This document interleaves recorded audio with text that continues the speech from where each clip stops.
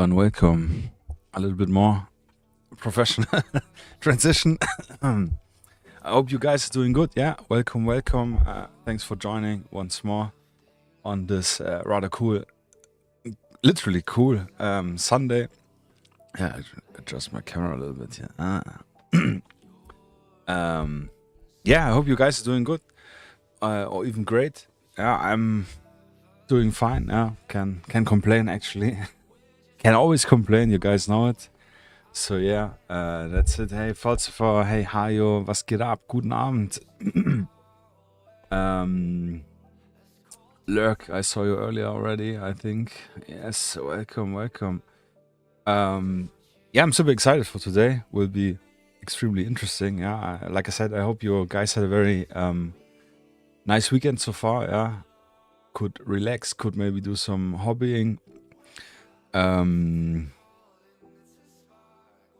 Yeah, if you're working at something, let me know.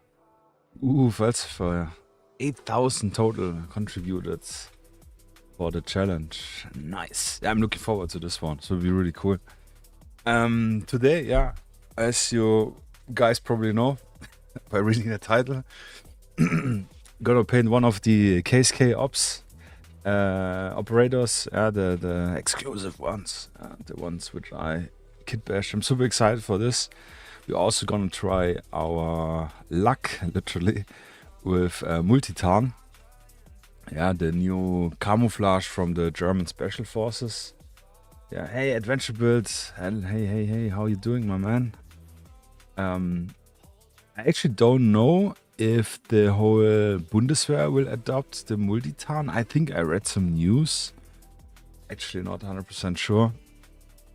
But I know that the KSK is using it for quite some time already. And this is an extreme unobtainium item. Yeah, now there are some Chinese and other manufacturers which are copying it, but the original one, which I don't know who's the manufacturer, fatigues, camouflage, you cannot get your hands on.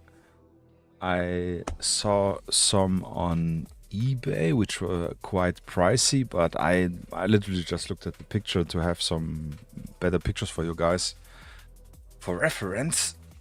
But yeah, Adventure, you're doing good. Very tired. Yeah, I think it's first of all it's Sunday. Yeah, it's when the body turns down a little bit, and generally I think autumn. Yeah, or it's technically it's already winter more or less. Yeah, November. It's still autumn. Less sunlight, daylight. Yeah, makes us all tired. I'm also tired, but not in the sense that I didn't slept enough. I think I slept rather good, but it's just so much to do. Yeah, I was literally, I'm still didn't finish my German dinner. Yeah, bread and in this case cheese. I was just eating by the side. But looking good. Yeah, looking good. Oh, I didn't sleep enough. Yeah, I can imagine. Yeah. Don't skim on the sleep, yeah. That's where the gray hair and the wrinkles comes from. Yeah? This wears your twice the time down. That's the only thing I'm really trying to be consistent. Is to have my 7.5, 8 hours sleep every night. Some days it does not work. Best case would be if I would have a better sleeping schedule generally. Go extremely late or extremely early to bed. This is awful, but it's just like, I don't know, I need to get the stuff done, yeah, and I rather finish it right now than postpone it to tomorrow. Yeah, I sleep on average 4 to 5 hours per day the last 2 weeks, except yesterday. If it works for you, yeah, if it works for you, then it's great. I know when I have more than 3 days on this 4 or 5 hour schedule, my brain starts not to work good enough. Yeah, I forget words. I start mistyping B and P. This is something I noticed. Yeah, even if I know which is the right letter. Yeah. Hajo is writing. I think there was a plan to have Multitarn rolled into the whole Bundeswehr. Yeah, but for some reason the next batch of clothes will still be Flaktarn. Yeah, probably because the next batch will again the money go in a different pocket. Yeah. If you're gonna change the money, then let me at least make one more profit. Yeah, that's probably the reason. Yeah, speculating massively, but that's most likely always the reason. Money, money, money. Yeah, but I'm looking forward to it. Actually, I think I like Multitarn now. I didn't like it earlier, but I think this was mainly the I want to be different thing. Yeah, with especially with paintball and airsoft. And you always, I know a lot of people from other countries like German Bundeswehr stuff for their paintball and airsoft. And me, who is in Germany, and I know all my friends, we always try to look at something else. Yeah, you always want to be different. I think that's completely normal. Yeah. Yeah. That's why I fell asleep last time, Falsfrei. That's yeah. I already guessed it, yeah, but don't worry, yeah. If the body needs the sleep, he will take it. Yeah.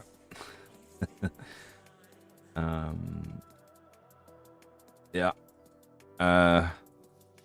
Yeah. What else? Nothing else. Yeah. I hope you guys are, despite all the stuff, doing really good.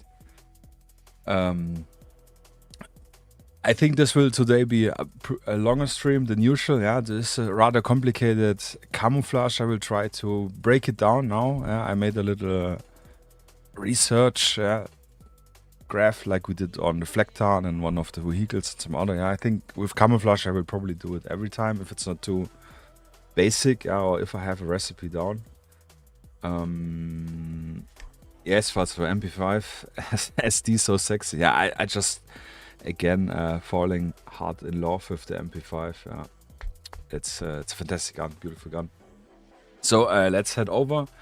I think we can have a quick look on the miniature itself. Yeah, on the miniatures. Yeah, I made a few ready because I was still deciding which I want to go. But yeah, Hayos writing in German. Das Bundesverteidigungsministerium bestätigt, dass eine mittelfristige Umstellung auf den Multitarn-Druck geplant sei. Yeah, so that in the long run, eine mittelfristige, how to translate this best case, like a mediate solution will be the switch to the Multitarn camouflage. The Defense Ministerium, the Department of Defense, I think, yeah, well, said, yeah, medium run, yeah, mittelfristig, medium run, yeah. Thank you, man, appreciate it, Hayo. Good input. And I will also tell you a little bit about brush treatment, yeah, because you asked earlier. It will be rather shocking, I think. But yeah, let's have a look at the miniature. I'm really excited. Yeah, let me get this camera right. Yes, hello. So, as we say in Germany, actually didn't have this here right. So for today, there's a little guy here. Now why always the camera feels off.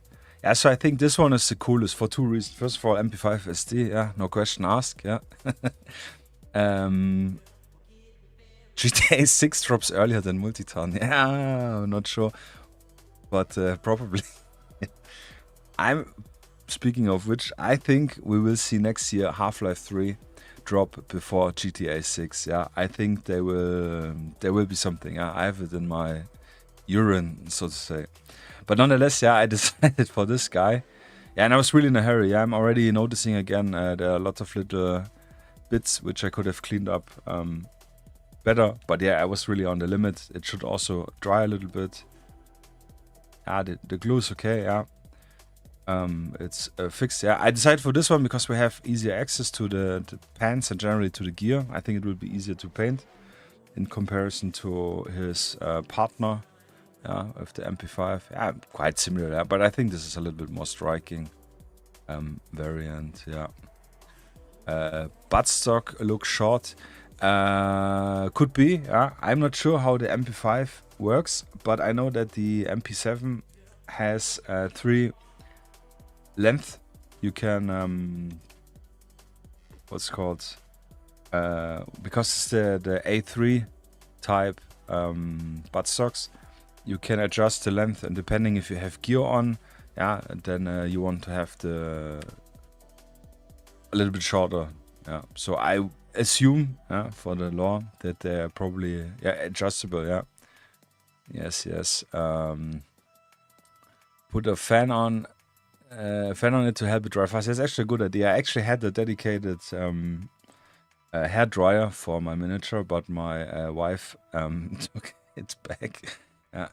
So yeah, but I have actually idea where I build a little cupboard where there's an air dryer and where I can put up all the models. Also, when I clean them after printing, so they get better air circulation and dry faster and better.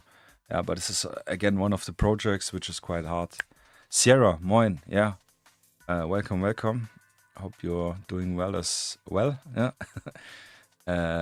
Lurk, yeah, thanks, man. I appreciate it. Yeah, they look so good. I'm really happy with them. I decided to go with the night vision down helmets. Yeah, I think they look just really cool. Like right in the action. Could imagine them in a building. Yeah, all dark. They cut the power lines, and off they go. Where's the other one? Yeah, this one. And they look really good. Yeah, I'm super happy. Also, the support work is pretty good. Yeah, nothing I find bad, to be honest. I mean, that's the cool thing. If you're excited for something yourself, yeah, then you can pour in your heart in them. But I also did a few of the other ones. This is the intervention team with the HK416, the G95. Once, yeah, I think they are also extremely cool. Yeah, I was nearly deciding to go with this one, but I kind of wanted to do the MP5 today. Yeah, so those are really nice as well. Yeah, oh, here's still a little bit support left, but nonetheless, I think they are really cool. Yeah, I would have never guessed. Here's another one from the intervention team. I would have never guessed to be get excited for German military stuff, to be brutally honest. Yeah, but here we are. I think they turn out really great. Yeah, they print really nice. They look really nice. And again, I think you can easily, especially with the... I mean, it doesn't matter technically for the gun, but if you give them a complete different paint job, they could work for anything modern, yeah. The pants, the knee pads are very reminiscent of the ones which we're gonna see in a reference picture in a moment. And this one is massively cool. Yeah, I think he is really extremely cool. And yeah, if you give them other paint jobs, I could imagine them completely in black with like 10 gear as a classic one. They could work for some PMCs or whatever.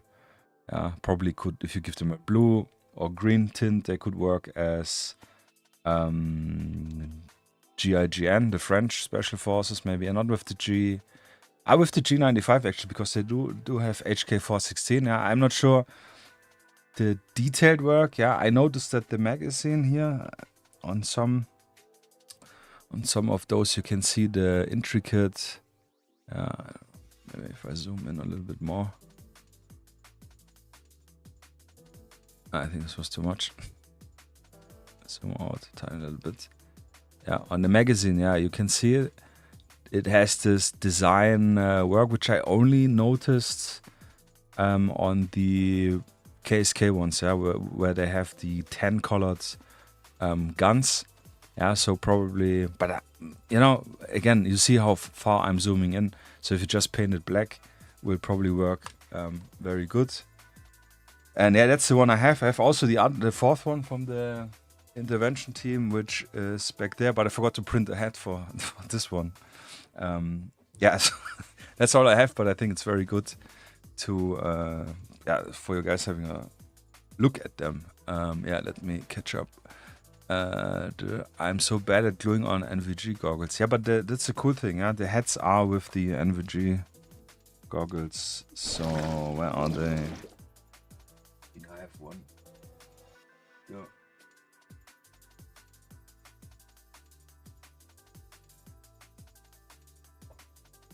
Where is it?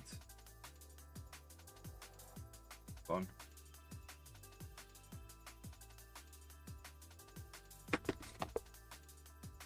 I had one which I printed earlier. Because I printed also in 32 millimeters to estimate the scale. That's not the same miniature, but kind of like to see. And I had a 32 millimeter head, which I removed, but I really don't know where it's went. But yeah, nonetheless, yeah, here a little behind the scenes. That's how they come out from the printer. Then I elaborately cut them individually out and removed them with a hobby knife and with tweezers, yeah, so I get maximum precision. And that's also how you receive the miniatures, most of you guys know. Yeah, I'm very particular to give them as clean as possible. Yeah, I can obviously not start scraping and do all the extra work because it's more time. Then I would need to adjust the price, and this is something I do not want to do. But yeah, in terms of speaking with the heads, as you can see, they come with the NVGs. Yeah, so it's literally just gluing on the head. And they are quite sturdy. Yeah, if you don't forcefully snap them, there will be no issues. But really, where's this head? Super, super weird.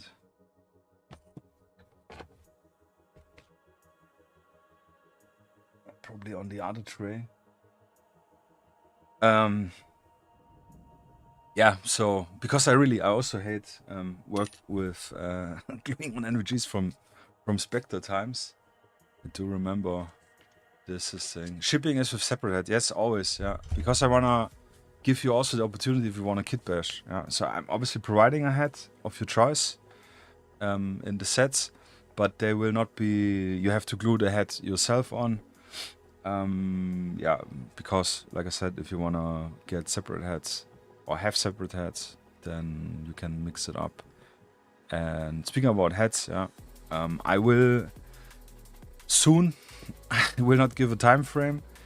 Add in separate category in the bits for heads. Yeah, so a lot of heads you will be able to purchase in smaller sets, especially for those kit bashing things. Maybe you have miniatures from other brands which you wanna modify. And I think early next month, yeah, probably one of the first streams, I will have them ready and we will do something different. Yeah, I will make with you guys a classic old school kit bash. Yeah, Hayo, yeah.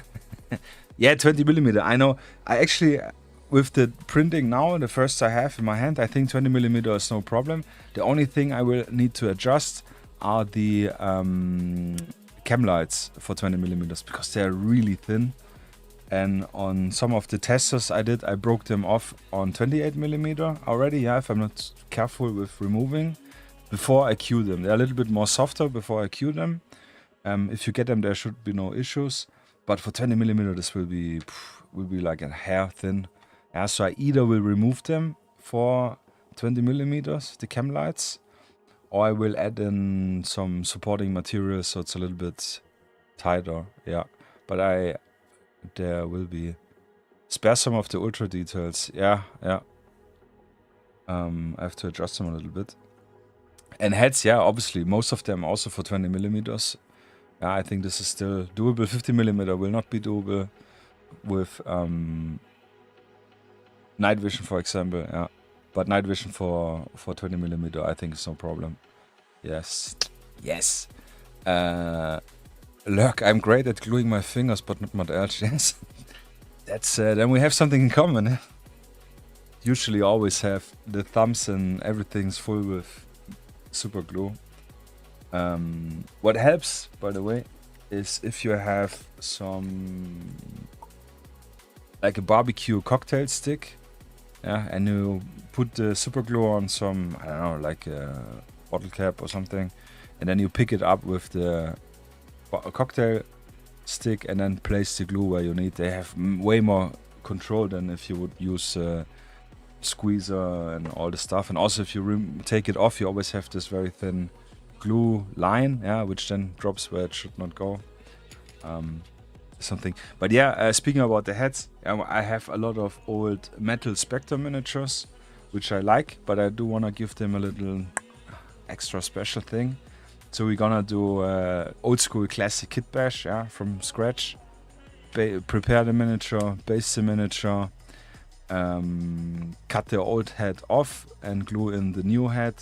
I think this will be a lot of fun. We're gonna prime it, and I don't know, I'm thinking maybe to start the stream earlier. Thank you very much. To start this particular stream way earlier, and then paint the miniature as well. Yeah, prime it will dry rather fast. We can maybe take a little break and check the news or something. Yeah, this would be probably cool. And then we paint the miniature. I think this will be a very, very cool, different type of stream. Yeah, probably long. Yeah, but with the primer, it will go rather fast and a little bit green stuff or something. Yeah.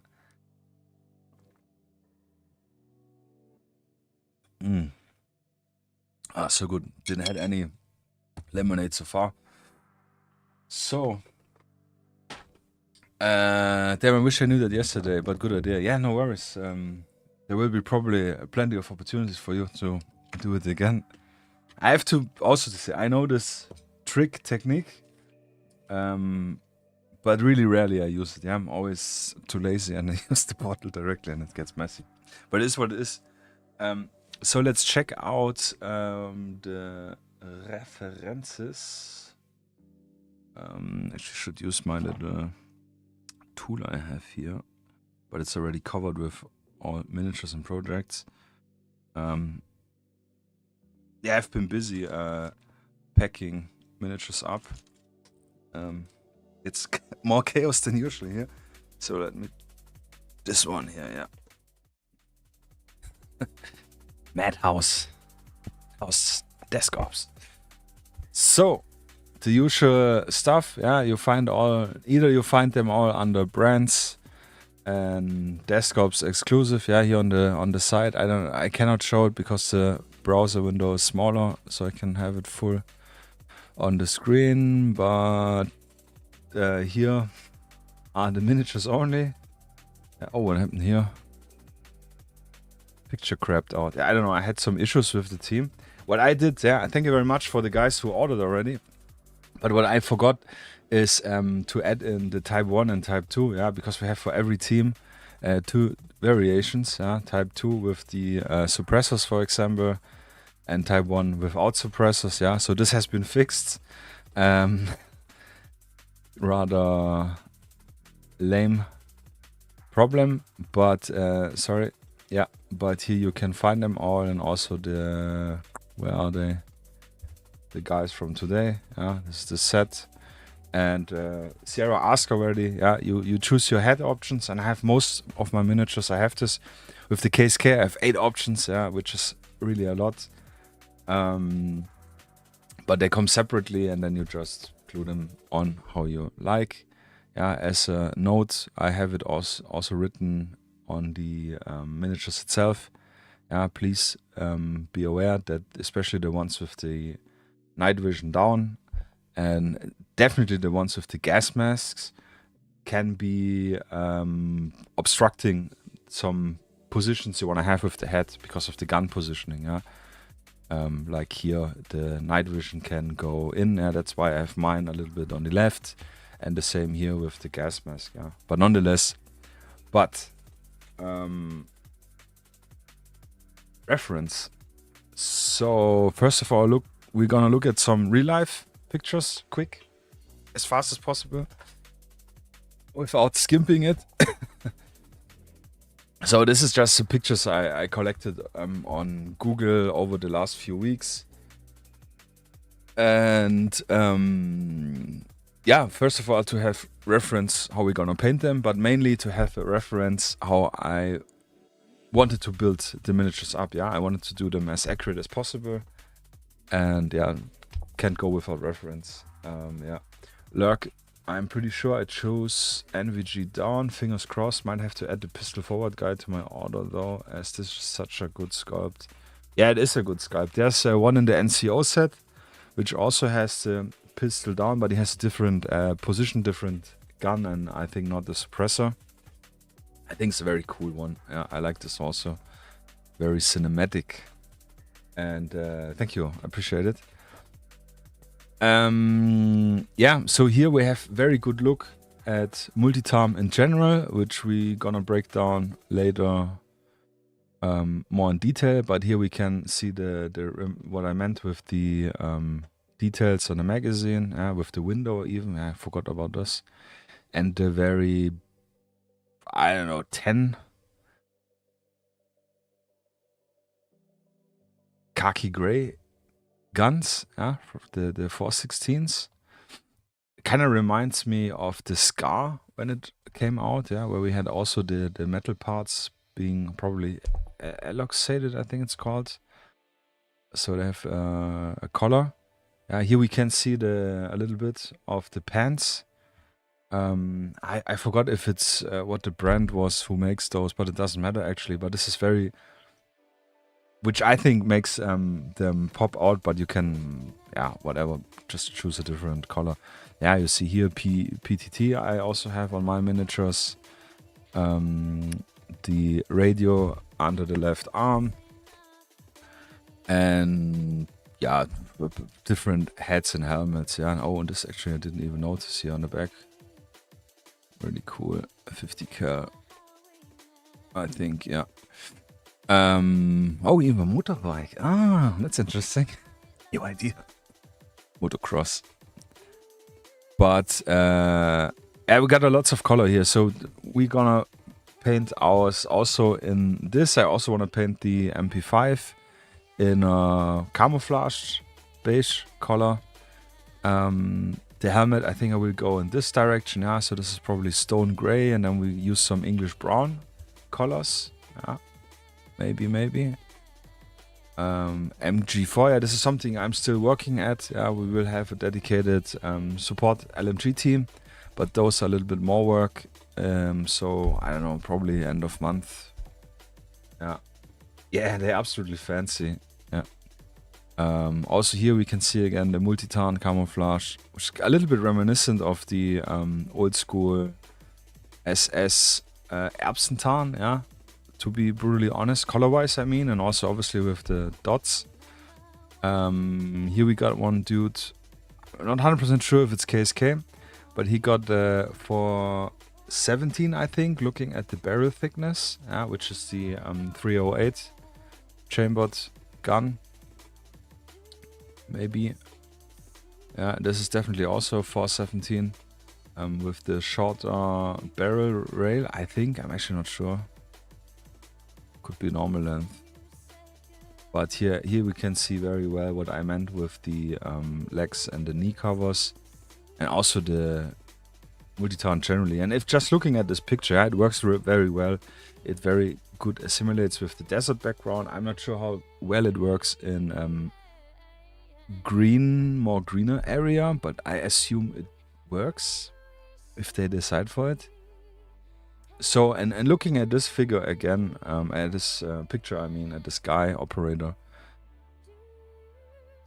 it's a very good camouflage, yeah. It's really, we can see the pouches disappear, the gun kind of, yeah, we can kind of make the gun out, but also the gear kind of assimilates, yeah. So, and for miniatures, we want to try to make the camouflage look like the camouflage and not actually work, because then we have just miniature without details, without borders and edges. So this is the difficulty we have with painting miniatures. Yeah. If especially on 28mm, I think the bigger you go, the easier it is in keeping the forms. So yeah, so this is something we're gonna consider in a moment. Yeah, this is one of the pictures I took actually to analyze the camouflage, because it's a very high resolution. Yeah, we can even see the fabric details, which is cool. It's a very nice picture. Yeah, again the helmet color, which we can have a look, and yeah, Hayo's riding well. If it works, since they decide for it, I think the US Army Digicamo, the ACU, you mean the Blauschimmel, which we call it in Germany. Yeah, I have no idea. This, yeah, but I think that it will work because it kind of reads a little bit like multicam, but with its own, you know, vibe. Yeah, I think it will work very good. Last time I saw some KSK guys in real life, they didn't have any rank insignia or any top troop identifier. Oh, that's interesting, yeah. Kind of makes sense. Yeah. Here we have again, I think it's a 417 because of the shorter magazine. And it does look like it's a shorter variant of the rifle, yeah. I'm not 100% sure. I shot a 417, a civilian one, but just 5 shots because it was so expensive from a friend of a friend. Really cool, crazy, soft recoil actually. But I also don't remember what if he had a short or long barrel, but I think he has a long barrel. Yeah, also pretty cool pictures. I think this is straight from the Bundeswehr page. Yeah, here we got another one in full in action. Here, this is a cool one, which I think is a nice detail you could add in. We could add in. Let's give him a single color top. Yeah, this is looks like a fleece jacket over the camouflage combat shirt. The Multitarn. If I see at the sleeve, maybe this guy is a little bit cold. Yeah, but generally, again, gear-wise, you see where I took all my inspiration from. Yeah, and the camouflage in general. Here, this is another one. I think obviously also from some training. Dark brown holster. That's actually good. I have even noticed the color. Yeah, dark brown holster. I would have probably and will probably go more for 10. English uniform, Vallejo. Yeah. The thing stood out like grey ghosts in Central Europe. Yeah, absolutely, Hayo. Yeah, the ACO camo, terrible. We still needs to paint this one. Yeah, I have it on my list. I have some 2006 Americans. Yeah, from the period, which are not yet in the store. Yeah, it's one of the many which needs to find their way, but I definitely want to paint them accurately. Here's some really cool. This is 1/6. Yeah, Damn Toys. Maybe you guys know it.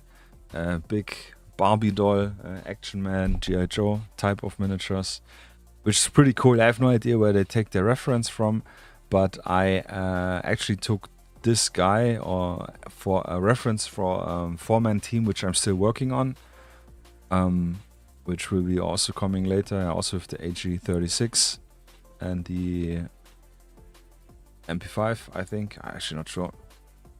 Been working 2 weeks already.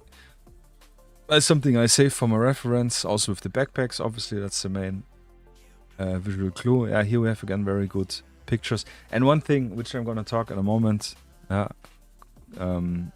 is also if you take pictures for reference, it always depends what's the lighting condition and if the pictures have been edited. So that's why I also have 2 pictures for reference, as you remember maybe from last time. But nonetheless, the guns I think is clear how we're gonna paint them. Yeah, the 416, MP5, like I said. I have an MP5 picture. This is an MP7, but I think I will go with this gear. Yeah, here I'm not sure if this is an antenna or if this is actually a jammer.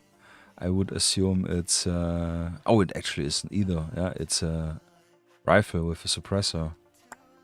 Just noticed.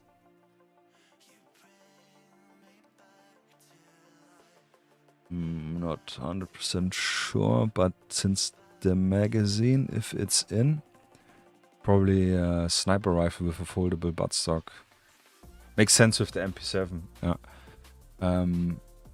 But again, here we can see that the camouflage works really well. It's so busy, it really assimilates in this rocky area. Yeah. Big fan of the MP7. Speaking of which, yeah, here again. Also here we have our color for the night visions. It's a little bit more flat earth, I think is the right color here from Vallejo. I would use probably. And again, the Multitarn, also the painted magazines for the MP7, pretty cool. Another dude with some more stylish sunglasses. Black gun, black magazines. The helmet, again, is this... I forgot the RAL number, but it's called Steingrau. I think. Yeah, this is... I think this is not KSK, but Bundeswehr... Fernspeer something, yeah. But I liked this picture a lot, especially with the camera, something different. Would be cool to make a set with those, yeah. But it's a little bit more difficult, yeah. Yeah, this, oh, this actually, is this a cutout from the other?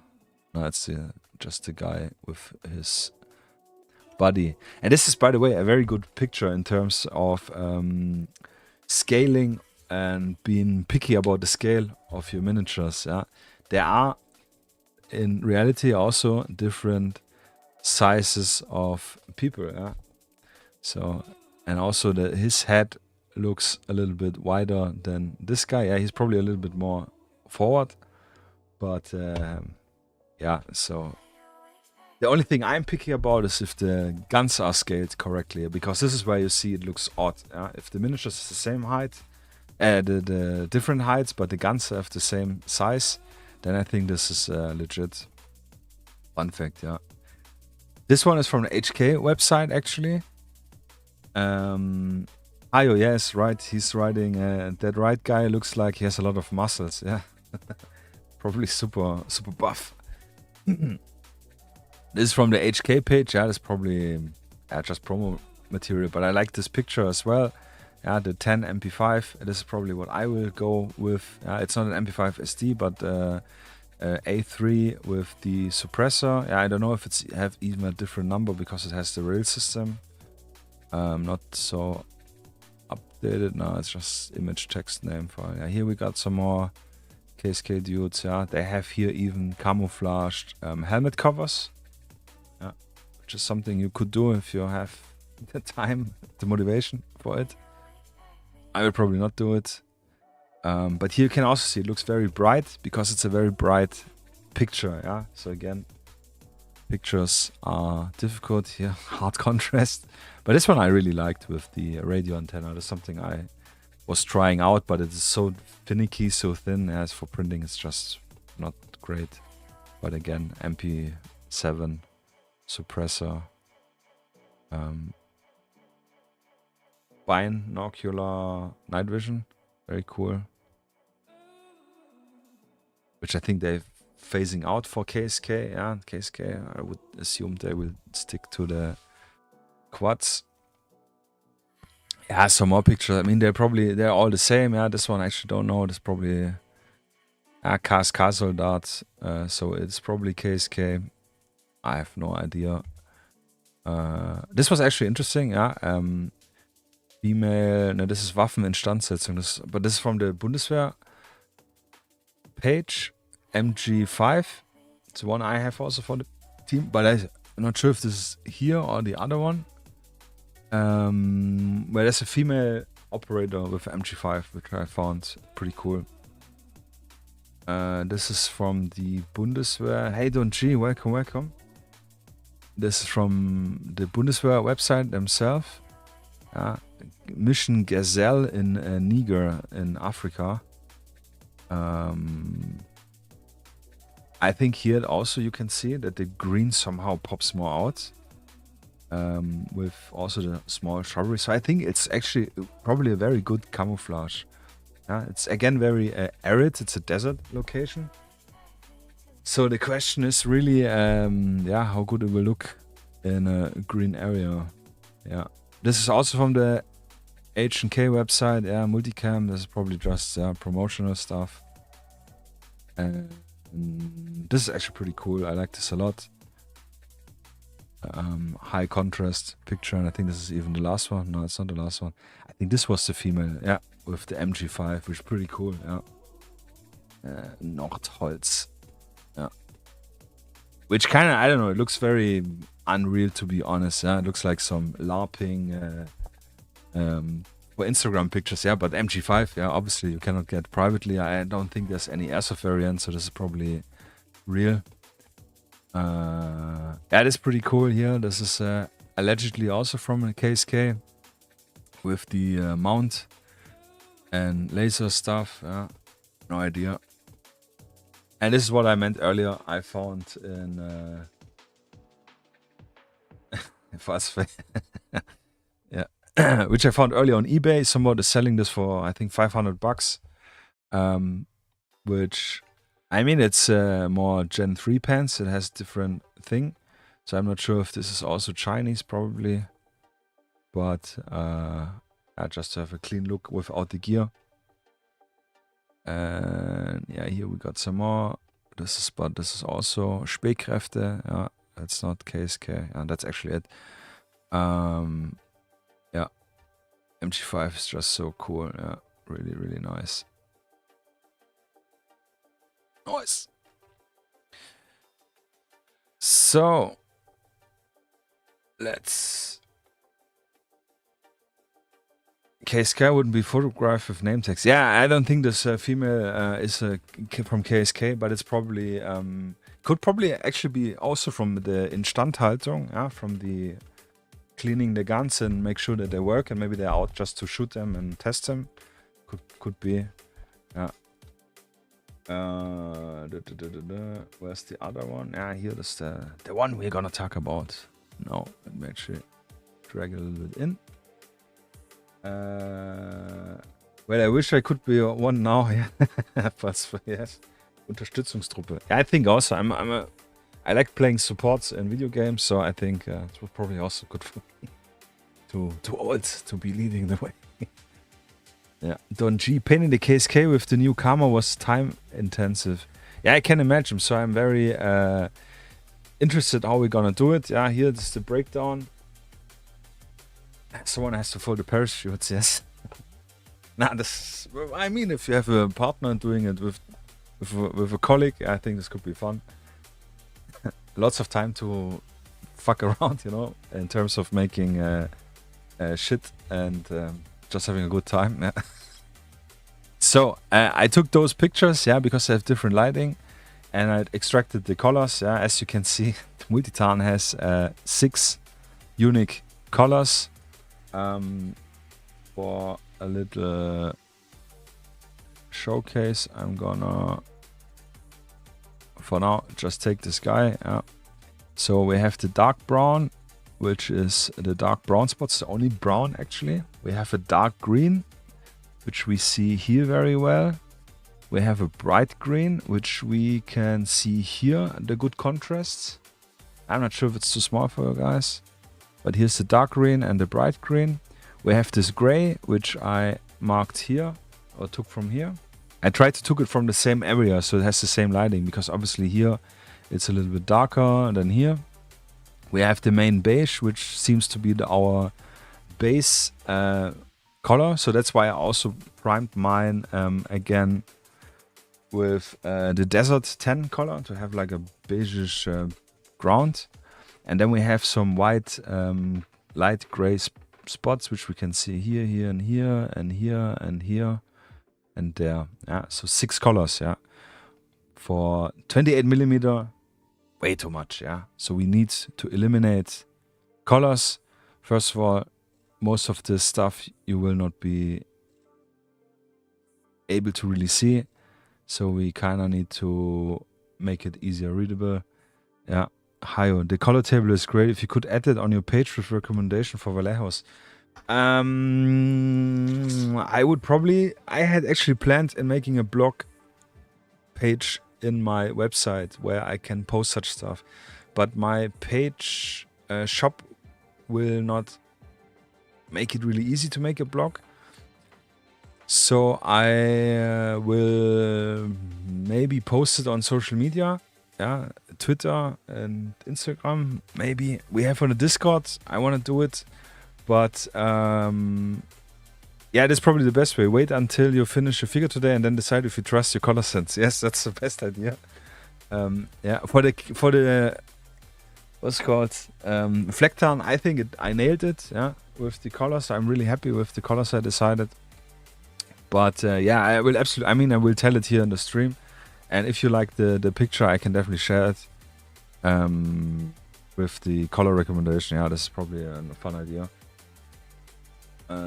Falls for imagine there's flies a beer can out of the parachute when you pull it. Exactly, an empty one. Yeah. So I would eliminate the colors which are very similar. So first of all, greens very similar. I would probably opt for the darker green for the higher contrast. I want to have a higher contrast. I would eliminate one of those for sure. Very, very. I don't think the gray you will be able to see. Yeah, and the beige being the base color, which we're gonna mark with a B in this case, is clear. So we will do it very reminiscent like a multicam, I think. Yeah, the difference is that we are painting a different pattern and we have different colors. But we will have a green, a brown, and white. Super, super little details in the end, yeah. Which I'm not even sure if we should do the white, but I will definitely try it with this figure.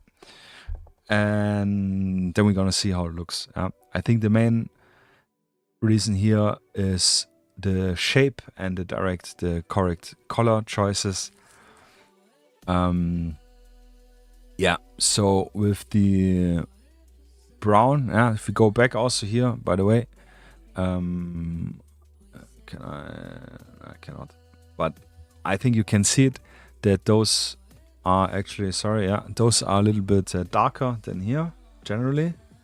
Yeah, and this I always like to take two colors and then add two pictures with the different values and then have a better reading. Yeah, we can see that the gray here looks very light, but in this picture it's definitely a harder contrast to the beige. Yeah, also the green. This is more juicier, evergreen green, I would say. And this is more olive green, and the brown is also more warmer than colder, yeah? So this is a good balance if you have always two, in my opinion, that's how I do it, yeah? Sorry, put them as a part of your miniature description in your shop. That's actually a cool idea, Donji. That's actually a really cool idea. I like this. That's a good idea. I will do this. Thank you. Your Flecktarn recommendation would be of interest as well. Yeah, I can do this as well. I made it, if you look in the older streams, the Flecktarn stream, we did exactly the same with the Flecktarn. And yeah. By the way, did you watch Otto Bulletproof series about the KSK? Nah, I've not. Never heard of it, honestly. Yeah. Yeah, Falsware depends on the camera, daytime lighting, etc. That's why it's good to have more pics. Exactly, yeah. Thank you for adding this. Yeah, and that's definitely the reason. It also gives you a better choice in how you want to decide. It also depends what you wanna. Yeah, if you wanna pin them for diorama, and you wanna do them at the morning light, yeah, the golden hour, I think, or what you said last time. I remember. You can find pictures which are there and take the color reference out from this. But this is, I did this in Photoshop. I just used the dropper tool and tried to take same light areas and then I pinned it out. But I think it's so much more helpful if you have it broken down, the colors next to each other, than looking at this mix up. Yeah. Just released months in YouTube. No, I have no idea, but I will actually check it out. Otto Bulletproof. Actually, copy this out and post in my notes. Then I will check it out. Yeah, thank you very much. So, and another thing which I quick showed by mistake. Another good idea for miniature painting to get feel which colors you want to delete is if we blur the image. And this is what I did here. Yeah, I blurred it a little bit and then we can kind of see. Yeah, I need to zoom in a little bit. Feels probably weird. Can see which colors we are actually noticing. Yeah, we see definitely green, we see definitely brown, and we see definitely the beige color. Yeah, I'm not really cannot really pick out the white, and I cannot really pick out the gray, and also not really the difference in greens. Yeah, so this helps us to decide if you have difficulty, for example, to decide which colors you want to eliminate and which one you want to focus more on for painting it. Yeah, because the miniature is small and we cannot do all the details. So this is why I did this here, just to show. You can also just squint on the picture a little bit, kind of helps. But yeah, I mean here you can kind of see the gray, but it looks very similar to the beige. Yeah, this is yeah, like I said. And I think 4 colors, yeah, instead of 6, and having one base color is doable, yeah, on 28mm and maybe even 20mm. So I will keep this open, and then we head over and try to pick out our colors, yeah, from the ones I have. Without glasses, everything is blurred for me. Yeah, that's actually how I really felt when I looked at this one right now and zoomed in. Kind of felt like I have not my glasses on, which I do not have on. But it's not so extreme. I have very little dioptrian shift. Yeah, so this is a 1 hour yapping and color analyzing theory. But I think for me this is important, you know, especially if we're gonna mimic real life operators, soldiers. I think I personally like to be more accurate in it as much as possible. And especially with the camouflage, I have never painted. Yeah, I've never painted Multitarn. Yeah, I always avoided it. But I think it's kind of cool for the live stream to go through it, to show my thought process and hope it works. So let's head over. And like I said, I will keep this here on the side. It's here I have on the screen on the side open to look at it.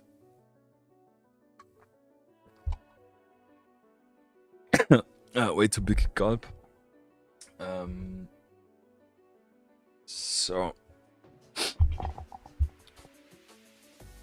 like I said, I primed them beige, but it's a rather lighter beige. So I think technically darker beige would be better. But since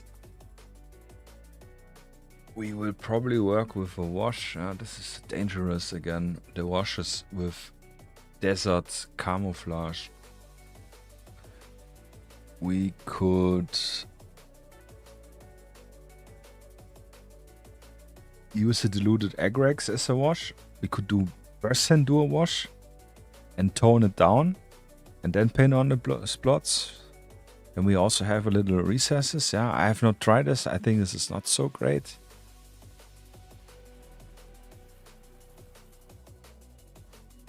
It is way brighter than Multicam. Multicam has a very greenish hue, or if you're doing the arid one, also a very dry one. So I think Multitarn is probably one of those camouflages where we will not throw a wash on the camouflage and then use a brighter base color to pull out some highlights. Yeah, I assume, I would say. So nonetheless, just to show, I use this one, yeah, Desert 10 to prime, 73613. It is kind of more, it kind of looks different actually, yeah.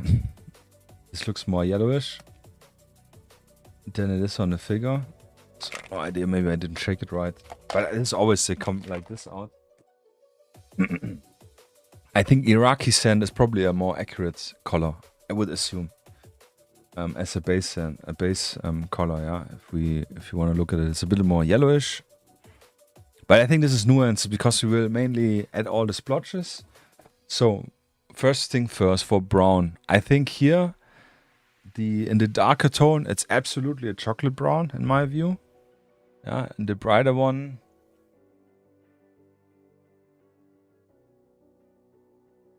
I would still think a chocolate brown. So I will definitely go with chocolate brown here for the brown. For the green, like I said, the lighter green I would eliminate and would take a darker green, which is more green. So more like a natural green and not an olive green.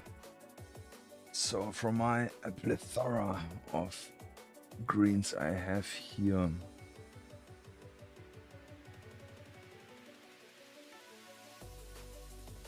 actually I have no idea what is this German camo dark green. Oh, this is too green. We have black green, but this is a little too Waldmeister, yeah, like a hunter green color. I think this will not work very well. Flat green, refractive. It could be refractive green actually. I would say maybe. We'll try this out on paper. This is my usual process. If I find my little, here. Yeah, so I have a bunch of those back from the days when I played Bolt Action and bought the papers. I kept them all because it's a rather thick paper and they are great to try out your camouflage schemes and paints. And this is what we're actually gonna do here. Be 100% sure. Yeah, I think maybe refractive green. Or even Luftwaffe camo green, yeah, this is probably even a tad bit better. But we're gonna try it out. And a third green I do wanna try out. Oh, this is too bright. Olive gray is too gray. I think, yeah, it will probably be, I think really refractive green is the right one, but we're gonna check it out. So, and for the white, yeah, we're just gonna use a more warmer white. And I think here actually pale sand would be a way better option than white. Yeah, it looks way more what's it called? Elfenbein. The teeth from the elephant. Yeah, more like a bony color. Ivory, yeah, like ivory. Then so I think this is probably the better white choice. But we're gonna draw it now here on the paper. I will actually zoom out a little bit. Oh, I can actually try to reposition the camera. The danger that we messed up for later. So I will use now Iraqi sand for the base. Just paint a little bit the base on. Yeah, ebony. Ebony, not similar but different. Yeah. So, but no worries. So I will just use flat brush just to get the color on. So what is important, which you already see, I did not do here. Write the colors down you use. So I'm just gonna make one surface here. And I've done this with lots of color. Yeah, I have here a complete collection for different camouflages. Yeah, so different color choices. Generally checking out how colors work. What is this? This is the older one. And the different greens to get a feel from it. Yeah, but here I also didn't write down what green is what. Yeah, so this helps a lot, yeah. This is a cool thing. Also here, I think I showed this the other day, yeah, with the chocolate chip camo where I tried out different stuff. But yeah, we got here a little square. Actually, I think actually really is too dark, the Iraqi sand. So this is already a good first indicator. Actually, I will try and put directly some primer here on. Technically it should work. I don't see why. Yeah. Yeah. Thanks, Adventure. Yeah. I don't know if it's smart, but I appreciate it. I think, I don't know.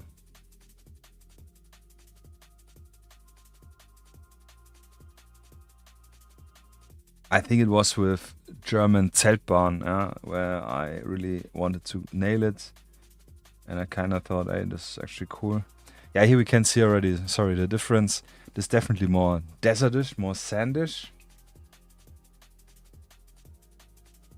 I actually don't have this one as a normal color. But I would assume maybe like skeleton bone. Actually, really not sure if it's like pale sand or if pale sand is brighter. Let me actually put a little spot here on the bottom. It looks kind of similar, to be honest. It's good because I have not painted much desert stuff beside the DCU and the other stuff. And pale sand is definitely brighter. Yeah. The reflection is a little bit annoying, I know. And yeah, here we can see the Iraqi sand, the desert. What is it called?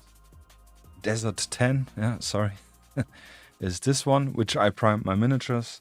And this is Iraqi sand, but it's already not Iraqi sand, pale sand, but it shows already how much brighter it is. So this will be a perfect option for our white, which I mentioned earlier, or for making the highlights maybe. Yeah, this is something I really don't know how I would do the highlights. But we'll figure it out. Yeah, so let's wait a little moment for it to dry. In the meantime, can do a little workout here. Check the paints. Yeah. By the way, I highly appreciate everyone who has been subscribing on and off the last days. Yeah, once more, thank you for the anonymous gifters. I think I'm super close in getting the amount I set from all the Prime subs over at Twitch to buy the Vortex mixer. Yeah, that's what I mentioned. So I think probably next or end of December can definitely invest in that. Yeah, this will be interesting. Shake, shake. So chocolate brown. The other brown I had in mind was actually flat brown. But flat brown has a more reddish hue. Sorry, yeah, we're actually here with the camera. Yeah, as you can see, it looks way more red. And yeah, I think chocolate brown. And this is a color like we talked a few times. This is which most of you have. Yeah, so I'm gonna again do some, first of all, some little squares by the side. So we see the color individually.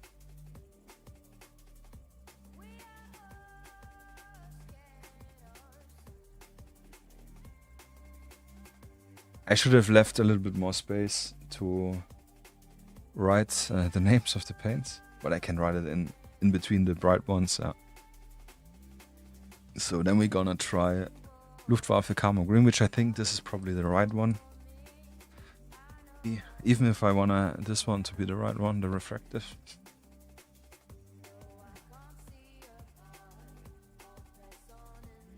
Little dot.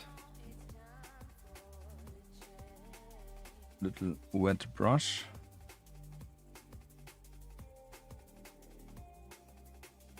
It's very green, yeah. It could be maybe not right.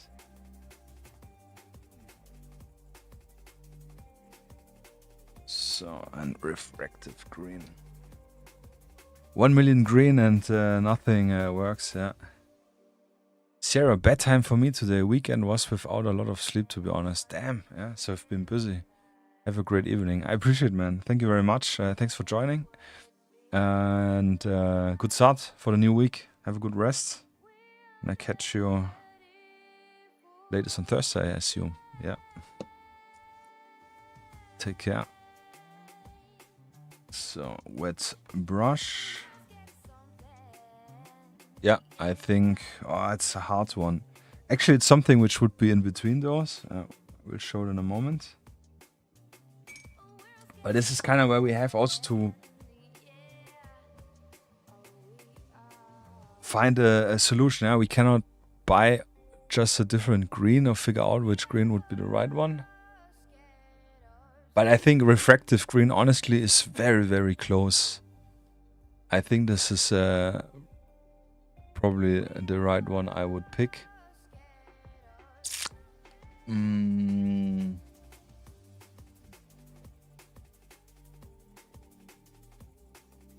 Alternatively, if we go looking at the brighter scheme, which could probably work better, to be honest, we can still use chocolate brown.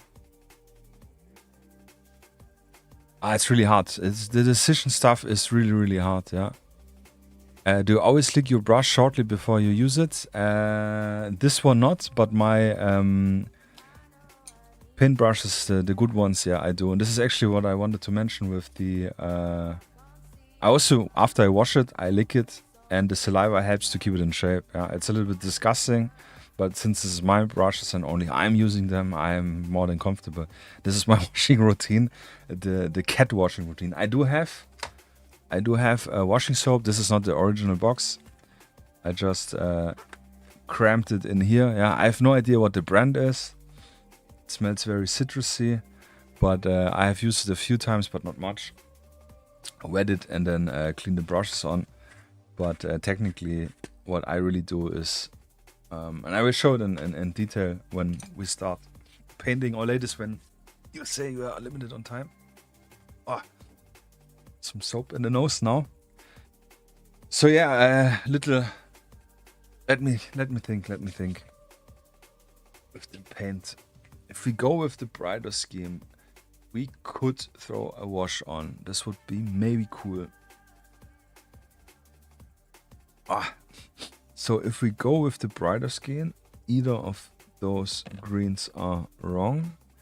The brown,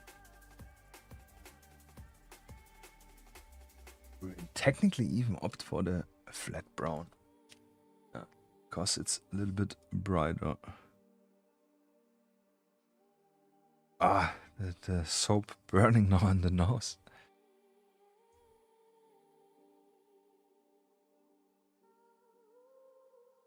So here, this is the... Yeah, I think this could really work a little bit. It's a little bit too diluted here. So let's restart from the beginning. And this is really, take your time with it, because you have to think like this way. I'm investing now maybe half an hour about to figure out the paints I want to use. But then again, if I'm going to paint 1 or 10 miniatures, I'm investing at least 10 hours. Yeah? So the prep work and being sure what colors you want and you are happy with the result makes, like with everything, more sense. Yeah. So I'm sorry if it's not that exciting right now, but I think this is part of painting. I think, yeah, having a proper preparation. Yeah. So okay, let's take flat brown for the brown, and in the lighter scheme, it looks more like an juicy olive. Yeah. So technically, even an olive drab.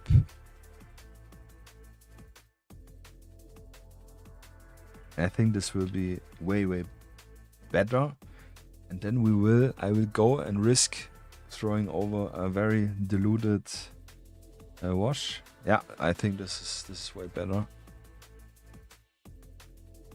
Oh, sorry, I'm at the usual height here. This looks way more than the green on the left side. And then we can probably use also an off-white for the white. Yeah. And then we can use pale sand for our highlight when we do a wash. So this looks like a good thing. And I would go with this now, yeah? I will not do it, push it out further. At some point we need to try it out. So again, flat brown and 887 US olive drab. Sometimes it's also called US, I forgot the name, damn it. violet brown. Yeah, the 7887. I don't know. I think this is because it's from the Panzer series. But if it's not from the Panzer series, it's sometimes called violet brown. Yeah, no idea why. And also one of my favorite olive greens to use. Yeah, then for the white, I would probably go with an off-white. It's definitely more warmer than our usual white gray. Yeah, you can see it really good. Which this one I use for multicam. And then the base color is the Desert Tan we have. So to start the miniature, and actually start the regular raw route with, first of all, uncovering the wet palette, adding a little bit more water to it.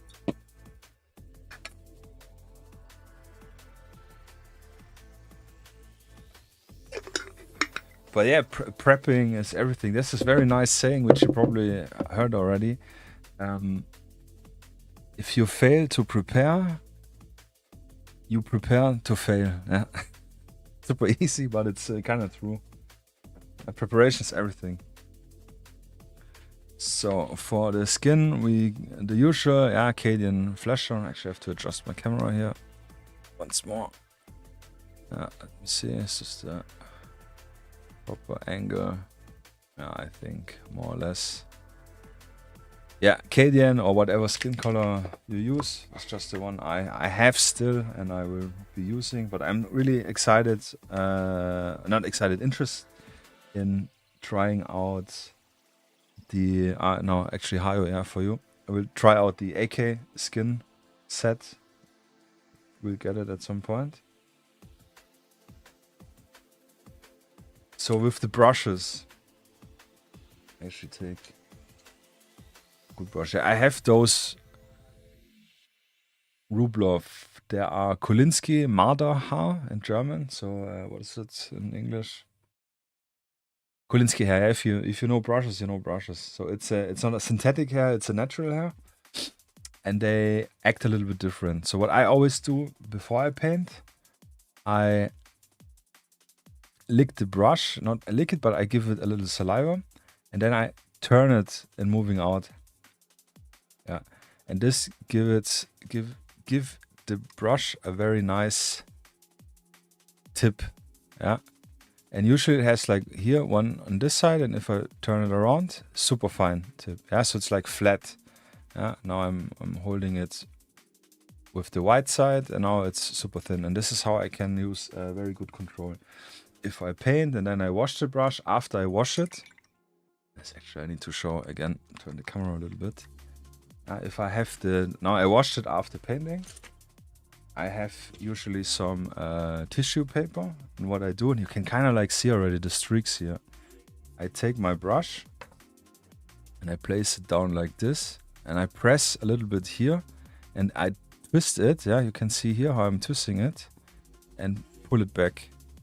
Yeah, and this way I can clean the brush and keep the paint off, and then again doing the lickety lick to keep the shape. And I'm using those brushes for nearly 6 years, and as you can see already, with all the color going away from this eloxated aluminum or whatever tin it probably is, they're still keeping the shape. And I only used my fancy brush soap once, and I will actually wanted to paint to clean the brushes again, especially since this number 2 does not want to keep its shape.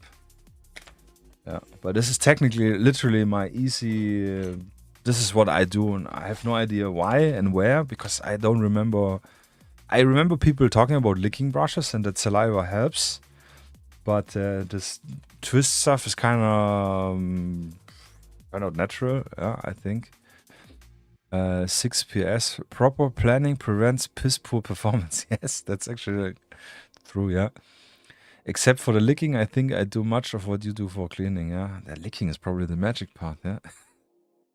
But what you can actually do, if you have real natural hair brushes, if you have regular shampoo, which you use for yourself, for your hair, for your beard maybe, or like a conditioner, you can also use it on a brush. Yeah, rub it gently in. It's technically the same. Yeah, this brush soap is just some other cosmetic stuff which they sell. Yeah, because you kind of want to just have get the dirt out and have the brushes, the hair be soft. Yeah, that's why a conditioner usually is in there.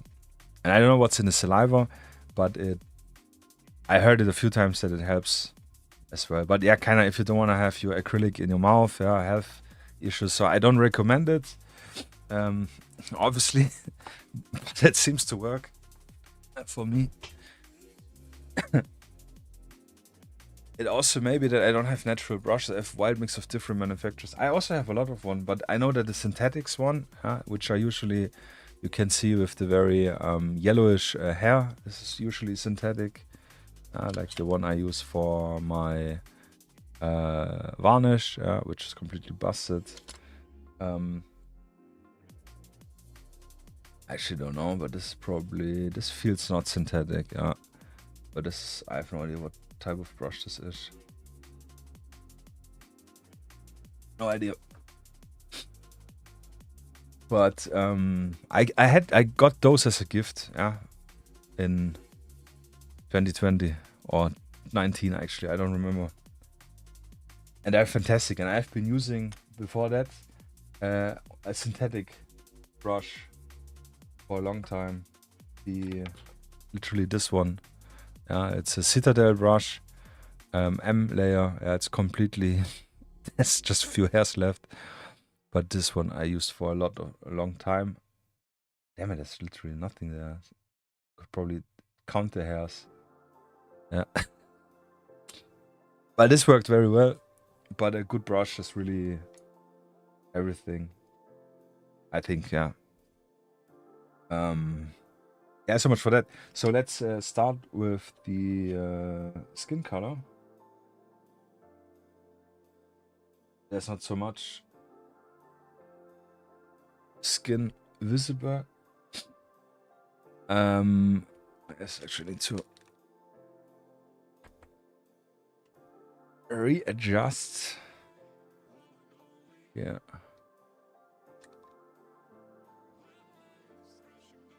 The miniature. No, I think this looks good.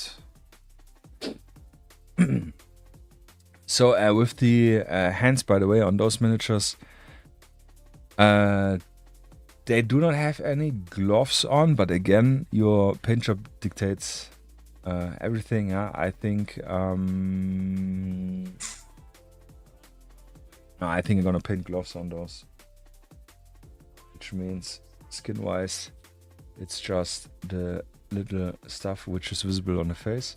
And yes, and by the way, speaking about paintbrush and generally, I always use my thumb in getting excess paint off, which you already noticed.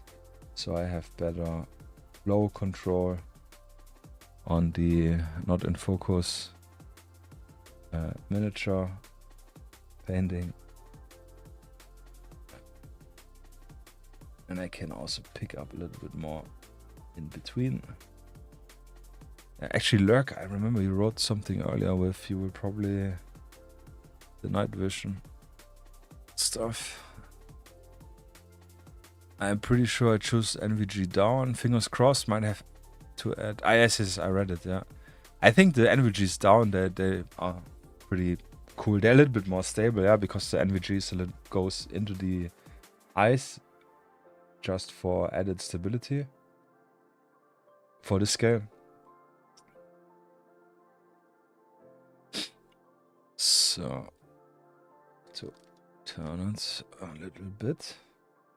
Yeah, let's get on. I actually wanted, but I removed the wrong heads for me. Have the guys with the face mask. I think they're a little bit cooler, but yeah, it doesn't matter.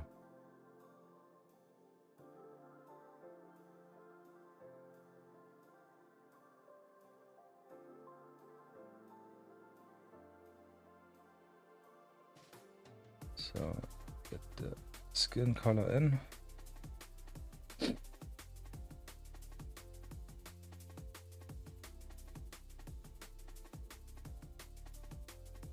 Now I clean the brush.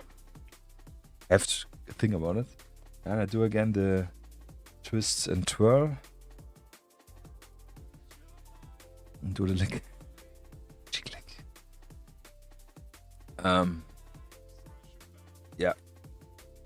So since this is all in terms of skin, we can directly start with the camouflage. And also I think this is the main interesting part here. So again, as usual, we want to go from lightest to darkest, because the dark covers the light. It's easier for us. Since we have a green and a brown, technically only, and then the white, which is it has to be the last step because it's fine details. And we're gonna start with the brown, with the green, and then with the brown. I mean, we can have a quick look, just out of curiosity, at our little reference here. And I opted now for the left one, yeah. Like I said, I think this, now you can probably see it better. This looks very well like the olive brown. This has a way more reddish tint than the darker color I picked. And this one we're not gonna use, the gray we're not gonna use. This is a little darker and this is more wider than here. It looks more khaki-ish. Yeah, so I think this will work very well. But what I actually wanted to do is look, we can see the brown is over the green, okay? So theory here is already proven that we go with a brighter, with the green on the bottom, the brown on top. And we can see here that the white is over the brown as well. Yeah, here's a brown splotch, and here we have a white splotch. Yeah, so technically, literally, what I said in terms of color is proven here. To be precise. Yeah, here we can see again the brown. Oh, we can actually see also here the brown over the white. So it's not always the case. But mainly here's over, and over. Yeah, so there's probably only one. Here it is over the brown. Yeah. And then later we're gonna look. I'm gonna look at probably this picture here. Yeah, to get an idea how. Technically, I'm gonna look at it right now because I know the paints. Or do I have a better one from the front? And this is actually even better. Can kind of pick. Here we can see we got here rather big area, brown area. This guy looks a little bit more greener. Yeah, so we can kind of decide which one we prefer. It's interesting that it's blurred here. So we get a balance. This is a difficult part, is getting the proper balance. Do I have a better singular guy? Standing. This one is really good. I will just keep this open. It's so busy.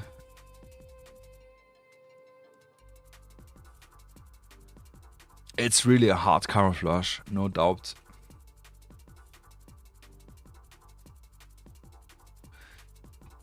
So let's have a final last analyzation.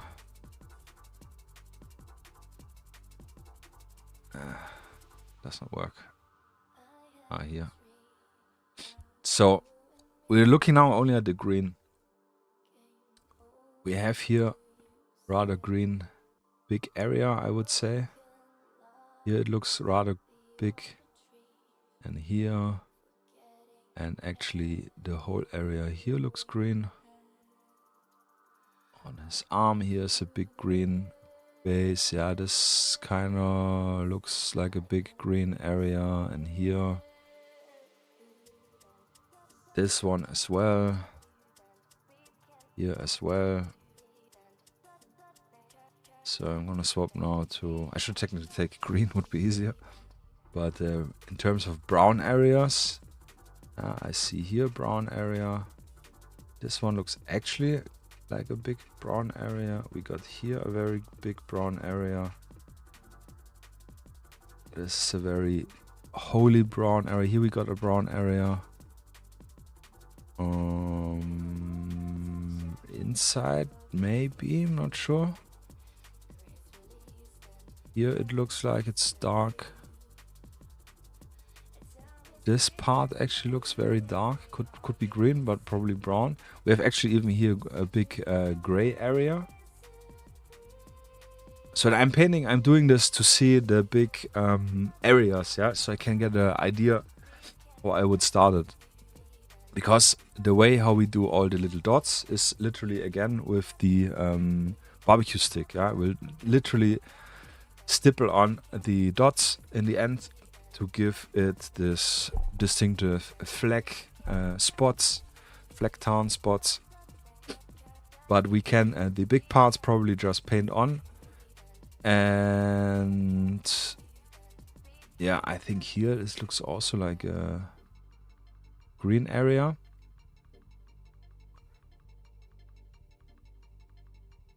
And one big takeaway is, for one, the patch and velcro area are one single color, and the knee pad is this dark grayish hexagon fabric, which hexagon we can probably not paint on. 1 second, I need to sneeze my nose.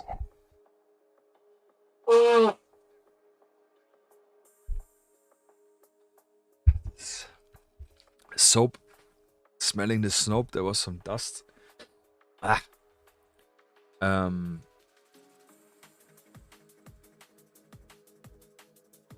Here it's green. Yeah, so we kind of will try to balance big spots out. There is no unique shape. It's very up and down and all cross and cross, which helps us, but also does not help us. Like in multicam, we have always from left to right the green and brown areas, especially the white ones. Yeah, but I will keep this one open for myself and the general one. I'll probably do like this, my little cheat sheet. But this is important, yeah. The balance, like I said, is very, very important to nail it, yeah. Just to know the color is one thing, but to balance it out is another thing. So, without further slowing it down. It's already 10. Yeah, you see, I said it will be a long one today. That's what she said.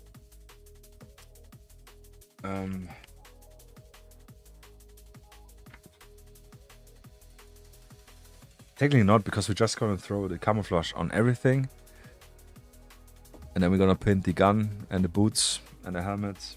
That's it. It's more in figuring the colors out.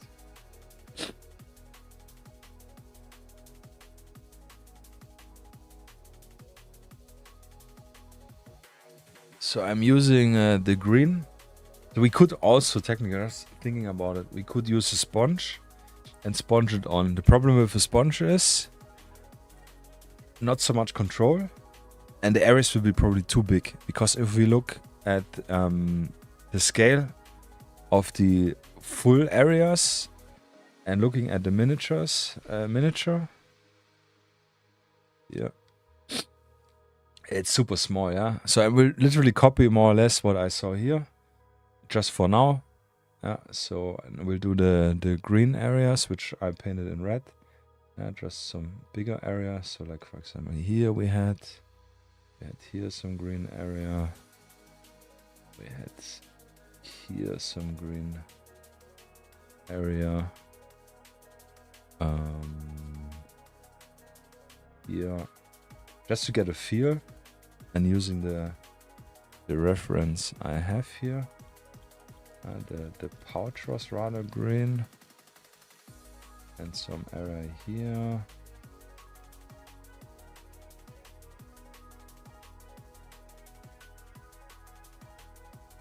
Here we had it on the other side, but I will just balance it a little bit.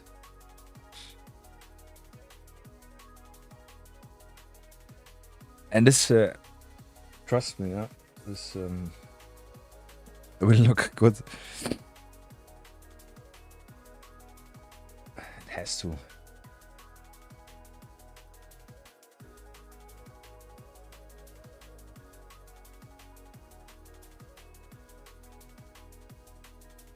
Maybe if I turn this off, then the focus stays here. Maybe I will.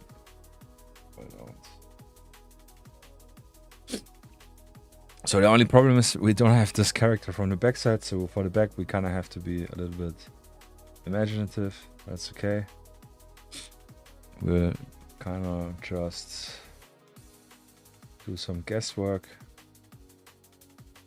But I have a feeling now for the spacing a little bit.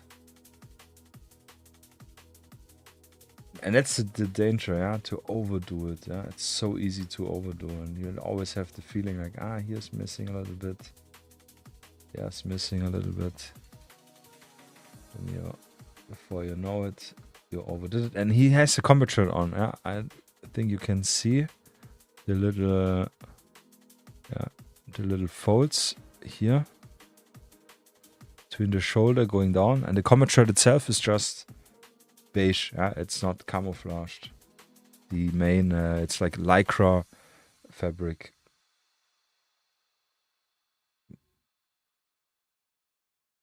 Doing something like this. Yeah, looks awful, to be brutally honest.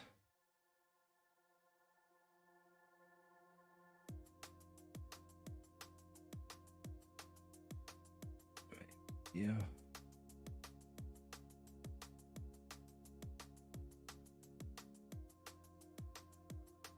Yeah, I think this is all the green I would put on for the big areas. So let's go with the brown. With the flat brown. Very good brown for mud, for the DCU, for the chocolate chip. We use this.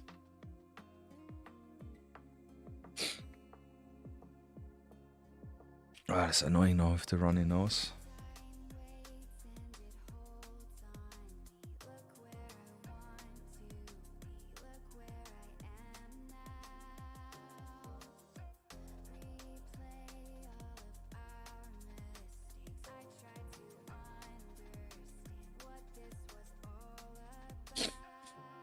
I'm sorry, but it's running. So now the more or less the same ratio, and it does not seem that they're always adjacent. So this is something which is common in camouflage, that you have colors being adjacent, but they are not in this case. Yeah, they're rather very standing alone, but same size, I would assume. Or it means assume, it's like what I'm seeing here. The blue area, so I would say here.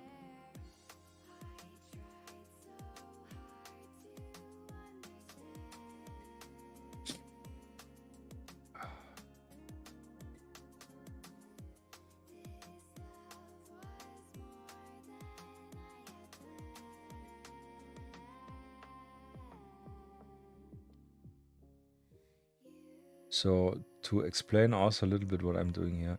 So like we saw, we have big areas of single colors. Not single colors, but they're very dominant in this color, yeah. So we're gonna fill those in, because later on when we stipple the dots on to give the camouflage its texture, which is very unique, reminiscent for the camouflage itself. Yeah, that's why Flaktarn looks like Flaktarn, is because it has a lot of dots. In comparison to Multicam, which has those stripes, comparison to Woodland or any other, which they have their own different, distinguishable shape. Yeah. I think I have to go a little bit down here.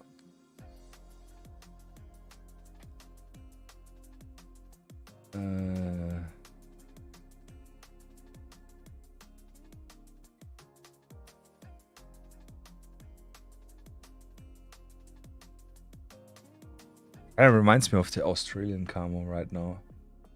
A little bit.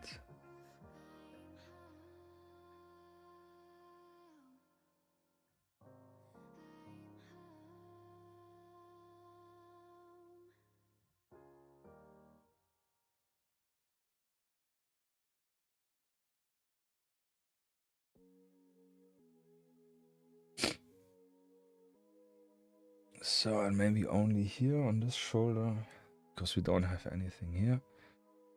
Here on the neck. Little fleck. Yeah.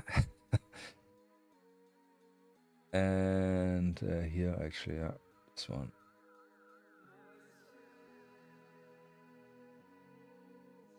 So I think this is pretty good balance. Yeah, it looks awful. Looks like nothing like this camouflage.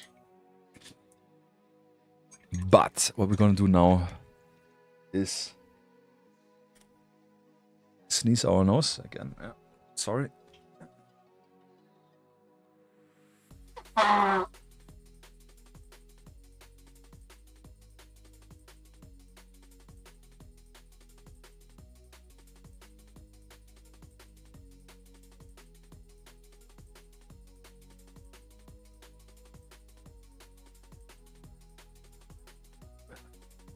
Yeah, it's something. Sometimes I get like hyper, not allergic, but like super reaction from something which is like with the baking soda. I have this. Yeah, if I get some baking soda in my nose, I feel like I'm super. Actually, I do need because I don't see my paints. I wonder how you do those small contrasts. Yeah, I'll show you in a literally no. So, magic tool, barbecue stick, toothpick. You could also use anything. Yeah, you could also just use some. I don't know if you don't have a toothpick, like some old ice cream thing, and then just sharpen it with your knife. So you have a tip, yeah, a hard tip. You need to have a hard tip because then you can have always similar size dots. So what I use now, go with the green, a needle, yeah, probably for 20mm, a needle, a Stecknadel, sewing needle, something would work very well, yeah, if you make it maybe dull.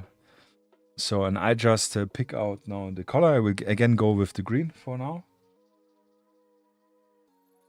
Pick a little bit up, yeah, we have here some, and then I can probably make, I don't know, 3, 4, 5 dots.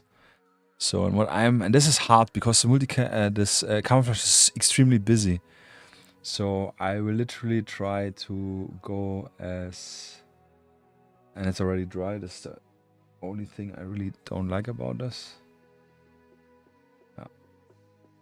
We'll make a bunch of dots. The only thing I will not do is I will not go into the brown, because there are no brown dots in the green. But what we do in the end, and this is probably what you will be thinking about, is we will go with our base color. And I hope it works because it's not an acrylic color, but what's called surface primer. Yeah, it's a little bit different. And go over the brown and the green areas to give it some holes, so to say, yeah. But this is something I do in the end. Yeah. Then we just go away. And this is a really, really crazy camouflage. So we don't have any big areas which are very beige. They are all very naughty dotty.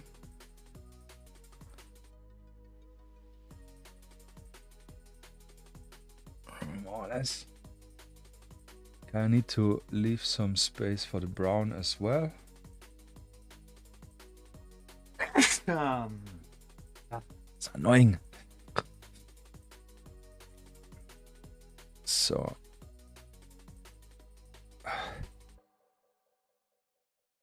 And then here we go again. Sorry.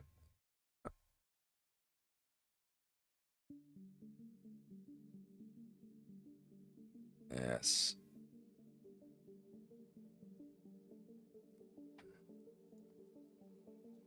It's also how I do the Flecktarn, yeah, just with different colors and also analyzing the.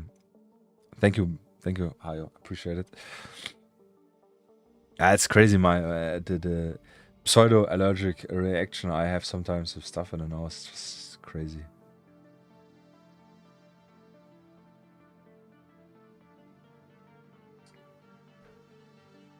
And what was I saying? Yeah, with the normal Flecktarn, it's also kind of taking the balance of the color out. Analyzing it, I mean.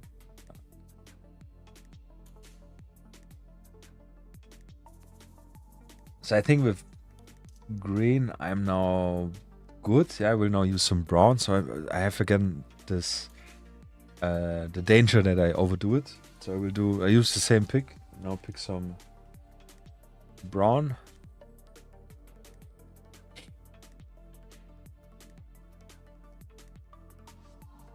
And I don't want to, I don't know if you just saw it.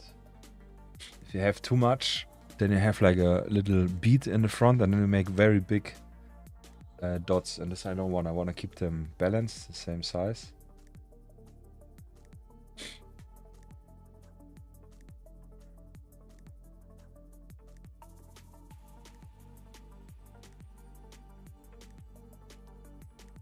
And I don't try to overthink it. Try to look at my reference to get an idea. But again, the main idea is not to make it accurate, but to make it look accurate. Tricking ourselves in believing to see the camouflage. Yeah, here you actually see I made a really big dot here, which I didn't want it. I really like this with the toothpick. Yeah, this is it feels a little bit different. It's actually not that bad. I can go with the brown into the green, because we saw that the brown covers the green. That's actually what I'm gonna do now. Yeah, in some areas, add some brown, few brown dots.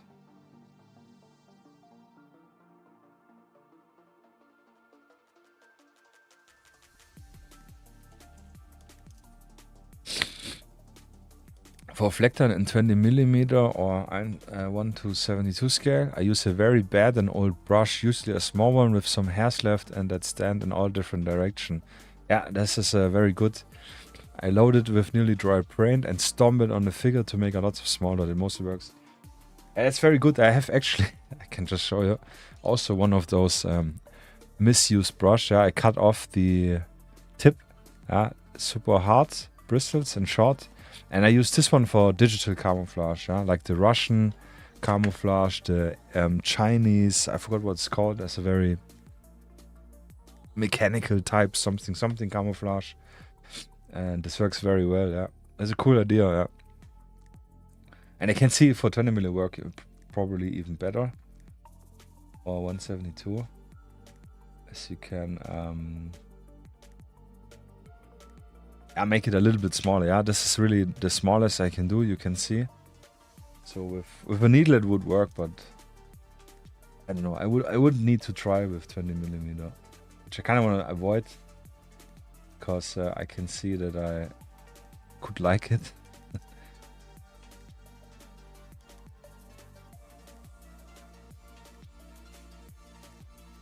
So I'm now adding a little bit more into the green areas here.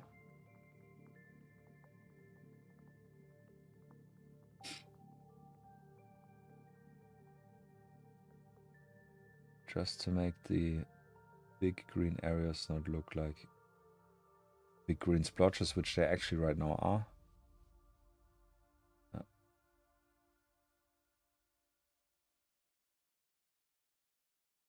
Where do I have more green areas? Here the short neck.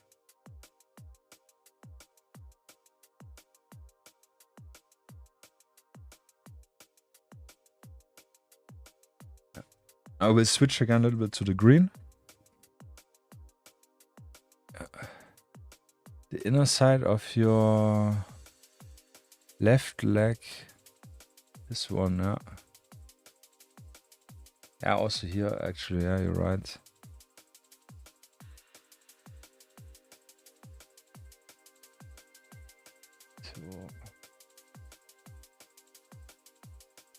Here as well.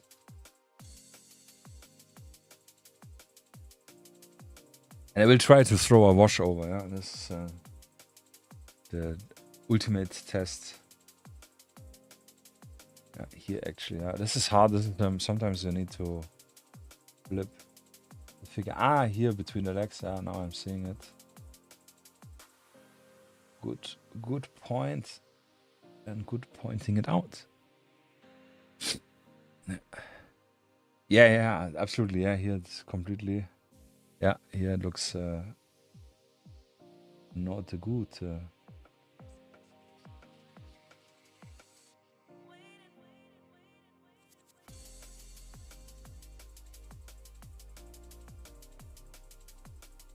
I would say now doing this so far, yeah, we're not finished, but so far I would even say it's even easier than a normal flag time because it's so busy. Yeah, you can literally put anywhere dots on all areas.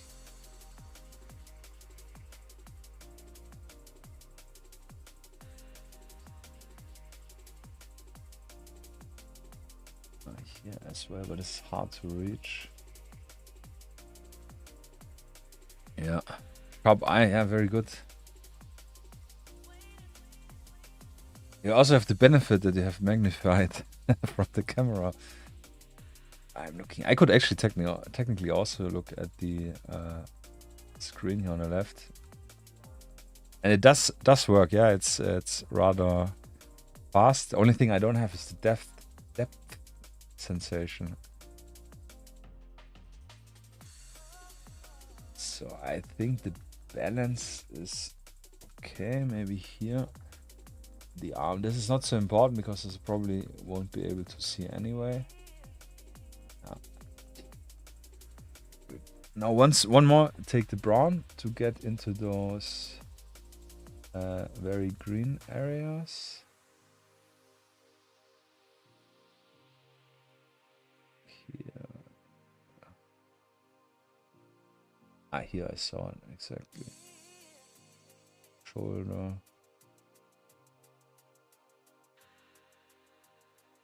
I like this. I like the dot stuff a lot. Yeah.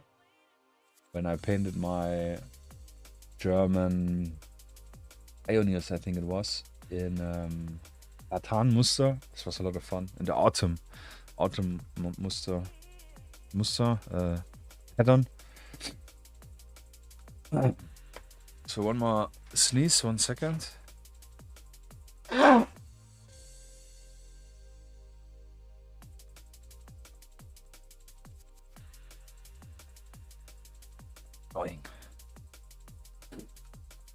So, quick analyzing.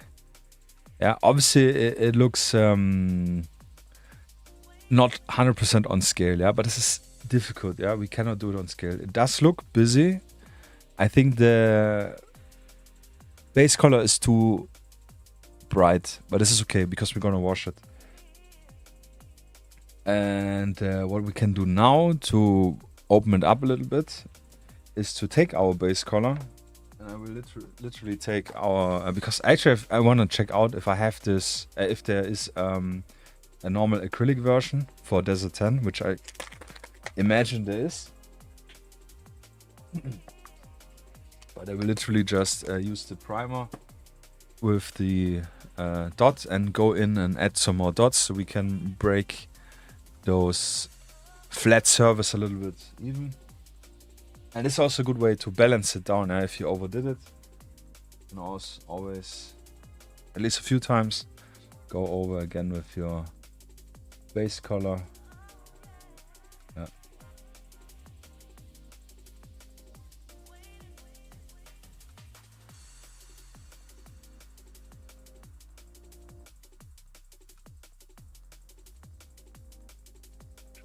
hue. Not a straight line like I did here, that's not so good.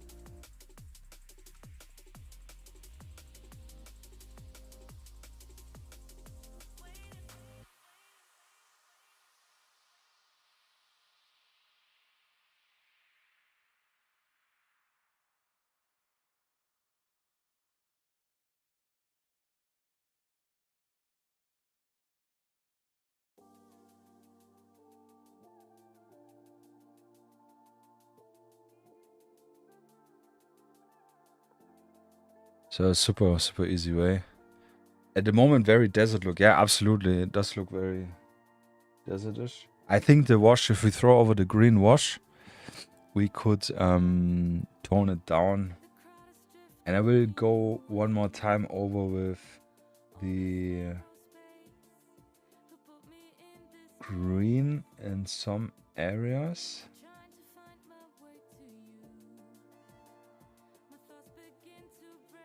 Try to make it a little bit denser.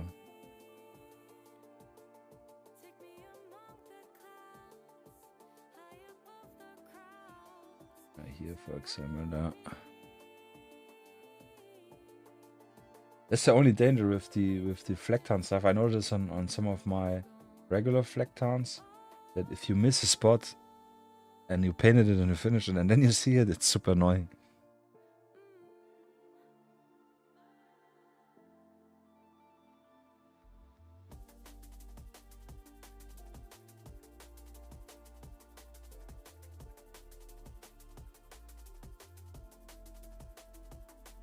Yeah, but I think it looks okay now. Yeah, the only thing we now need to do is add more green and brown dots in some areas, make it more denser, yeah. Yeah, genau, like 3-tone Flecktarn, it does look a little bit. But we're gonna add in the white over. Actually not sure we should do the white at all. Really tempted and actually thinking and adding another green on.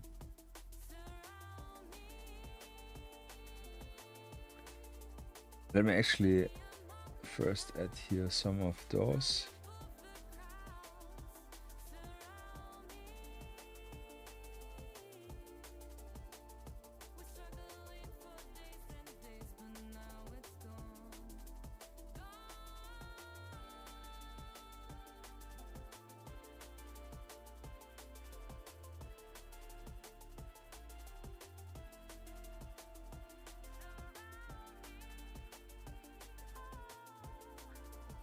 It's this really, I'm long time trying to avoid to paint this because it's definitely one of the more complex camouflages.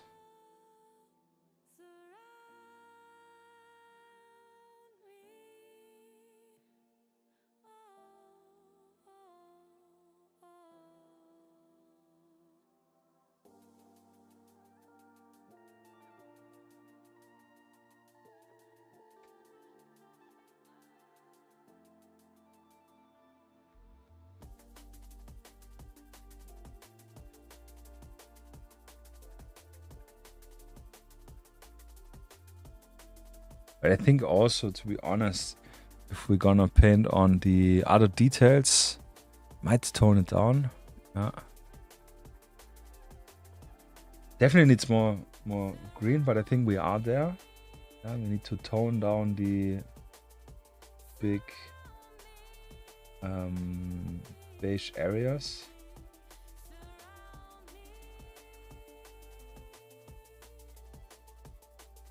I think this is the main visual blue here.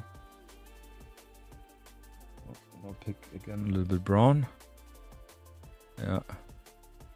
I did 2 quads and 2 serval vehicles in 172 with crew a couple of weeks ago, painting 10 figures in desert Multitarn. Now imagine the work that would be with the effort you're showing. Yeah, absolutely. Yeah, absolutely. Yeah, I feel you.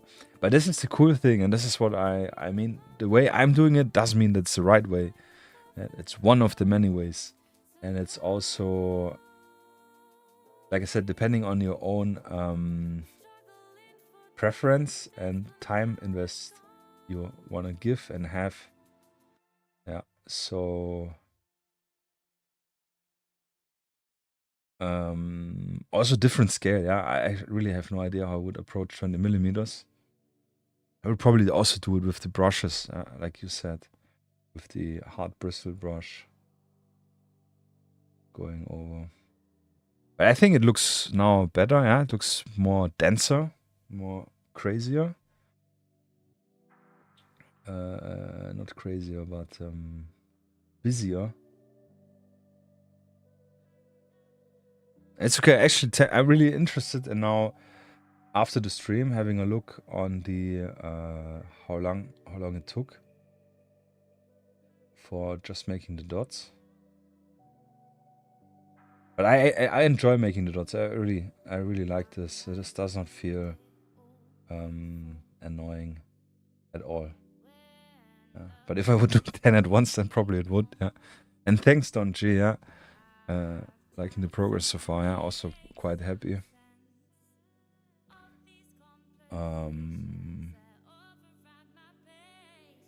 Yeah, actually a little bit green here on the inside of the arm.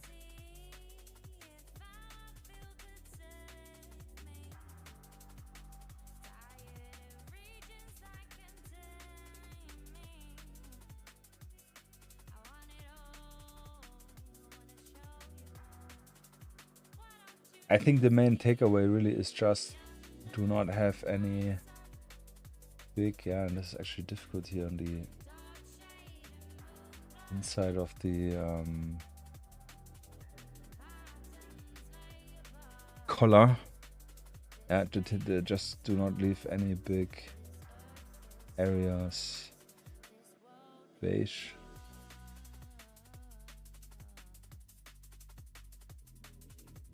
Give it the right feel, I guess.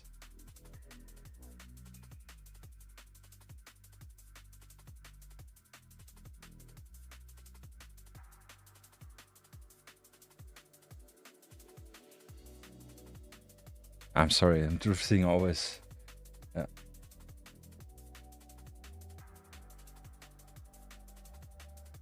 I think I'm at a point where I would say, okay, I stop now. And I will stop now. Actually, I will clean off my little tip like I clean off the brush and just twisting it and pulling it back. So I can keep my tip intact. What I will do now is I will now paint the other stuff on. The dark grayish knee pads, for example, and the vests, which actually also have camouflage if I'm looking at it, which kind of sucks. They all, yeah, actually they all have the vests in camouflage. That's annoying. Yeah. Higher your way. Your way is if you treat the figure as the main object for the meat, they were part of the whole setting, so more the supporting part. That's a very good point, yeah. Yeah, I mean, I play games where I have not many figures, so the figures you actively play with, they are really for me the main part, and I do like to give them a special character. And for the games I play or we play, they usually have a backstory, yeah. So literally, I give them sometimes names and a little backstory. What I do not do is like if they are generic terrorist goons, yeah, they're just there to shoot, yeah. But for like the main characters, the good guys, I do like to give them. And again, it's kind of like the own standard satisfaction, yeah, which where I also feel proud or happy. Not proud, I think is the right word in this context, with the result on the miniature. Yeah.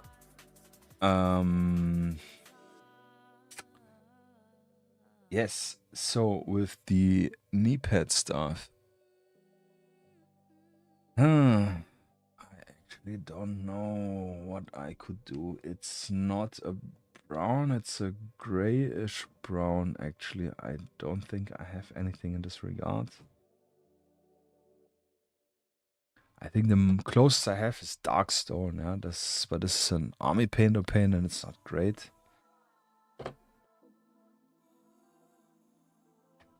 Because it actually looks like a very gray brown. Just reconfirm. Tip is dried in. This is always bad.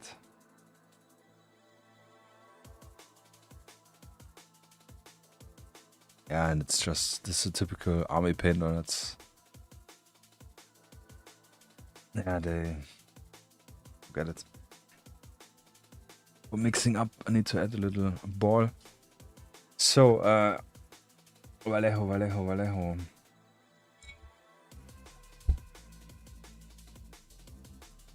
I think we could go with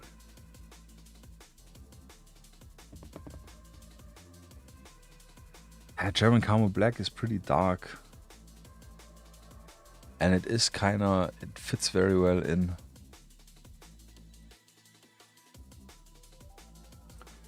We could mix up something ourselves, and I will probably do this.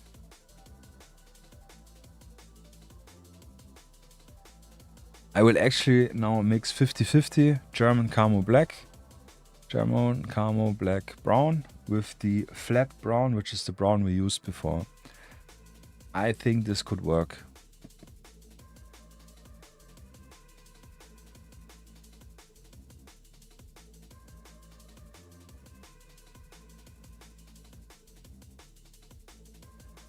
I could imagine this could work. Modern Gray from AK.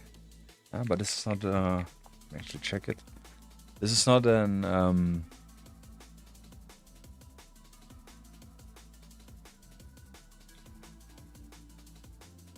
it's darker.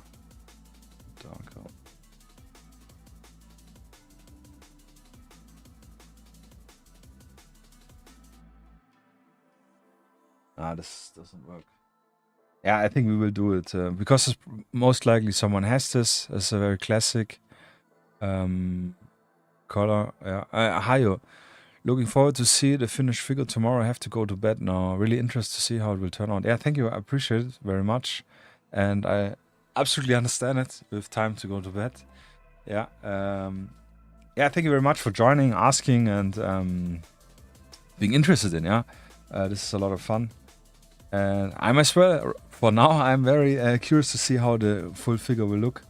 I think this will be very nice. Yeah, thank you very much. Have a beautiful start for the new week. Much success. Take care and good rest, yeah. See you hopefully on Thursday latest. Yes, I will try now to mix something up.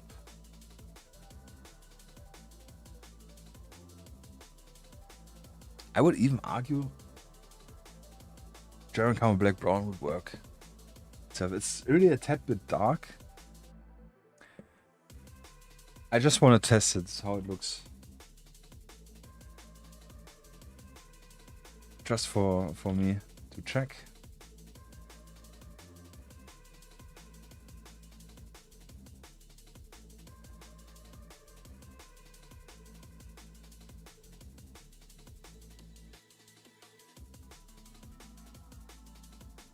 Yeah, I think this is exactly how I imagined. Yeah, so once more, my color theory works. Yeah, so this is both mixed up, flat brown and German Camo Black. Yeah, here we have regular flat brown for comparison.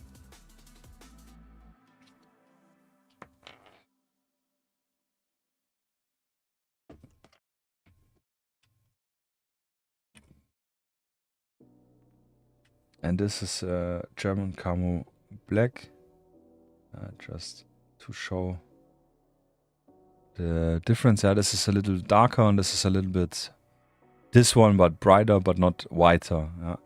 So I will use this one, but I think you could totally use this one for the elbow areas and the knee pads. Yeah.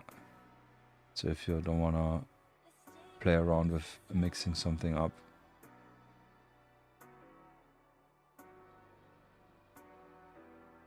Yeah.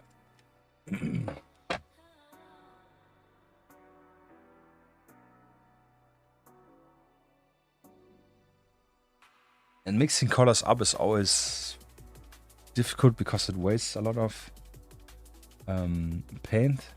So I kind of have to look now because the camouflage is doing its job. Yeah.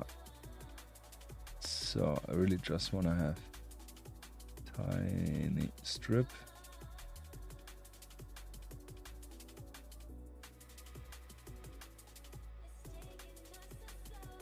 Yeah, but you can see it looks very well. It looks not off. It looks really, for me, like in the picture. Let's do the same here. This is really a little bit annoying with the camera. Yeah, you guys can see it.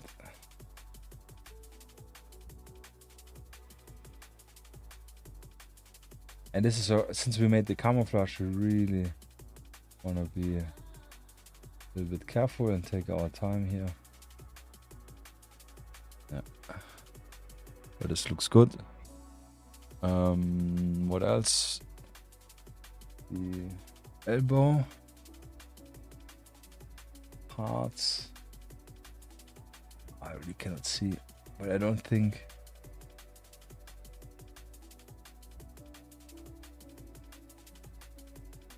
I mean, they do have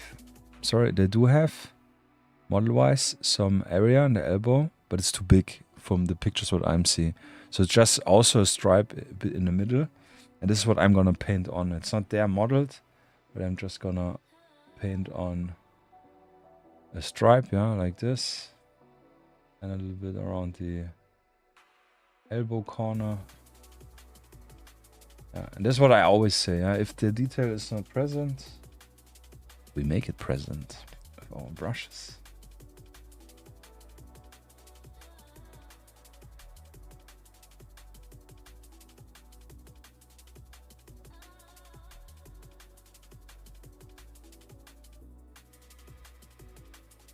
So like a little bit higher.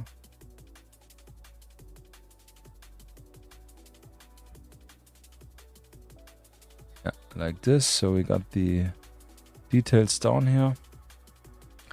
Actually have a look at the shoes. Yeah, it's kind of what I guessed. We could, and I will do this because I want to be a little bit faster and lazy. I will use the same mix color for the shoes. Looks okay.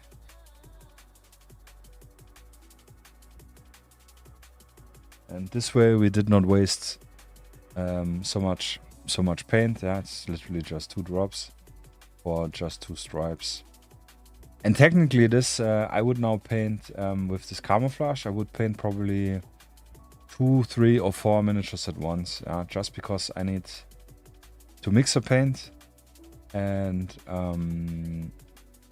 yeah, it just makes life easier. And I would assume for 4 figures with this camouflage, probably 2 hours per miniature. Yeah, I would plan. I mean, we obviously took now more time because we had to figure it out, which means when I will be now painting them again, it will be way faster than before. I actually really like this color. This is really nice, dark grayish brown. Really nice.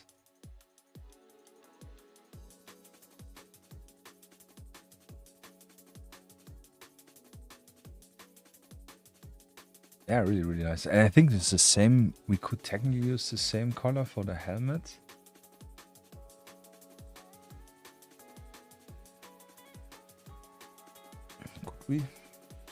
Could we and should we? The helmet is usually bright. Oh yeah, no, we're gonna use something else for the helmet. So, very good. But we could use it for the Belt, maybe. No, the belt is also more 10.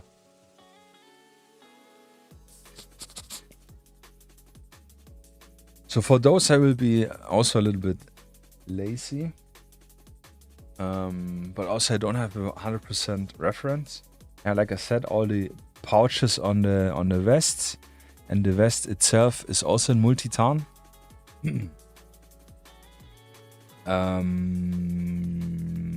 But I actually don't want this because I do wanna see. I wanna make the vest visible, which means we need to paint the vest in a unique color. And this is what I'm gonna do. I'm gonna probably use 10 or like English uniform. Or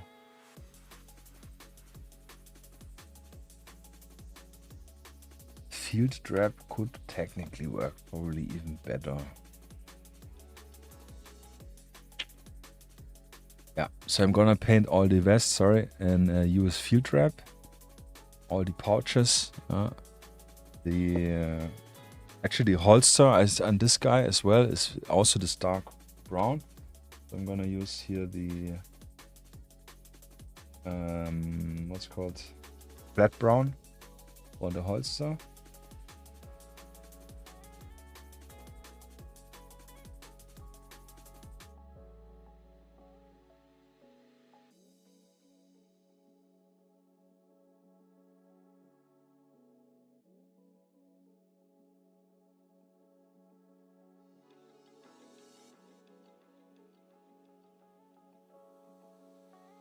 Yeah, this looks really cool, the holster. Yeah.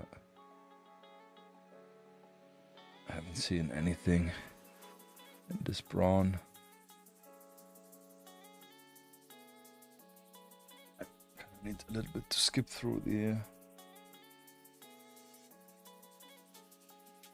references here. Where are the other guys? It's hard to find pictures from the back. Here we have some. Yeah, everything in the gear is Multitarn. This is really quite a lot. The dump pouches looks like they're only 10 or like a coyote color.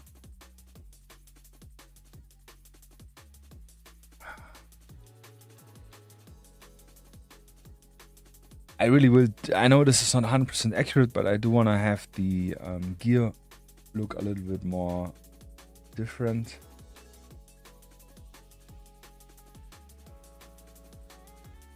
So we're gonna bite the bullet for this and make it. I will test it, yeah, with field drab. If it looks bad, then we can paint it over. I think this will look good. Yeah, the other one which I saw earlier is Flat Earth. Yeah, this is a little bit more darker. Yeah, this is the one I want to use for the helmet. But field drab for the gear, I think, will look good.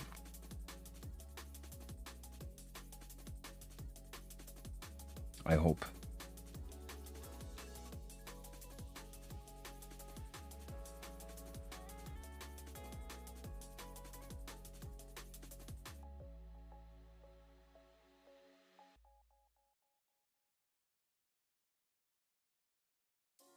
That's probably generally the reason why I'm not really so into painting normal military, because they're just always the same color, camouflage everywhere. Yeah. So this is less, I don't want to say less exciting or difficult or whatever, but it's just not nice to define details. Yeah, we'll do the same belt in the same color, everything in this. I think it looks good. I think this will be viable to do. I mean, we can pick maybe the one or the other pouch and give it a camouflage.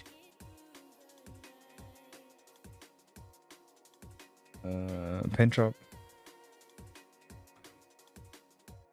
Maybe.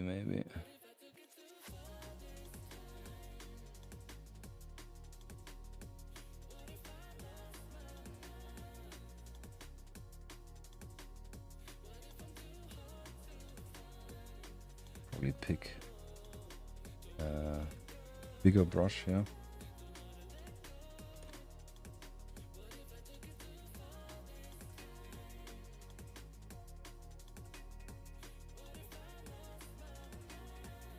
I think I will pick this pouch here and give it a Multitarn look.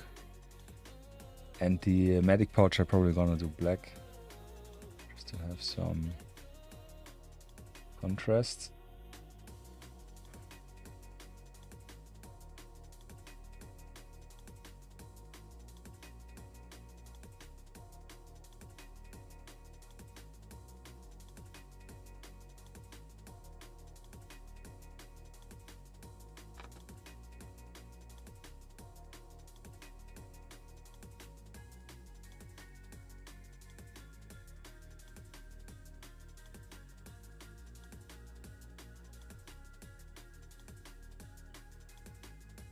Should have stick with the smaller brush, honestly.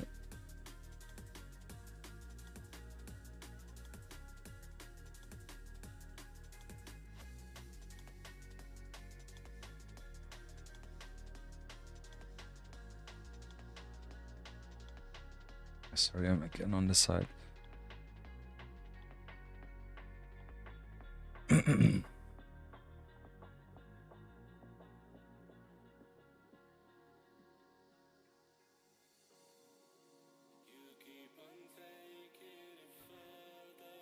Was geht ab, ihr Geier? Kalbsack, what's up? They all fell asleep probably. Yeah. Which is fine. How you doing, my friend? How is Escape from Duck-Off going? Did you finish it?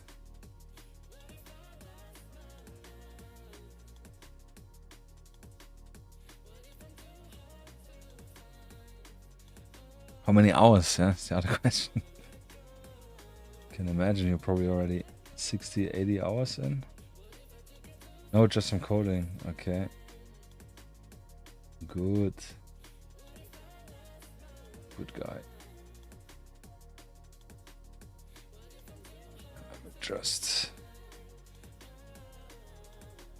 do this. Since we're gonna paint this pouch black.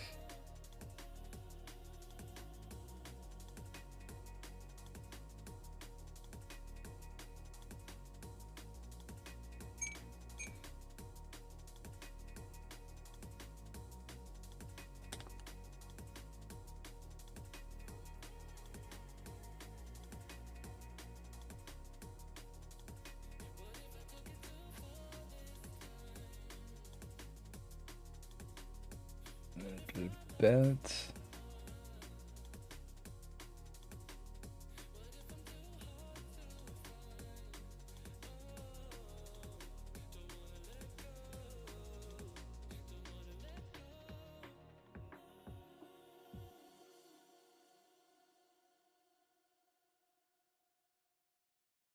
Yeah, I think it looks really good, but it probably looks better with the Multitarn gear, I think. Yeah, I'm not 100% sure.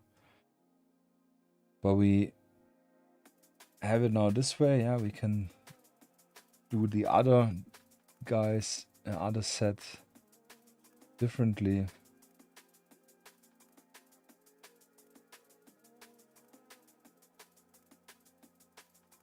We only know it if we try it. Still under 60 hour, yeah. 59.5 or how much?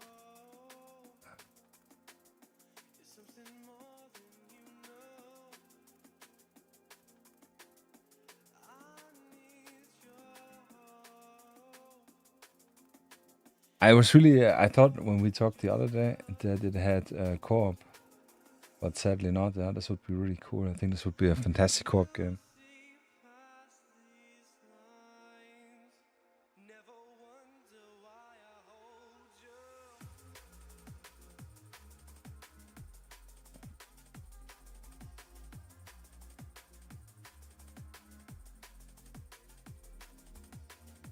Yeah, I think this is so far so good. So I'm gonna use now English uniform for like a coyote for a more stronger beige, for the gun, and for the dump pouch. Yeah, actually I wanted to use it.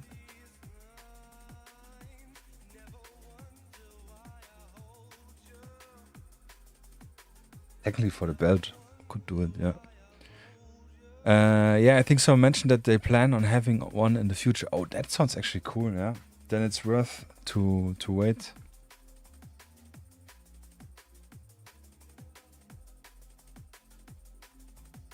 Yeah. Anyway, no time right now. Wanted to play more Battlefield this week, but I literally only played on I don't know if it was Wednesday or Monday. I actually don't remember.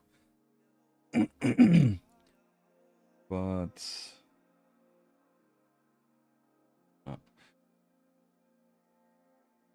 no time, yeah. I will maybe now after the stream, but as I'm already looking at the clock, will probably be longer. I need to get a little bit earlier tomorrow. Out of bed. Yeah. So probably not today as well.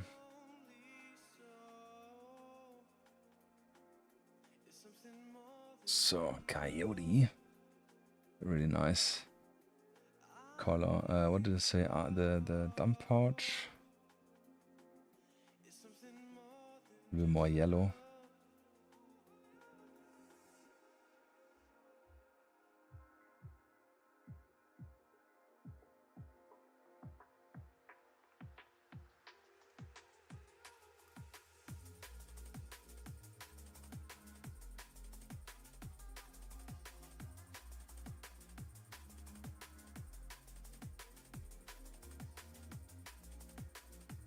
You've been coding for yourself or for work? Work on a weekend.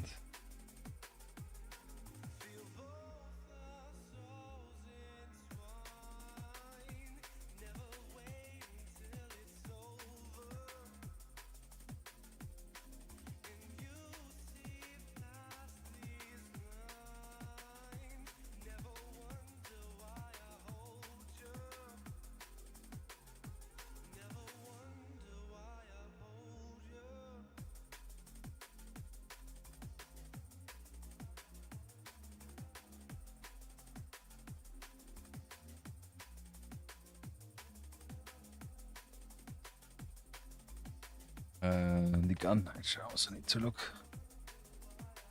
Picture reference.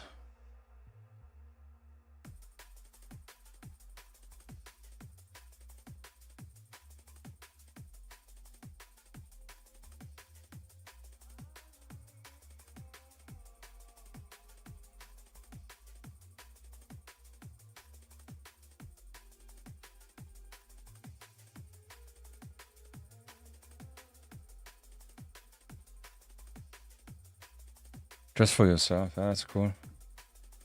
Good, nice. I think do it this way.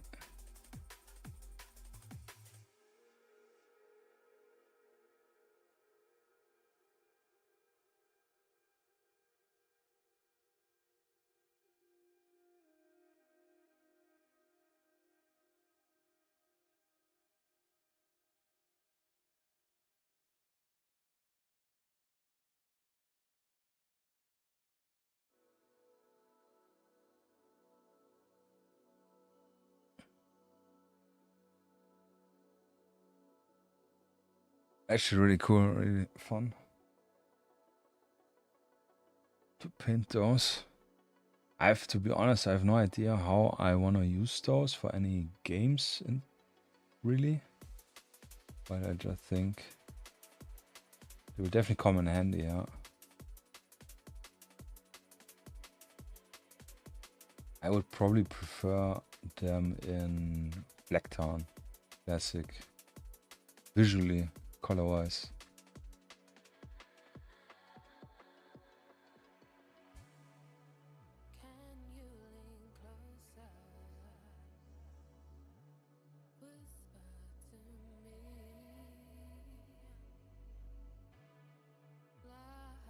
the MP5 in this one is really cool, yeah. This looks really nice.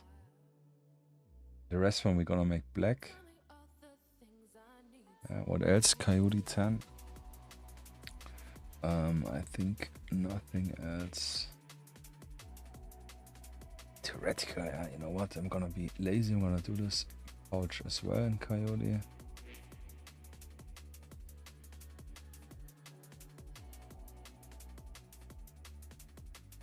Just to speed things a little bit up.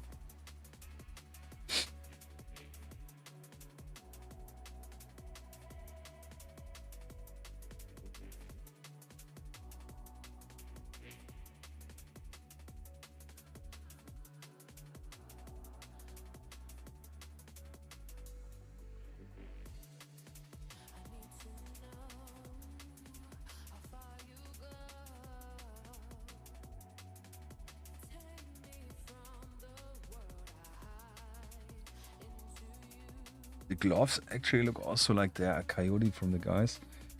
I will probably use the black-brown as it comes straight from the bottle.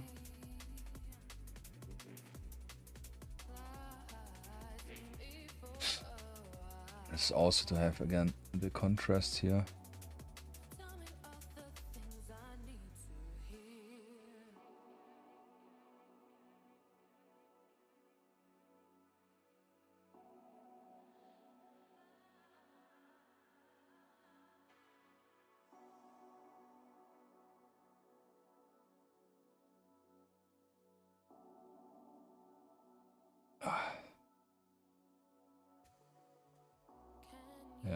Yeah.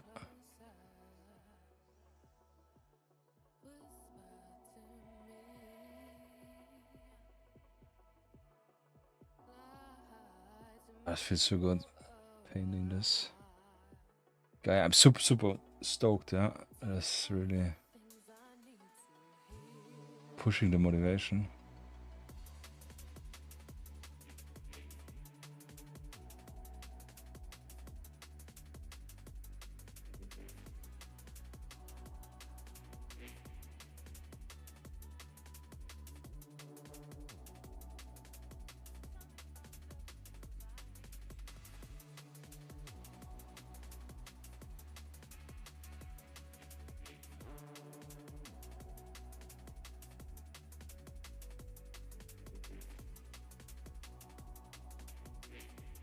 Yeah, this is really hard to get the hands. Yeah, but I think this is good as well. So let's get into our smoke black.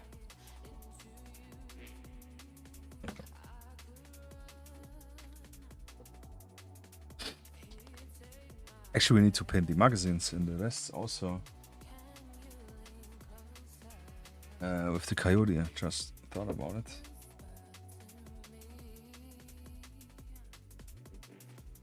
Shit, let's do this quick.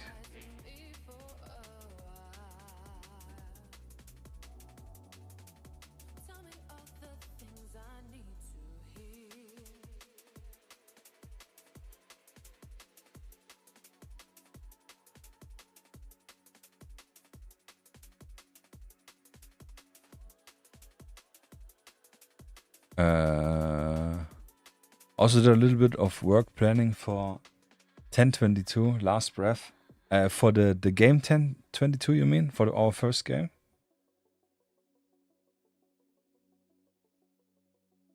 Last Breath? What do you mean Last Breath?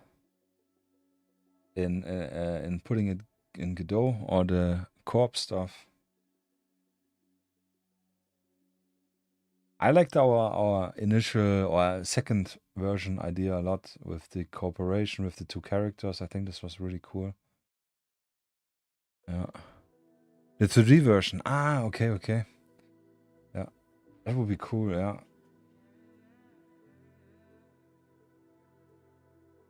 Would be really nice.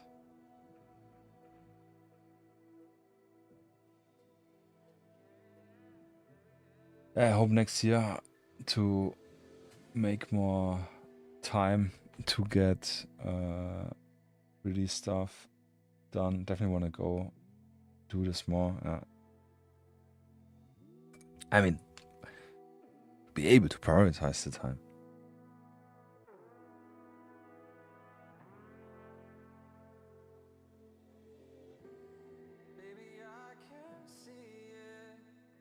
But right now we got other priorities. So suppressor.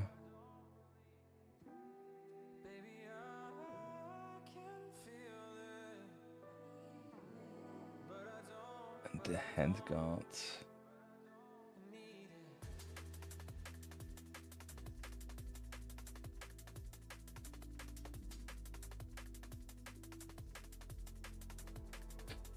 Can you actually just use the code?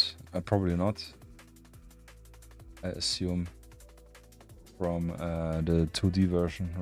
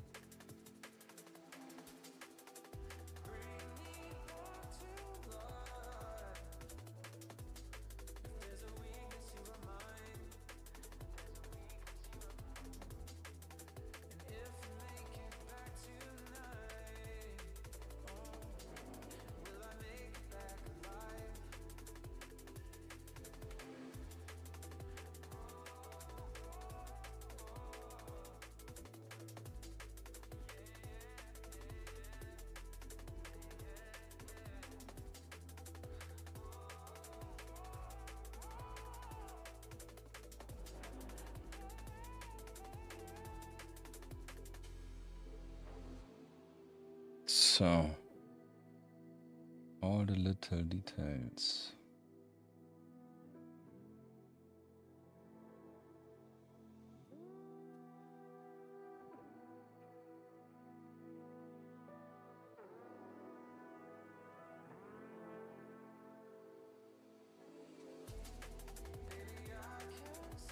Ah, this looks really slick. Sleek. Yeah, the tourniquet actually is black.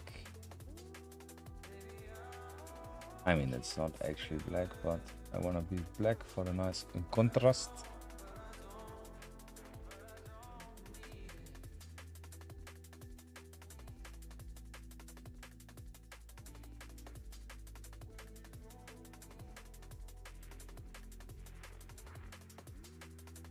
And the gun, the pistol.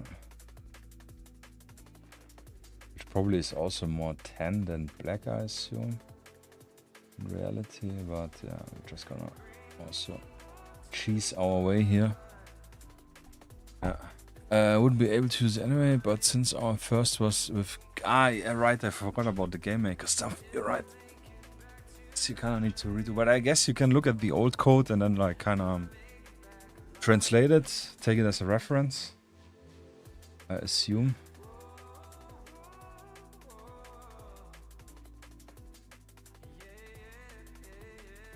At least for some help or something, yeah.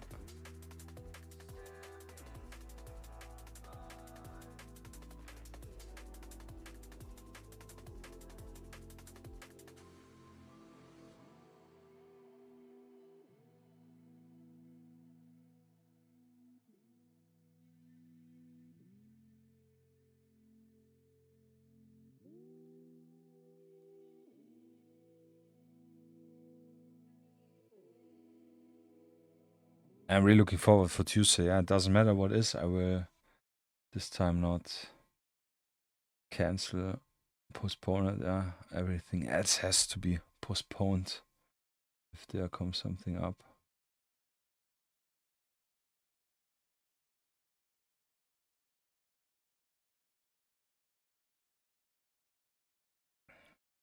I mean, there weren't any crazy things, so easier to just do it quickly from scratch. Quickly, if you can. From me, I guess it would not be quickly anyways.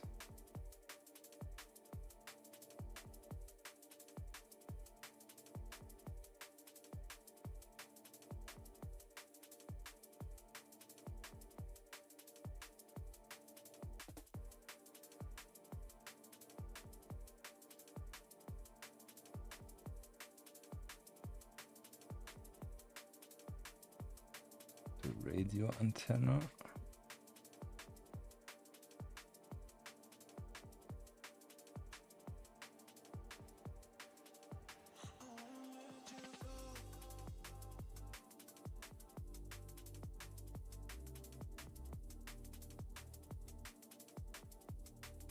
PTT.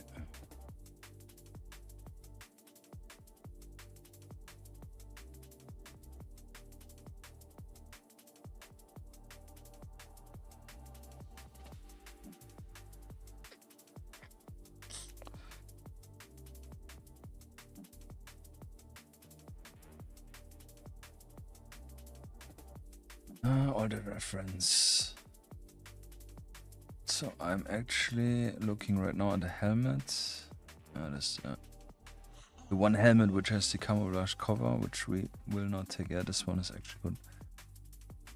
So the night vision, yeah, is also more this flat earth. It's okay.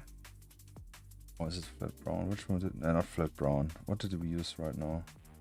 Field wrap we used, right? And flat earth is the darker one.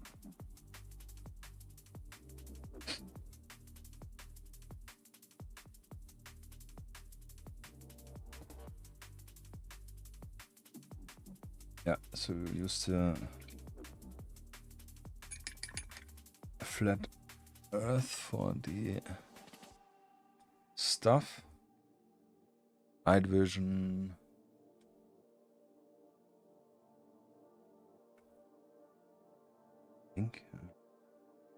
Second. Yeah. Flat earth is the one which is darker.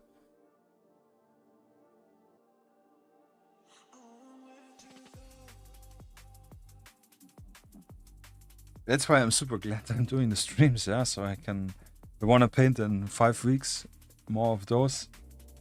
I have my reference, I can just check the stream. Yeah.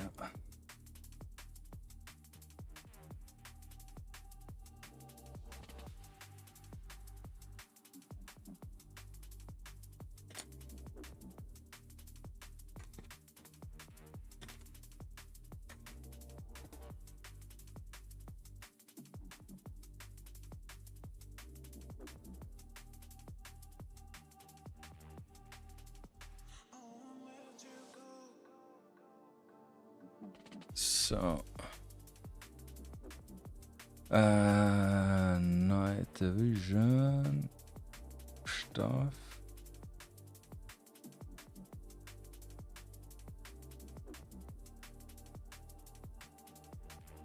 Kind of looks like the 10 Coyote.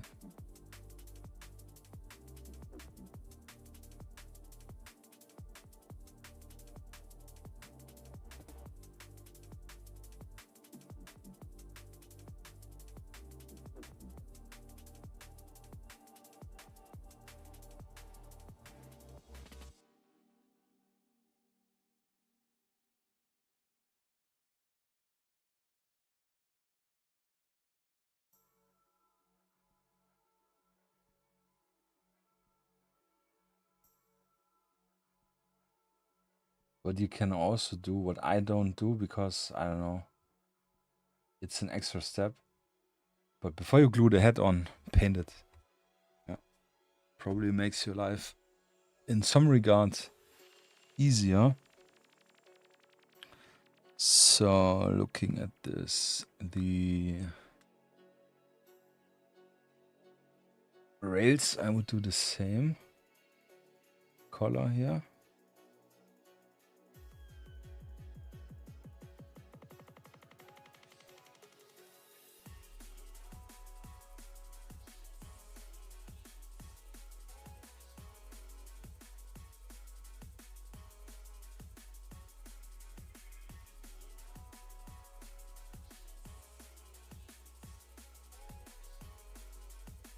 Side rails on a helmet. Yeah, the earmuffs, they are way darker. So we'll probably go back to the brown, black and flat earth mix we did earlier, which we used for the boots and so on. I think this will work very nice. And the helmet itself will be in actually it's not really the flat field wrap, flat earth field wrap. It's rather more gray, so I'm really tempted in doing stone gray.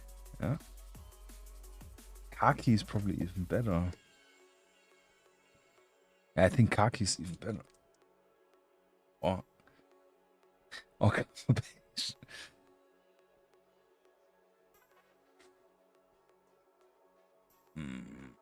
I think khaki is better.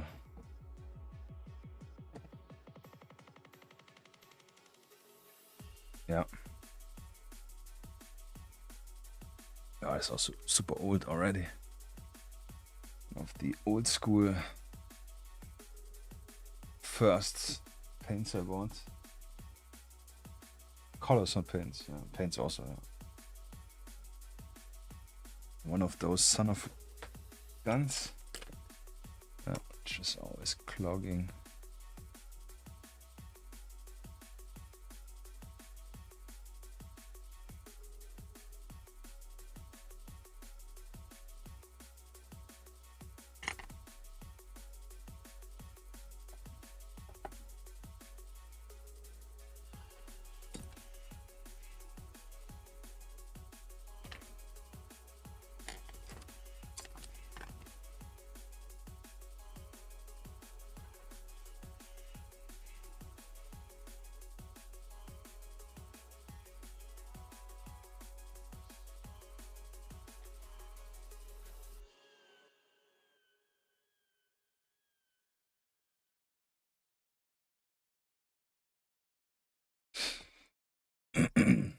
So I will just paint the whole helmet. Yeah, it's just easier, and then we're gonna pick details later. This is khaki.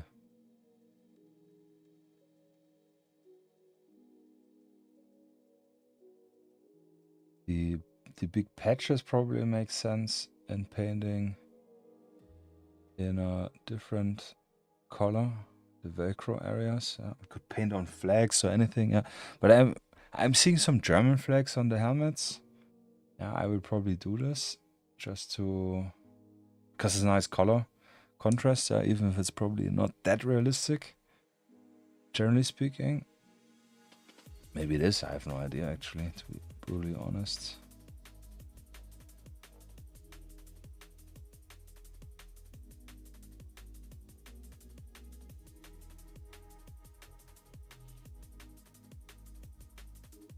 And what I also saw is that the straps are more or less the same color like the helmet. Yeah, so that's what I'm doing here. So they're not black. Black would be probably a nicer contrast in generally. Yeah. Don't you hurry up. I want to see the final result before I go to bed. Yeah, but we still have to wash it and have to highlight. So yeah, I'm already contemplating if I'm postponing it. But yeah, I will finish it for sure. I will probably add the white dots now. Yeah, this I can do actually right now in a moment. Let me just finish the strap. And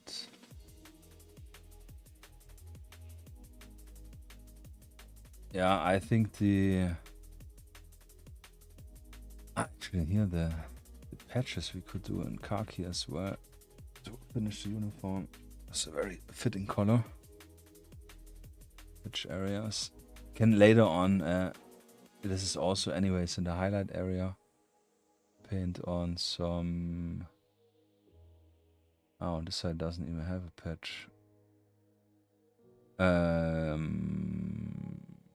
What I want to say, paint on the details, yeah, in the highlight phase. And I said earlier, the German camo brown black, yeah. I said it will be a long one this time, yeah. This one.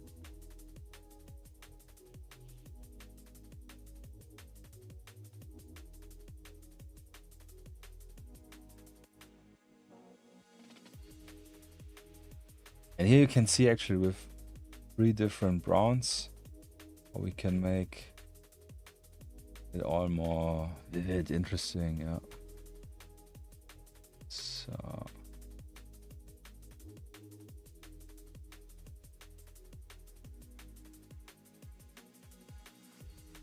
already looks 10 times better than my own KSK menus. Thank you, man. I appreciate it very much. Yeah. And you have now the full guide how to do it if you want.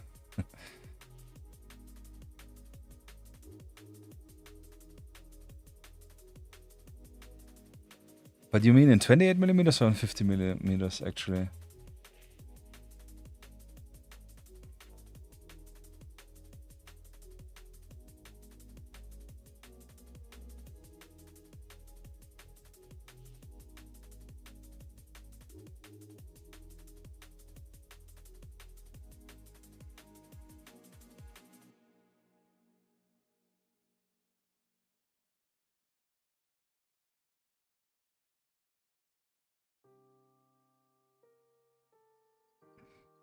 .28, okay. Yeah.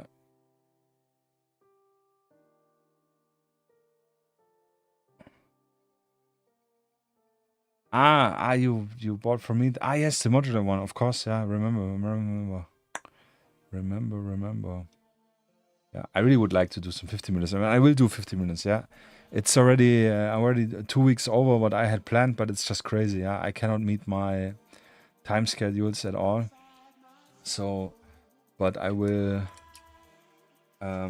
go down the small parts rabbit hole more. Yeah, I definitely want to do this. So I'm gonna actually, because I just saw it, use more khaki for the combat shirt, yeah, for the part which is not camouflaged.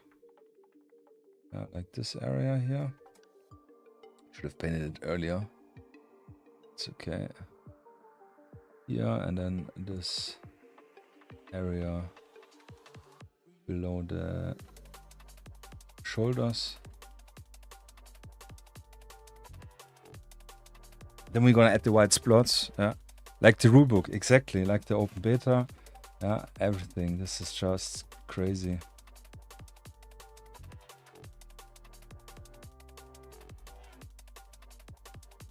It's just everything is high priority, so it's really hard. I'm just jumping back and forth, and there's nothing.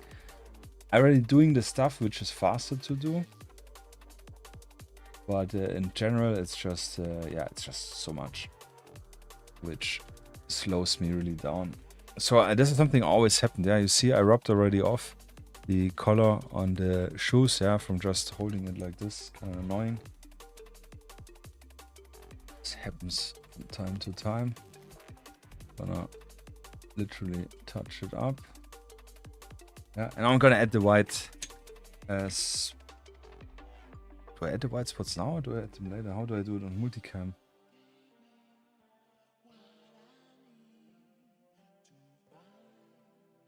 No, I add them right now, yeah, actually. Wait a moment. Yeah, so for the white spots I will use off-white.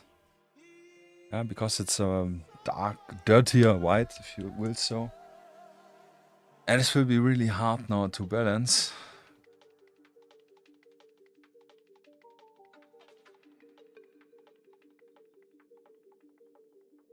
Actually contemplating it would not make sense to use pale gray, because we definitely is more visible gray areas than white areas, and I think this is probably the main kick, because the white is so small. It's really just a few little dots which you technically would not be able to see on the miniature anyways. Yeah, so I will probably use gray now and give some bigger areas some dots. And the gray seems also to be one of the top layers actually, yeah. It's only layer which is above gray is brown. Yeah. So let's try it. And since we're gonna wash it, I think this could work. I can imagine the wash will kill the camouflage completely. But if it's the case, yeah, it is what it is. We will learn from it and Next time we know we will not do it. Just like with the DCU one where I throw over the Agrex wash, and I think I destroyed the camouflage completely. Yeah.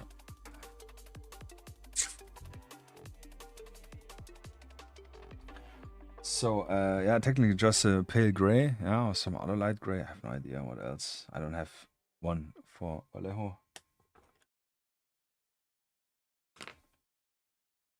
Actually, I will not use the brush. I will use my tool here.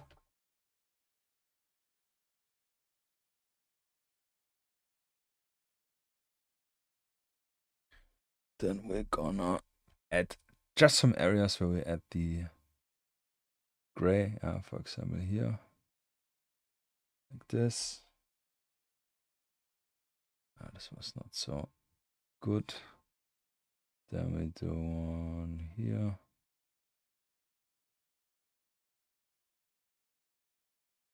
Gray.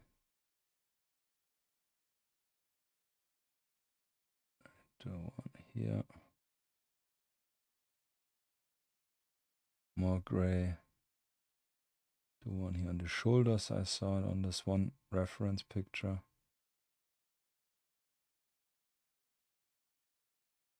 And with some balance, we have it here and here. We can do one here. Sorry. Smaller one.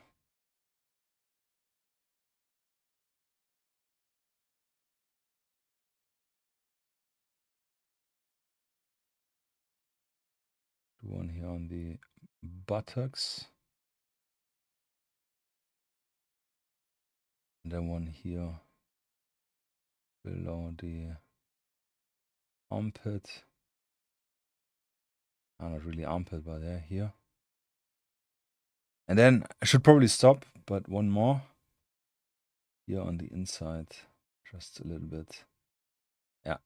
So this gives now, it's not finished, gives this what when I look at Multitarn, yeah, those gray areas, kind of feels good. Yeah, and like I said, the only thing which is above the gray is the white, but it's really, really, to make this so fine, I would probably need a brush and then, you know, like sprinkle it. But now we go and grab our brown and add some brown dots. I need more brown, it's actually already dry. Flat brown. Some brown dots in the gray, but really, really, really just a few. 1, 2, 3 maximum per gray. The playlist actually ended, yeah.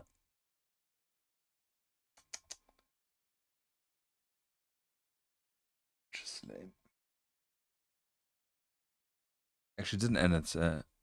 Spotify wanted to put a advertisement through, but my ad block blocked it, and then it doesn't play anything.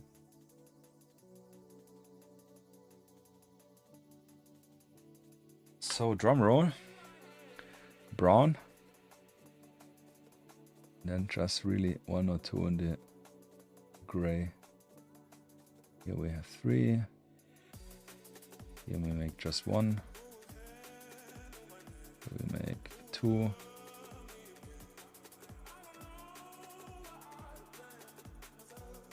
One, 2.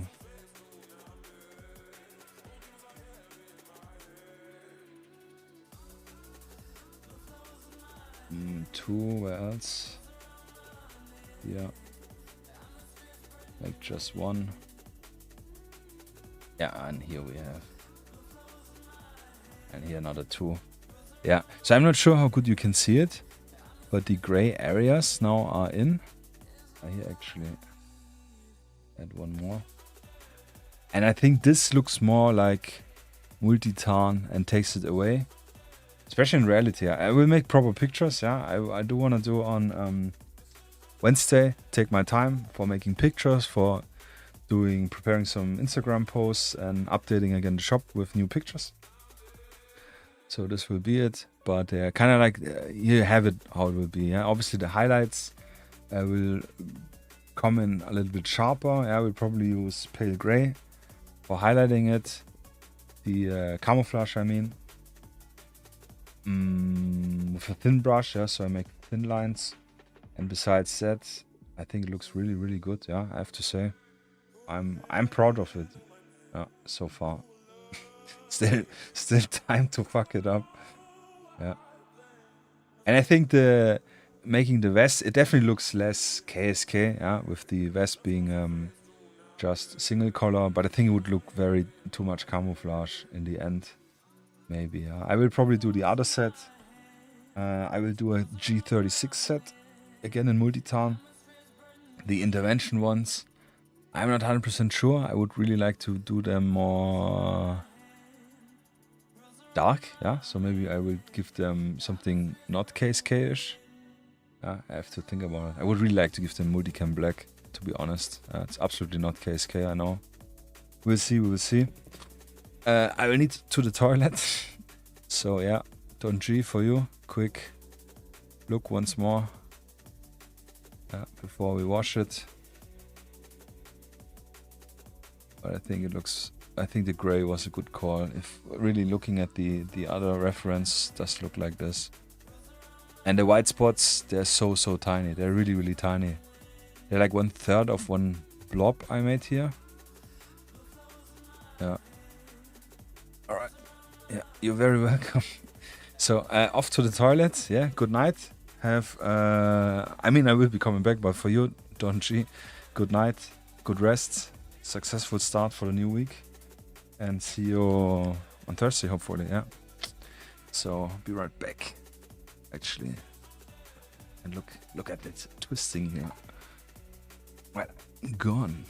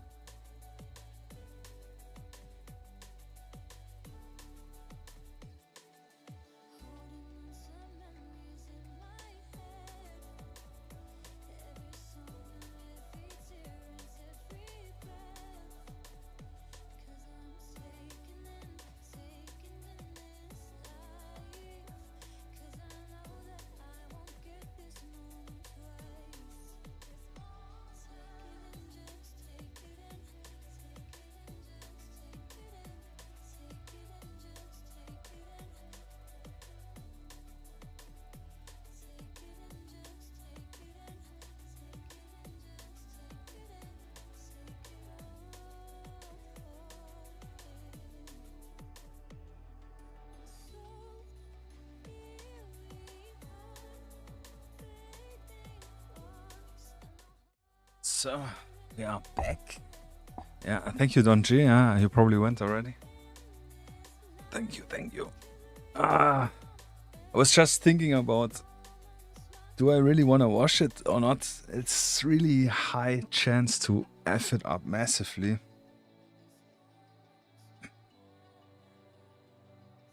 Just I have to look at it once more. Now I have little change of eye focus stuff, yeah.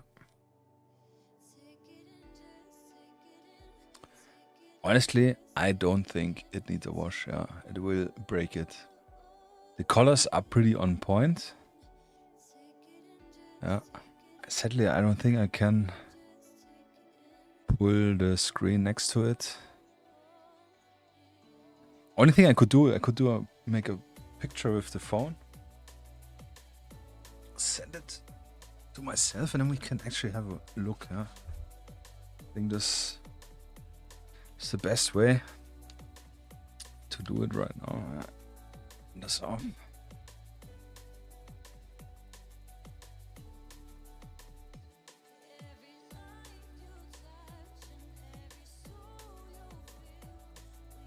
Actually doesn't matter.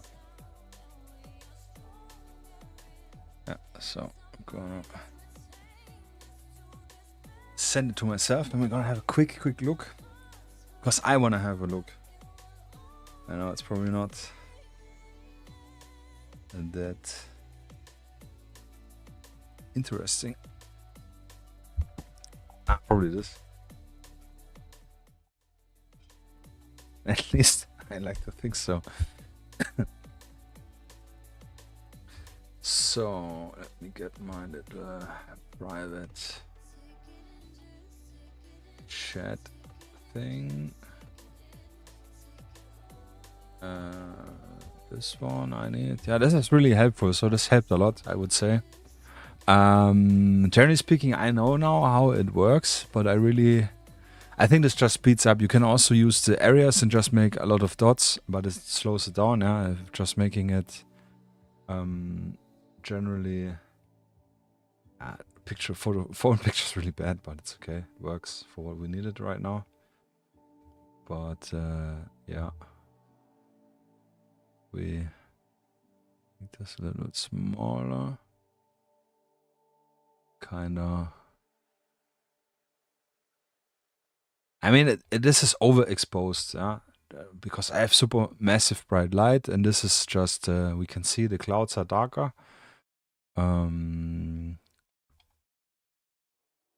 Maybe to be brutally honest, this Iraqi sand as a base could work even better, yeah? Kind of looking at it. I think the brown is very on point. We have here, if we compared, the green looks very on point generally. And I think this is what I meant earlier. We have here the big gray splotches, yeah, here and here and here. And here on the leg. Here this big one. Here's a big one. So I think this is really what makes the main difference. Yeah, and in the gray one, you see we only have the white spots, which are super tiny. And the brown, where else I saw it? Here. Here you saw it, exactly, below the MP7. Yeah, so I think this is really the main kicker here.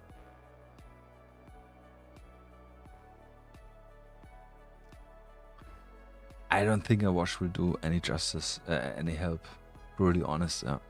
And technically also, look, check, they do have here, this one doesn't, he has chest rig here in Multitarn.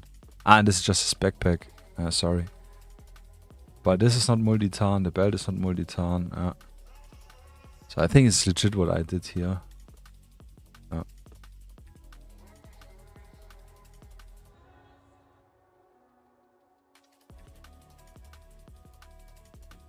Yeah, but if you want to have it accurate, I would definitely paint the armor Multitarn. It's just harder to highlight and very likely that you will...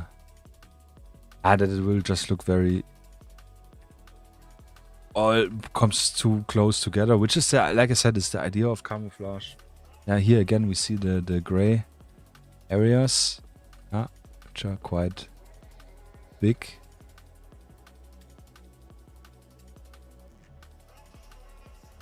Here again, big gray area, big gray area, big gray area, big here, here. There's something I did not notice earlier, to be frank, that there are quite big gray areas.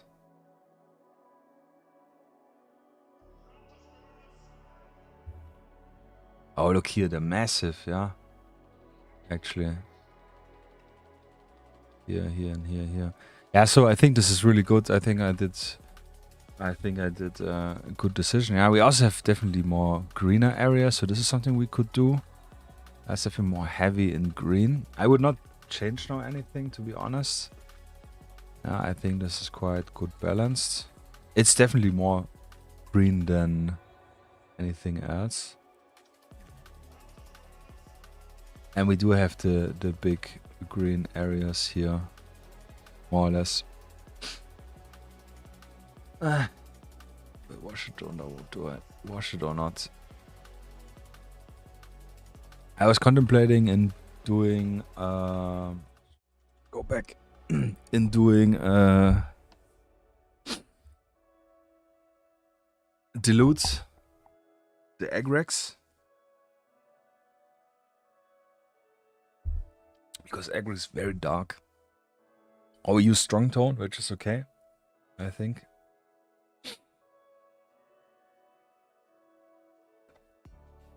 But like looking at it from reality, I think it looks on point. Yeah, honestly, yeah, I think the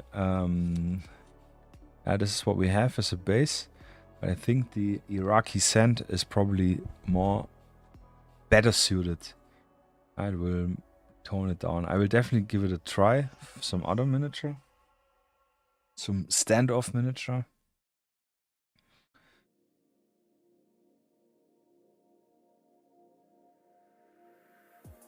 But I will not wash it, yeah. I think I will not wash it, yeah. I will wash everything else, but not the camouflage. So, saying this, we have still a few little spots we missed. So, for example, the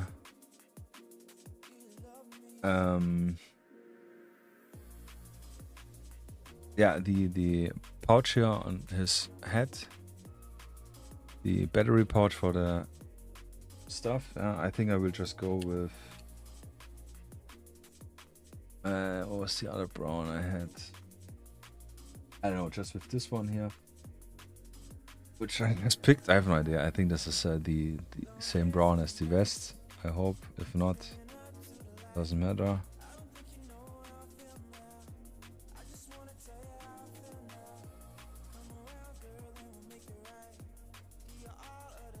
I think this is the one we used to paint the gun, maybe.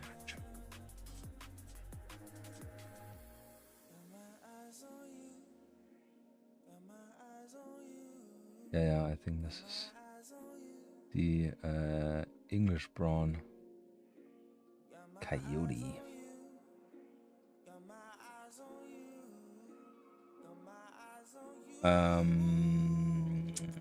What else?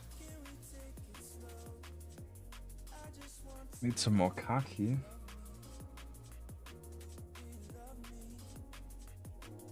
For the combat shots. Something I noticed here in between.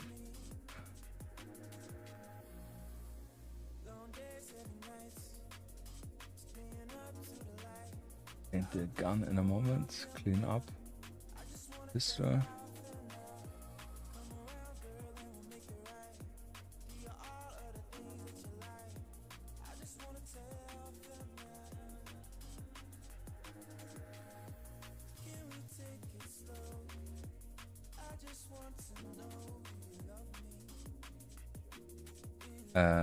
What was it? Something I just saw.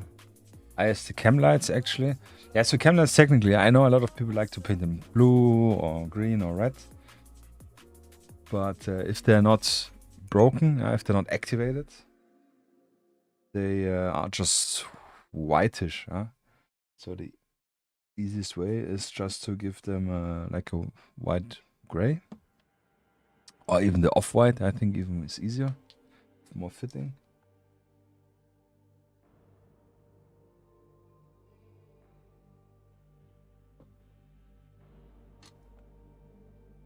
And then we give it a black wash, then it tones a little bit down.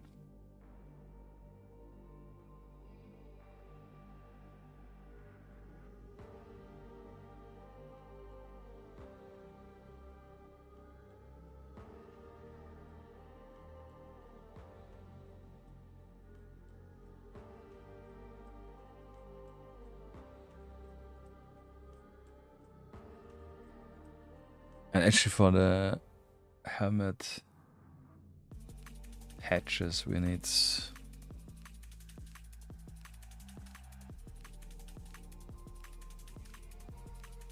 I don't know, probably the flat earth, which we painted the vest, could work. Cam lights here.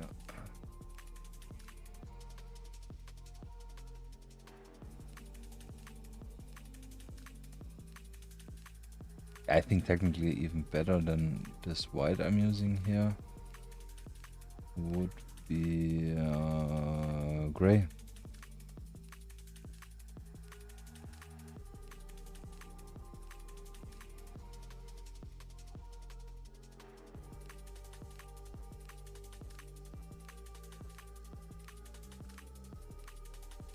Clean up this, but not butt plug, but pack I wanted to say, but actually it's a thumb pouch.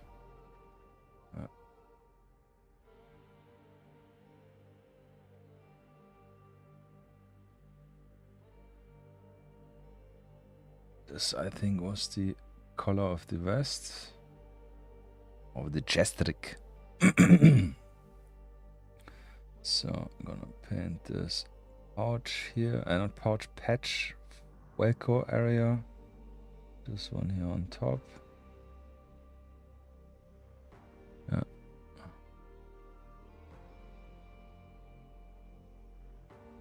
And this one. And actually here where the battery pack is mounted.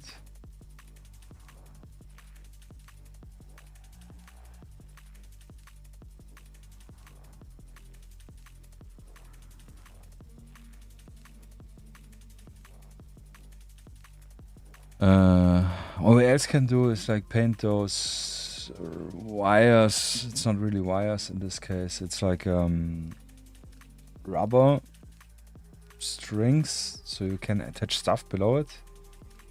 We can paint them also in a different color. Oh, we cannot do it. I will not do it. I will be lazy now. So, and I do want to add a German flag here, but this we do in the end. I will probably do one here on the front, which I saw in one picture. We had here a German flag, and we do one on this arm patch, just to give it some color. I know it's not realistic, but I think it's nice for the miniature.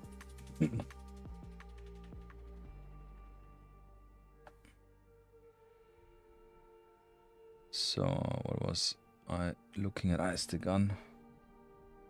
Clean up the khaki spots I added here.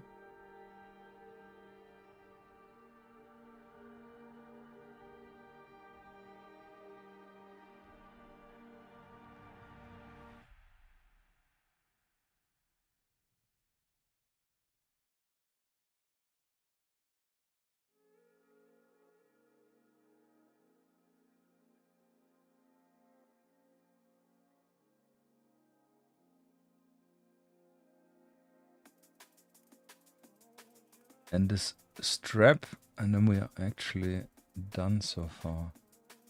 This is a helmet strap, so a bit more difficult here. But yeah, easy. Yeah, not easy, but it worked. Say it this way.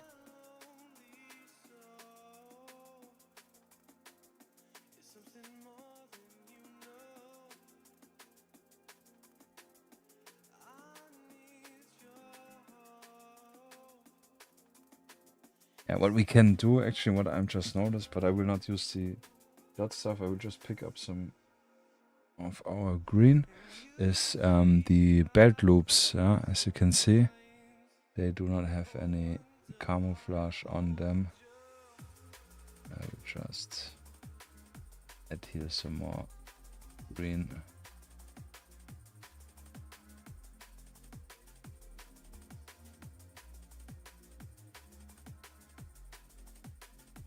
Yeah, generally I think it's really looking really crazy sharp, crazy good. Which kind of sucks, yeah, because definitely more work.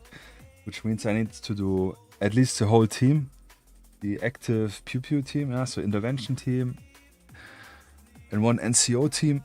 In this one to have like one full 8 guys. Yeah, this is perfect for what I play for my rules. 8 guys.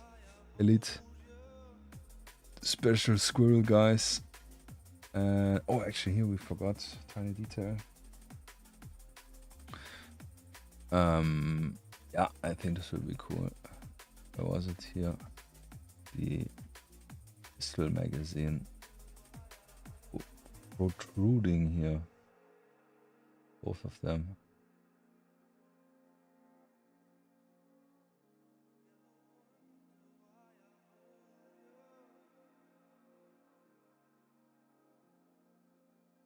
Technically the grenade as well. It's not in focus again. Yeah, it's the problem. If I play around with the camera, then it's hard to find my comfort spot. And the viewing pleasure spot.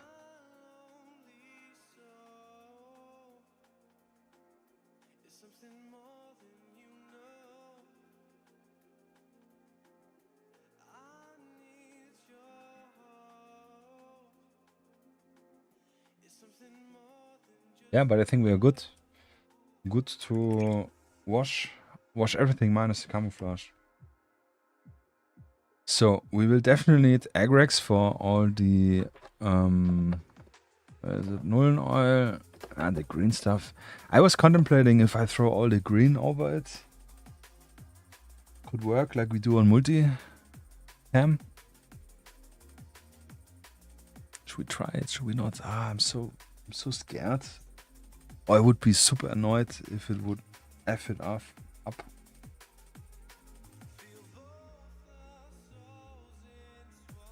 You know what?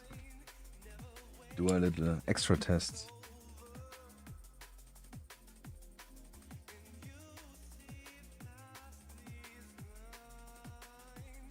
So I'm gonna paint here on my... This is our base color. I'm gonna paint some ugly dots. Not excellent at all. Terrible actually. And here's some bigger areas. Get some brown. Make some dots. Some bigger areas.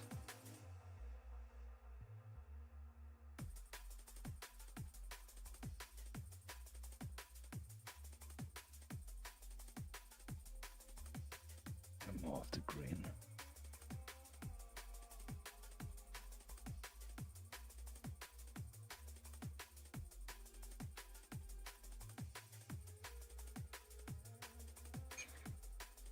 And then some of the gray.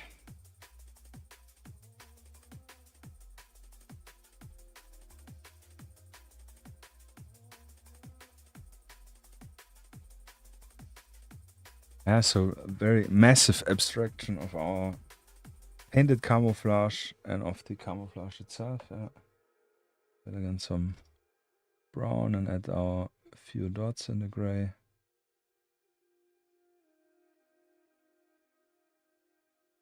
Let it dry quick, and then we're gonna wash it half green and half Agrax, yeah. Technically, should give us some feedback. I'm sure Agrax will be massive. Terrible. Yeah. Just should dry rather fast. I could imagine the Athonian camo shade could actually help. But it will make it more generally green, yeah? And it is not really green.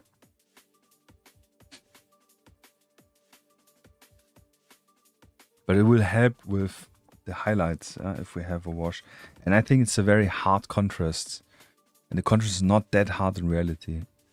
Yeah, so maybe it would have been more beneficial if what I said in the beginning, after you have the base color down, the Desert 10, to give it a wash. And then when the wash is dry, then you add in the camouflage. Maybe. I probably wouldn't have. It's probably easier just picking the correct base color. Yeah, so this is dry. Nothing stays here. So half Athonian and half diluted Agrax actually. Yeah, we'll just use this paint pot here. 2 drops of water.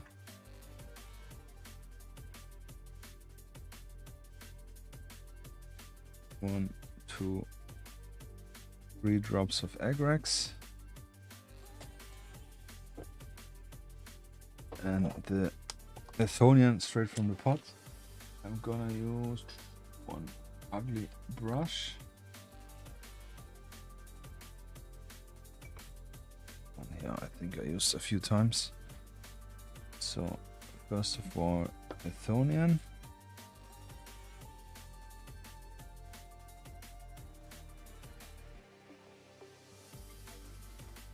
Wash it out.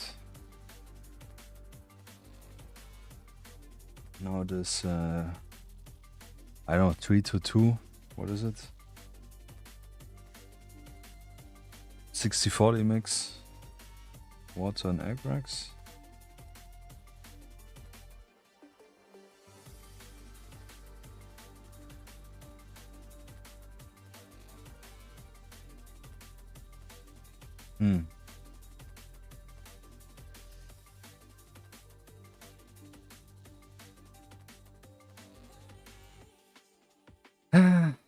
So it's still wet, obviously, but this is Athonian, yeah, absolutely no go. Yeah, this is made it completely green.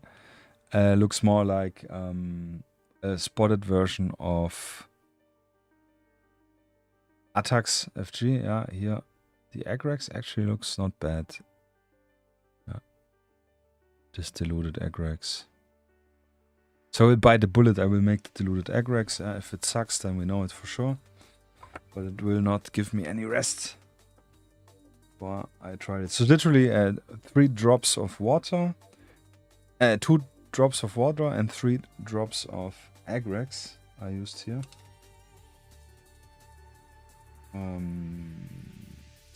This is my accurate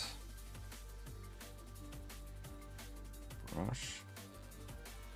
And yeah, let's try it and see what happens. Oh. Yeah, actually it's okay. I think the main takeaway is not to leave any big... No, actually it's good, yeah. I think this is good. Don't leave any big puddles.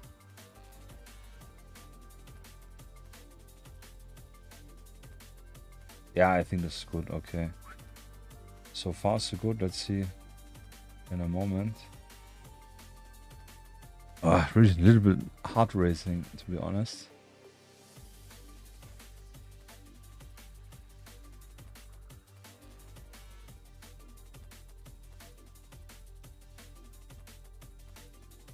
Let's check for puddles. No, it's okay. This was like Agrax roulette, yeah. So let's do the same on the arm. Nah, but this helps massively. I think this tones it down.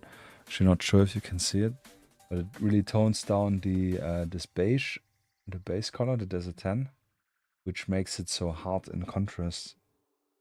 I think this looks now way more accurate to what we want.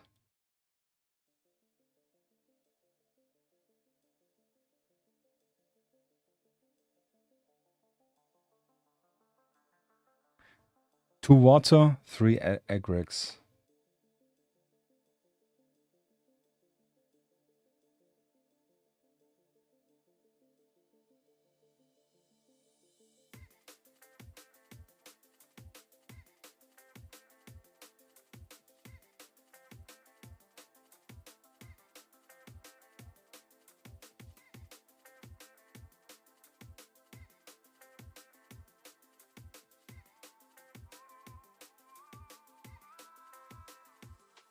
Yeah, it's still wet, but well, I actually don't know if you can see the difference. I can see the difference for sure.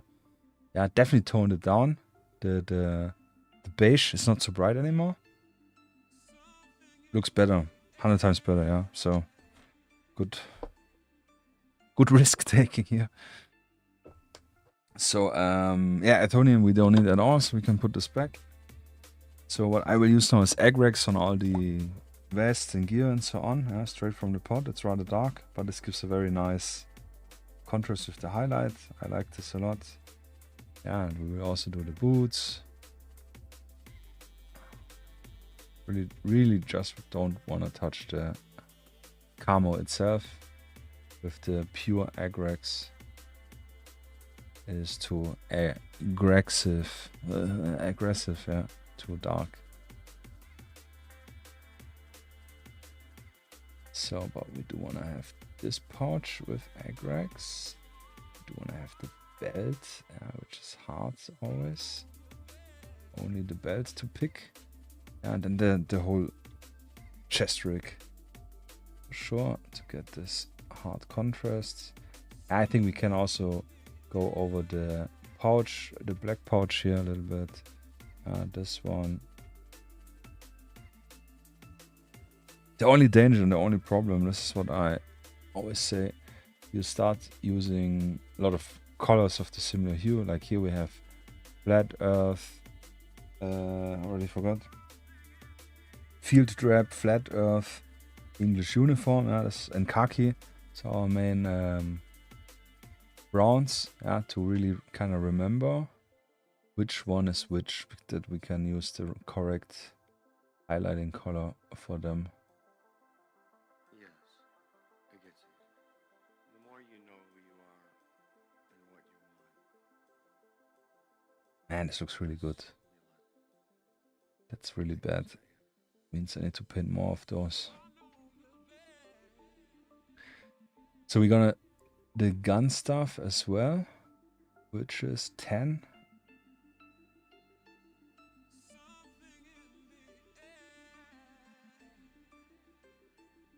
Technically we can do all the black stuff as well. Yeah, this will help with the toning together. Yeah, the gloves actually as well, which they are the same as the boots. This 50-50 mix of, what was it, flat, not flat earth, flat brown and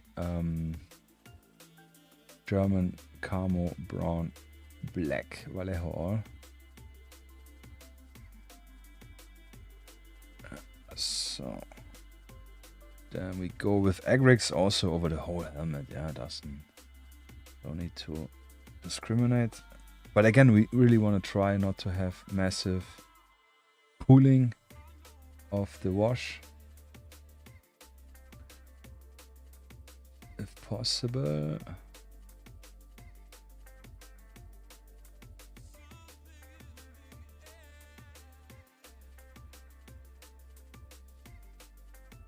Especially here on the quads, we do want to make all those really nice details pop.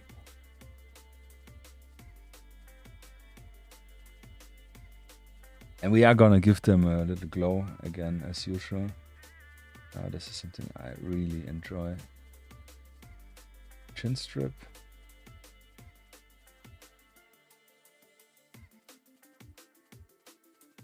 We forgot to paint the wash.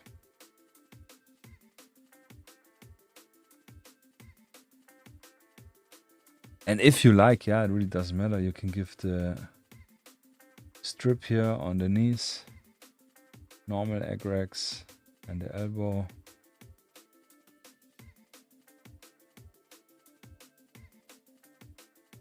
But this is really finicky, picky stuff. So egg racks away, wash in the water, wash drying. And yeah, the Nuln oil, technically I just wanted to use it for the gun and all the black stuff. Since we already used egg racks here, I will literally just use the Nuln oil for the cam lights. If they come back in focus. Just to give them some contrast and toning them down a tiny little bit. And yeah.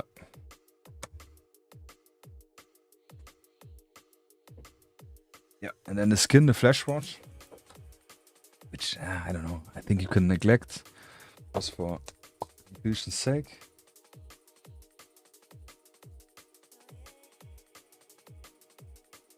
Too much.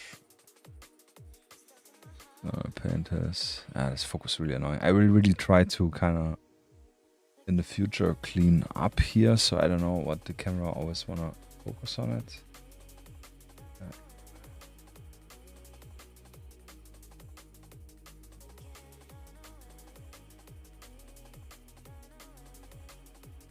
The neck.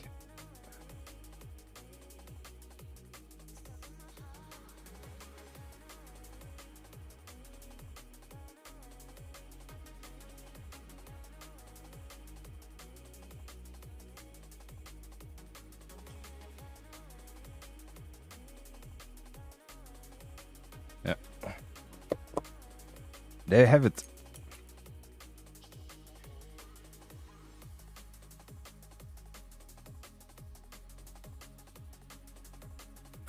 Really happy, really happy. No shit. No yoke, no joke. I think it looks now really good. The egg racks, the I don't know, 3 to 2. What's the ratio there? Not so good in math, but this worked. Yeah, massively. Sadly, it didn't do 2, so we couldn't have like side by side difference. Comparison, not difference. It's still shiny. And I really like the MP5 this way. It's just really cool. So I cannot wait to get this guy to the same level. Yeah, like I always say during and after the stream. But yeah, I like those a lot. Those are really cool.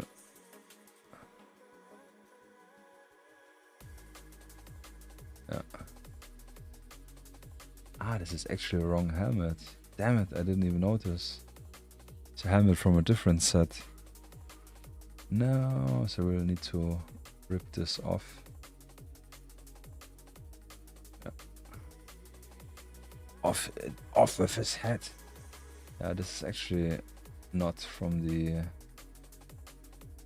KSK set. Damn it, this is from an order, yeah, so I have to reprint this. So I'm sorry, whoever have this heads ordered. But I will put it here on my base. We will use it for some other project. So good we picked this one here to paint. Yeah, this would annoy me, honestly. Have the not accurate head on him. But again, I could have twisted off and painted the head separately. I'm also just human. Yeah? I also make errors. Try to avoid them, but they do happen. So what we can do right now before we start with anything, and this is already dry, this one part. The most unnecessary thing said it. Paint dried in already.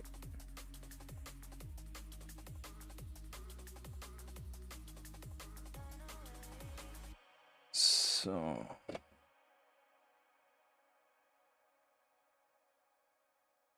Oh, I still have egg racks in my paint drawer, but this was stupid.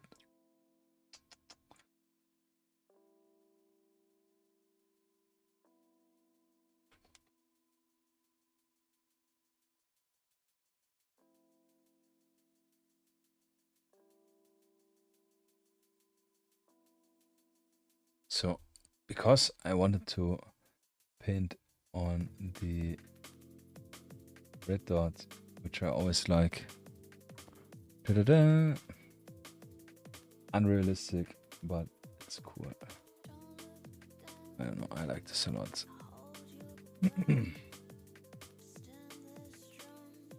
So, now to the plethora of highlights. So the next scare factor. The highlighting of the camouflage. I think pale sand is pretty good. Yeah, where's my little paper reference? Yeah. And now we washed it actually. But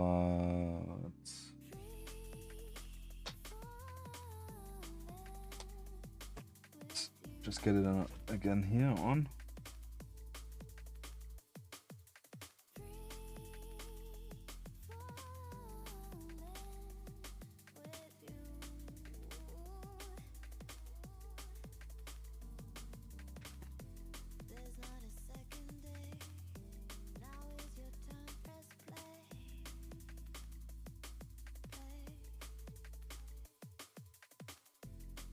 I'm not sure, but you kind of can see it.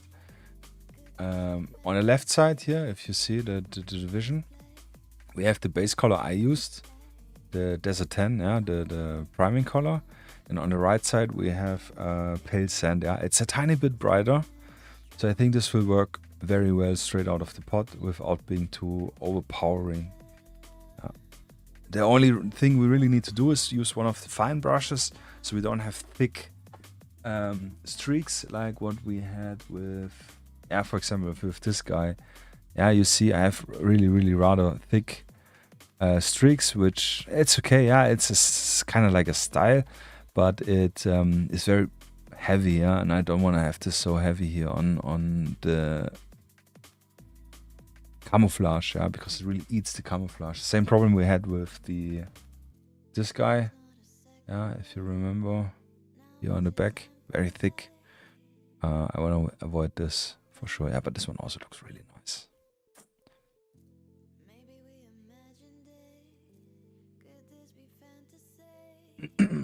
So, but I will take a little sip.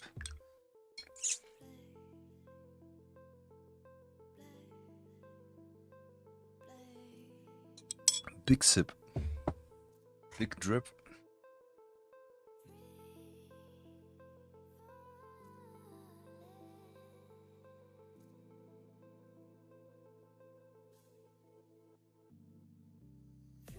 And actually a bite from my dinner.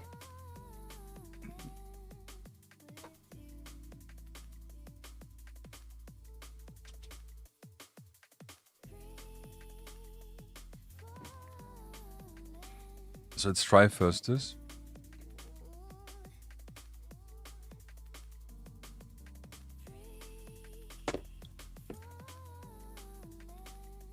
You will probably be thinking, yeah, then why just leave it, don't highlight it. You're right, yeah, I could. But the camouflage does the jobs right now.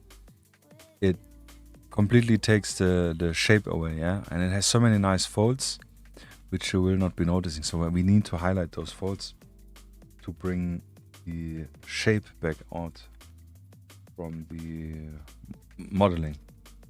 We don't need it, but I want it. I like this.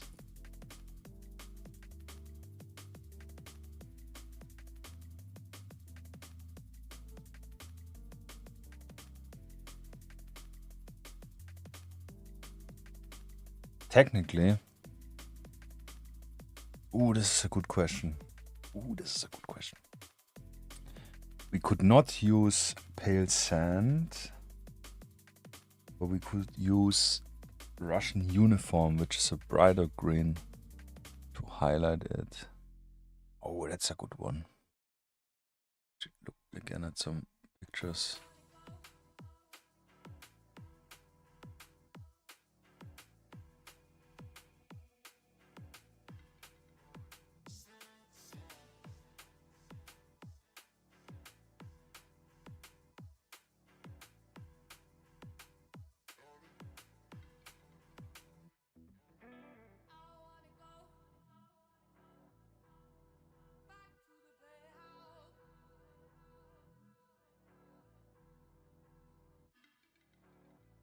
Okay, you know what?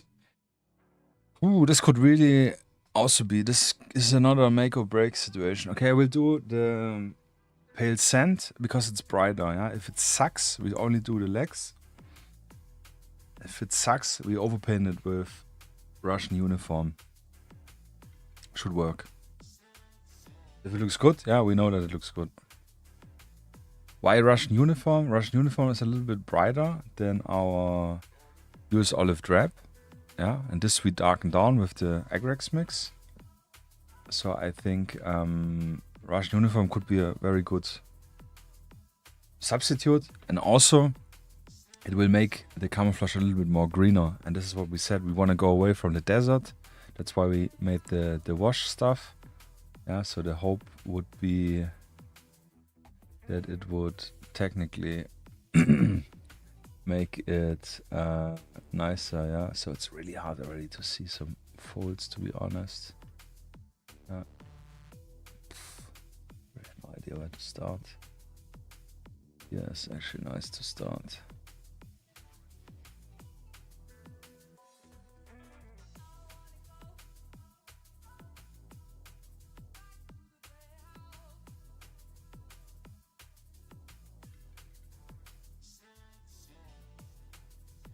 Nah, I already don't like it, to be honest.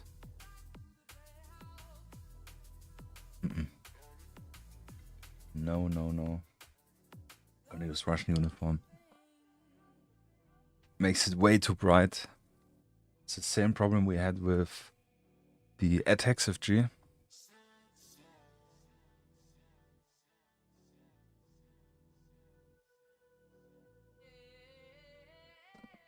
So this one we're gonna use for the highlight.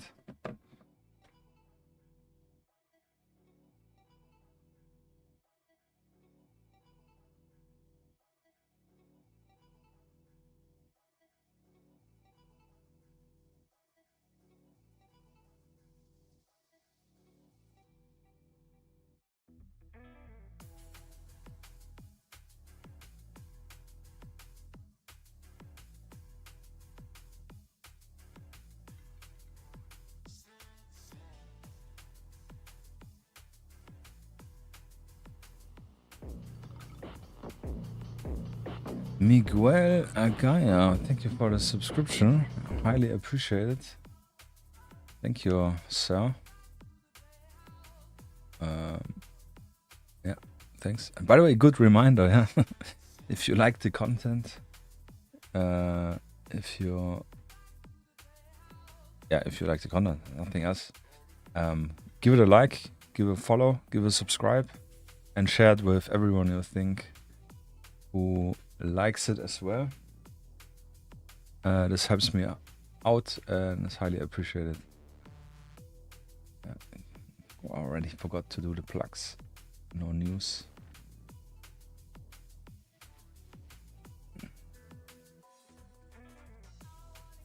Yeah, I think this is really good.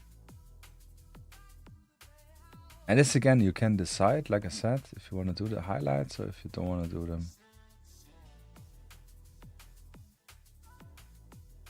This does not disrupt the camouflage a lot.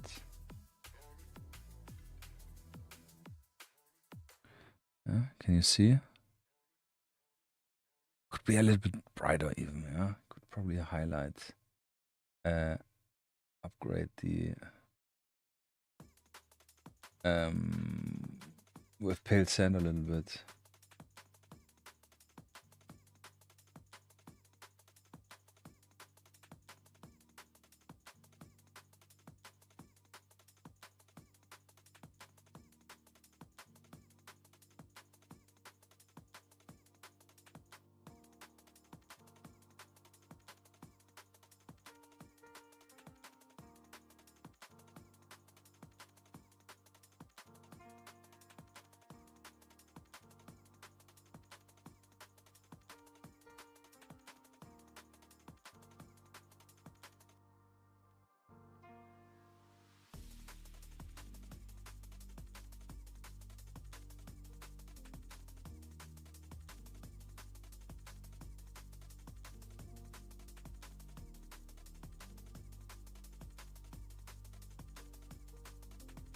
You are seeing how we bring with this highlight the shape of the pant back here, especially in the inside of the leg, and here as well on the back side.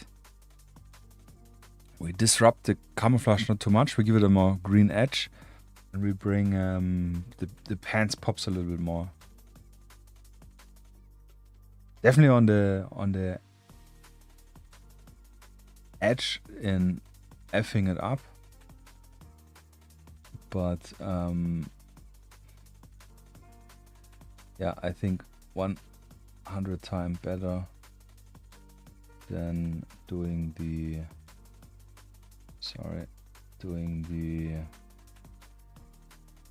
what's called pale sand. Yeah, this makes it more deserty, makes it more bright, and this is not what we want.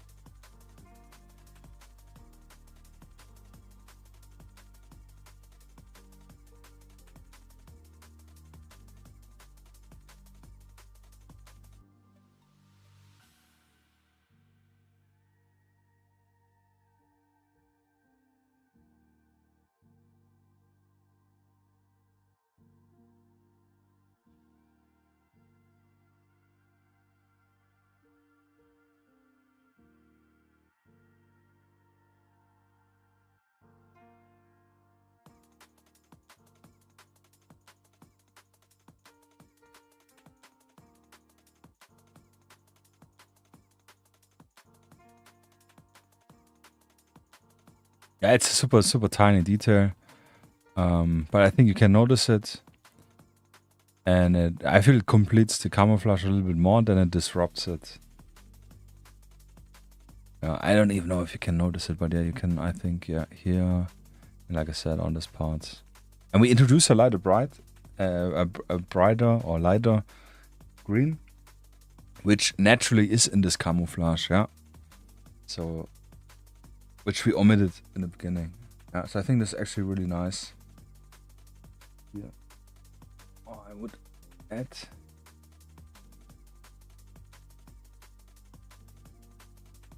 Yeah, but I would actually leave it as it is.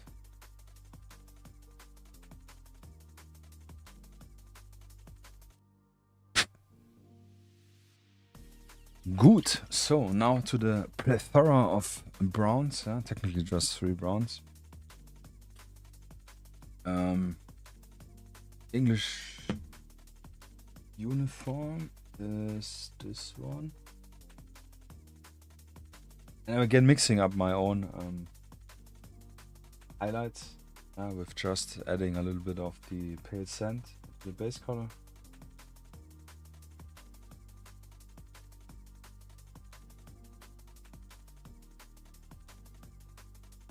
I think it's okay.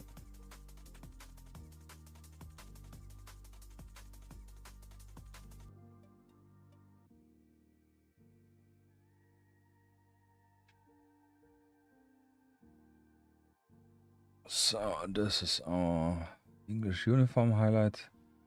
I hope. No, it gotta be.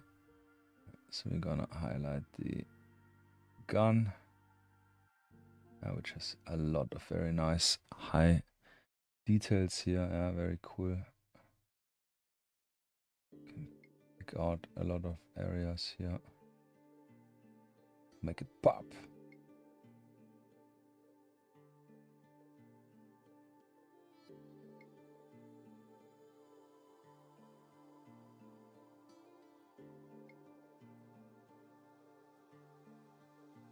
Also we paint the pouch painted in the same.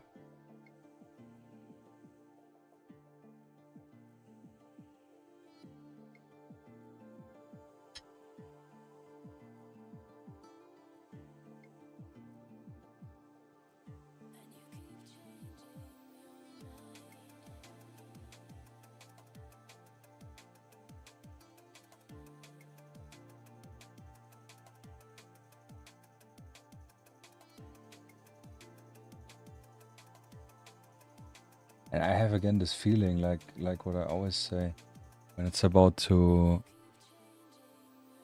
With the highlights, I know I'm nearly finished. I get this like exciting anxiety, and not anxiety, exciting, impatient feeling. I have this like, yeah, I'm finished. Yeah. I know it sounds extremely dumb, but it is really like this. Yeah, like I nearly finished with it, and then I can enjoy it.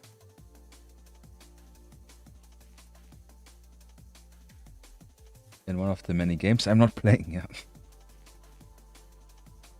But it doesn't matter. This is what I said. Like I adopted with the whole tabletop hobby,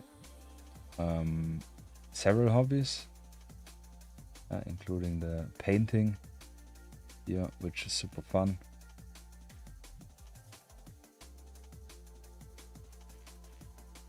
And I cannot really compare it, but like I said, my from all the hobbies, my preferred part is definitely the creating aspect, setting up the table for playing, thinking up the characters or camouflage gear, making the kit bashes, making the figures like you see here. This I really enjoy a lot. I like a lot. Also the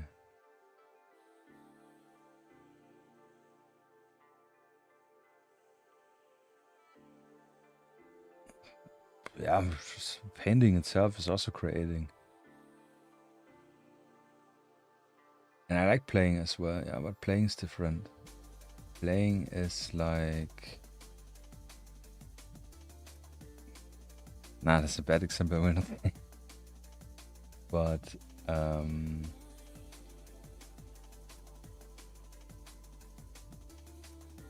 maybe like cooking and eating, yeah? Cooking is a lot of fun. I enjoy cooking a lot, yeah? And there are parts I don't enjoy, like washing dishes after I cook. This is awful. It's probably what I would compare to... I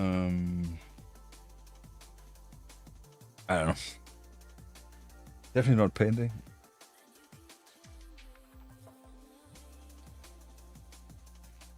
Making the army list.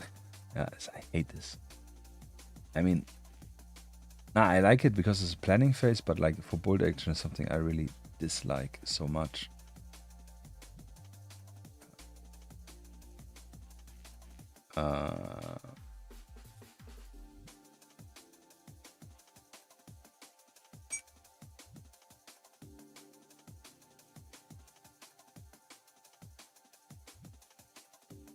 Yeah, but like cooking and eating, you know, like cooking is a lot of fun. I like this, cutting, planning, and kind of experimenting and see how it turns out. Yeah, and, that's so good.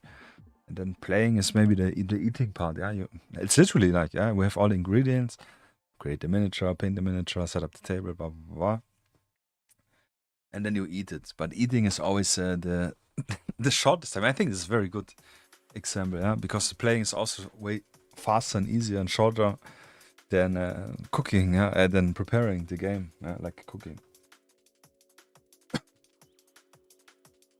So the highlight for the chest rig.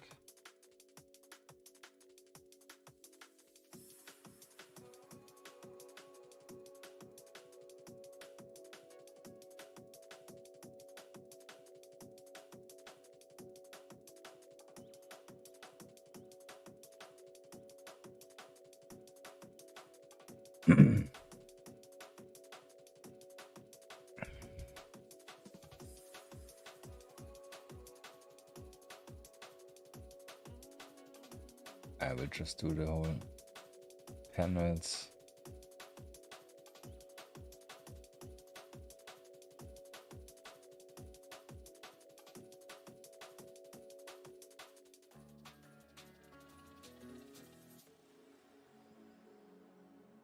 Super watery paint.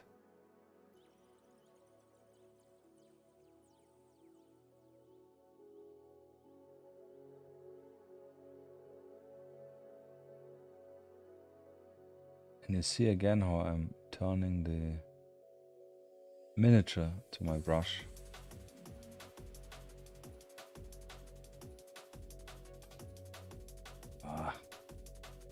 I love the molly. Making the highlights on the molly is my highlight. No, I really like this. I don't know, it just makes it pop. Really nice.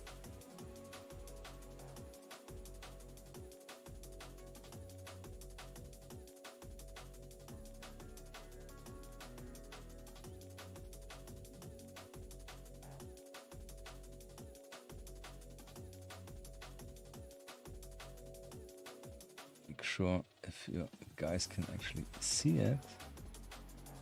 Actually, I think I missed here some support stuff. I'm not really sure. Must be. So just turn it into molly.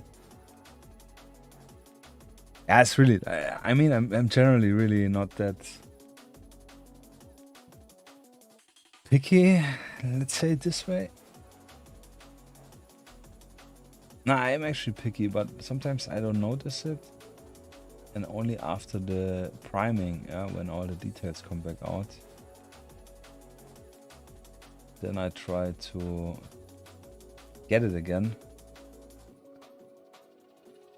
Sometimes I don't. And this time I was really just massively delayed time-wise.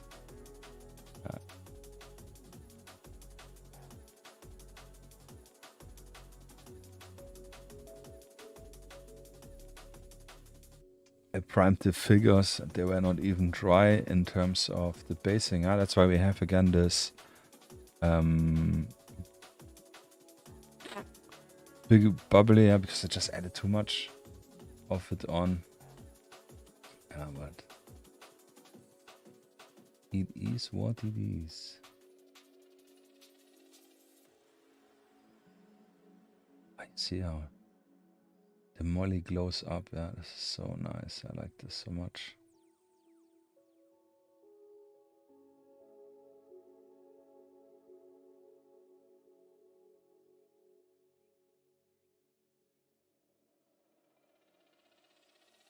And I know this is literally, this whole figure is overkill for just playing, yeah.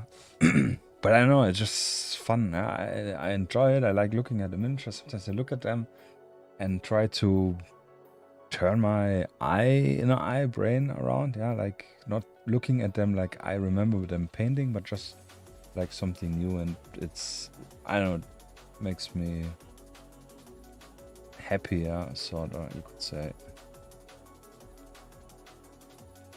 And proud, yeah, I think happy and proud is the right terms. So the Velcro stuff I will try just to stipple some spots on, give it some texture.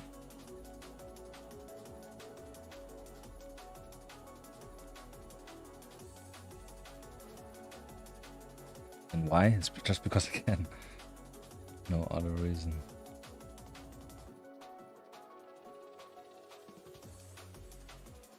Yeah, you see some few little dots. And this was khaki. So we can actually do the khaki now. Same as usual, pale sand on the tip of my brush. Not on the tip, on the butt of the brush. And then I mix it in the base color. And then I just add more pale sand or less. Or more of the base color, till I'm happy with the brightness, lightness.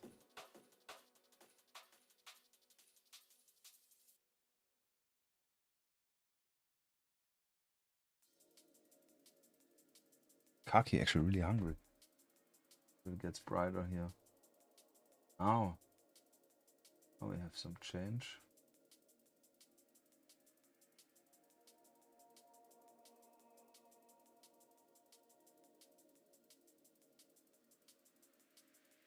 So extreme liquid.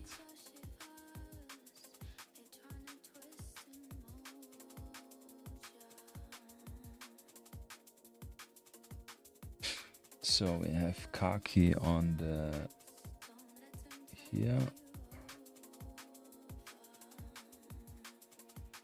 which we're gonna paint a flag on anyway. ISD this area here.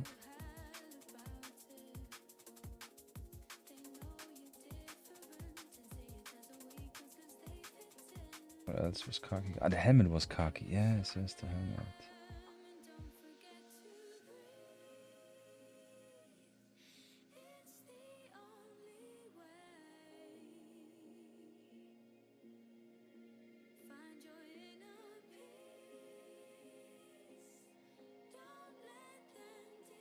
So literally just painting some individual panels on. So we have some different levels, if you want to call it that way. Panels, yeah, literally just some panels.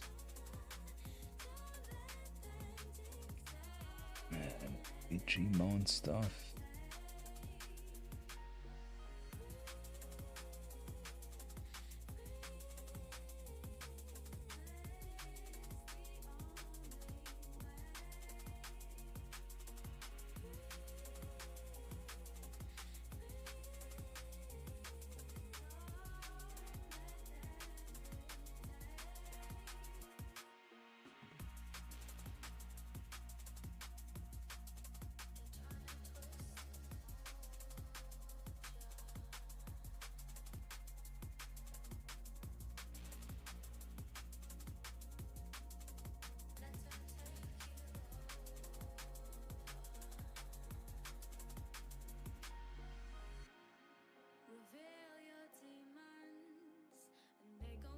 And it's generally, this is what I always say, this is so fun and painting. You always think you achieved your best miniature, yeah, and then you do another one, and that's right now the best one, and then you do another one, and then it's this is the best one, and it's so it goes always on. So yeah, I will definitely say this is the currently my, maybe not the best, maybe yes, to be honest. So my most favorite one, that's what I showed a few times, is this one. Still, I just like it's so bright, and I don't know, just generally the character as well, the pose I like a lot. This one I think really looks damn good. I do not like the glasses, like I said, but this one I think takes the cake. Yeah, for now. Oh, really hard. Yeah, I also like this one, but this is obviously a rather more simplistic style. But overall, I like this a lot, how it turned out. The color and everything. It's hard, but this is definitely, again, on the top spots. And so it's always, yeah, we'll probably paint in 2 weeks another one, which I would say, wow, that's the best one I ever made. That's cool, it's this journey. So what else? The flat earth. Yeah.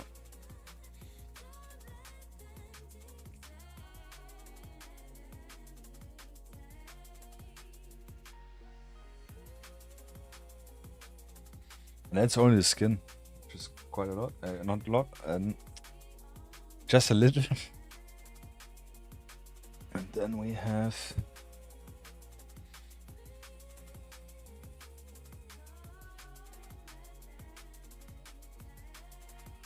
actually, I'm quite surprised, yeah. We're literally 10 minutes over the regular schedule with the 4 hours. And we're technically finished, yeah. Just adding the flag and German flag. And then glow-in-the-dark night vision stuff. And the varnisher, obviously. So...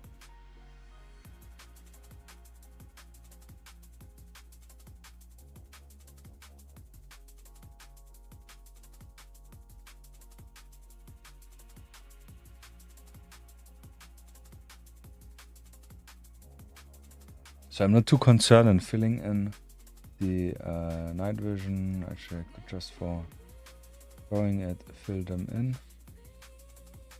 because we're gonna add the glow in the dark and show you once more how I do my generation 4, 3, I don't remember right now, blackout.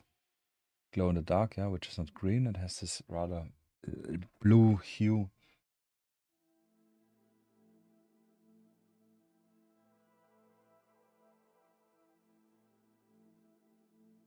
Sure, to unload brush.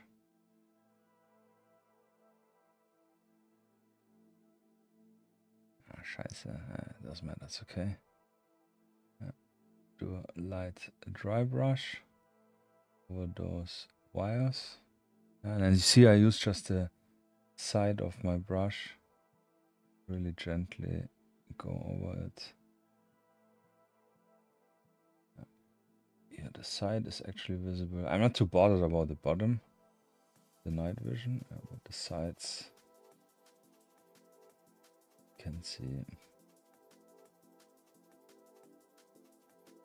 Ah, the holster actually. I completely forgot about the holster and the shoes for sure. Shoe and gloves. So I was lying.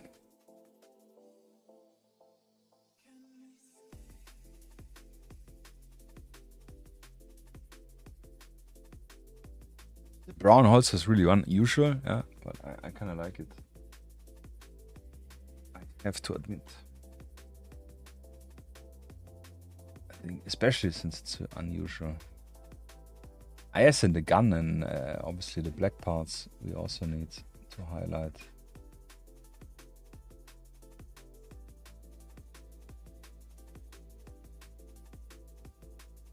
Highlight in the twilight. That's a really subtle highlight, but it's good. Good.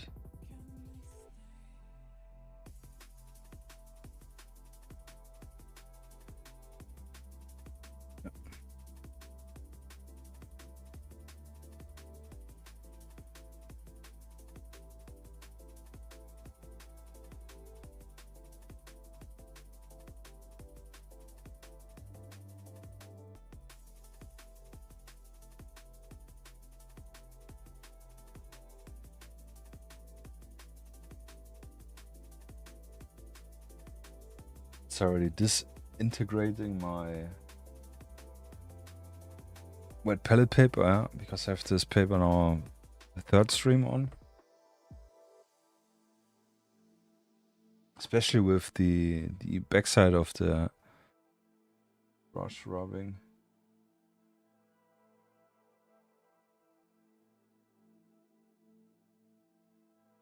I'm not sure how good we can highlight the stuff. Yes, I'm gonna actually try to do some crisscross on those, or at least some general texture. Yeah, I think this is really good.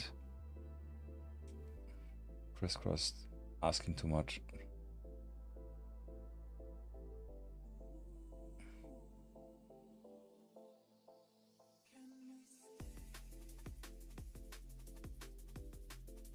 Sorry, elbows as well.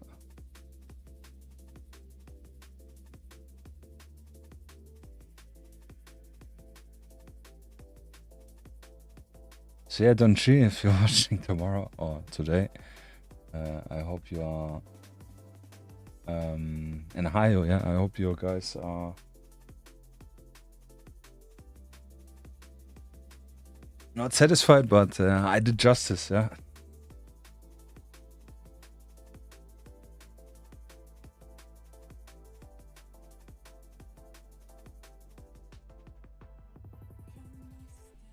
But I think it's okay.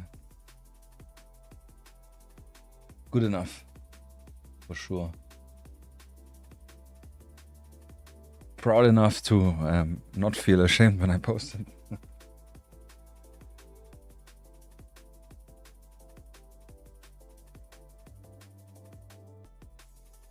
Obviously, it's pretty good. If it's good, if it looks like Multitarn is something different, but I think it does.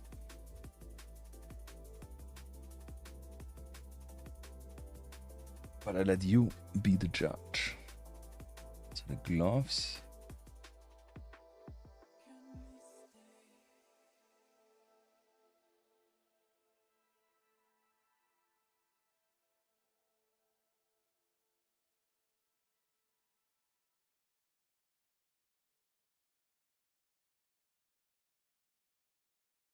Little thumb.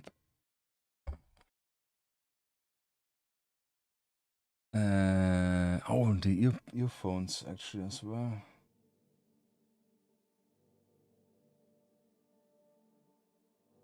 More and more.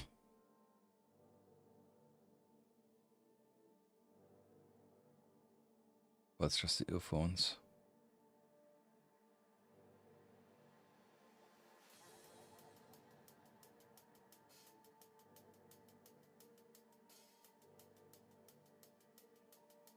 Now imagine doing this with 10 guys, yeah.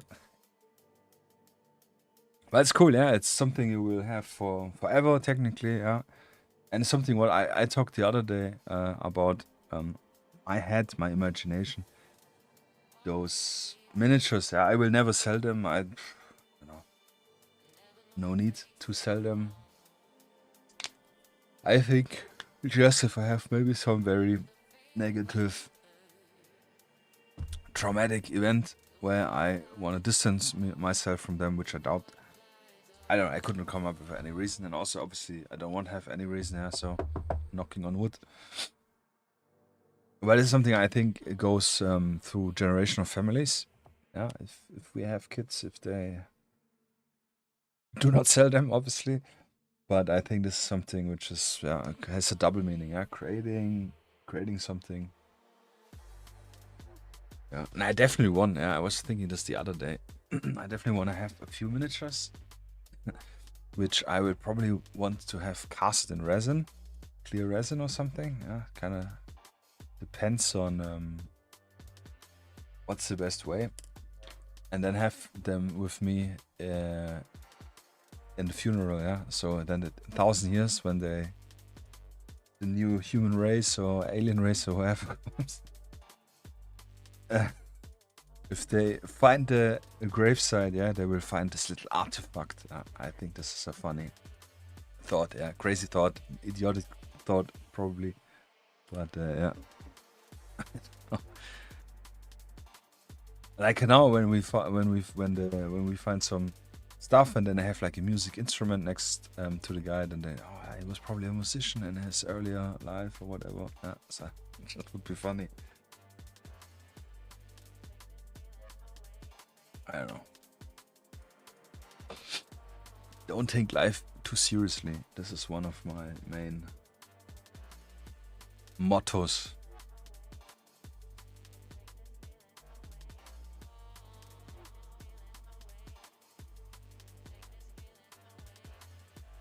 So classic green for all the black highlights. Black in our case is literally only the gun parts and that one pouch. And here the stuff.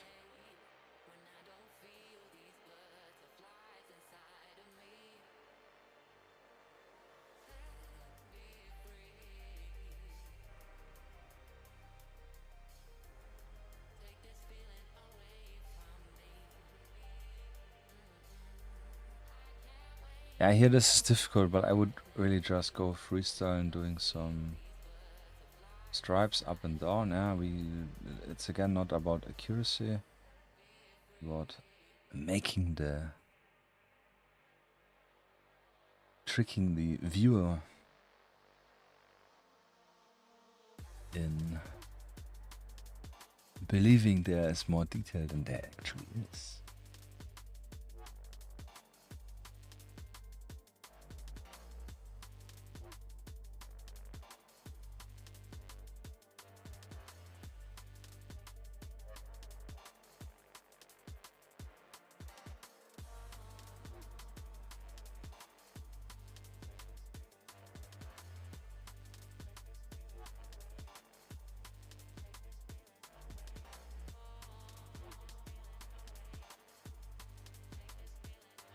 Ah yeah, the pistol.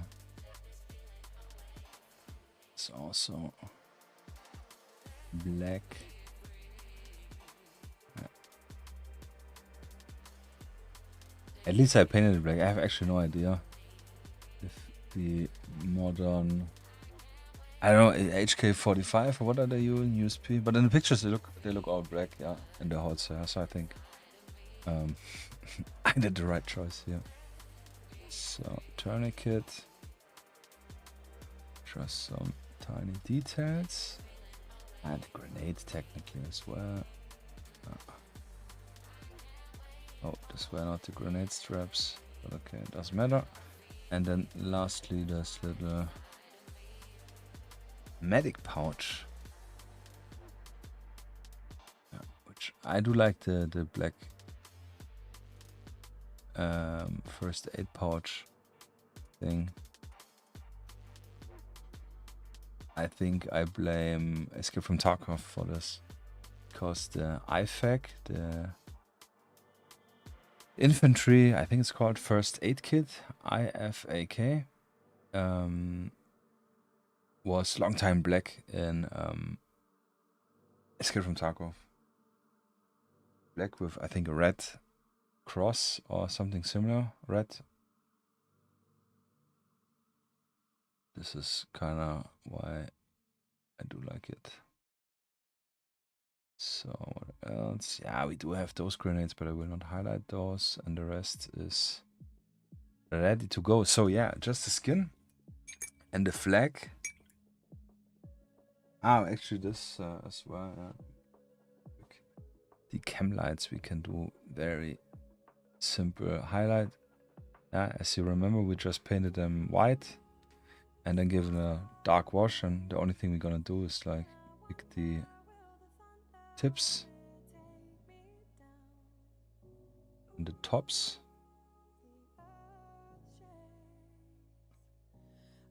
Then we run quick around the side. Yeah, so they're tiny little bit highlighted. Yeah, you can paint them in colors. Yeah, you can give them a glaze to make them just a little bit color-wise. But as far as my experience, mainly, especially for long range, you cannot see them. Actually, looking at this KSK stuff, you can kind of see the yellow in it. Yeah, so up to you. I think this is fine.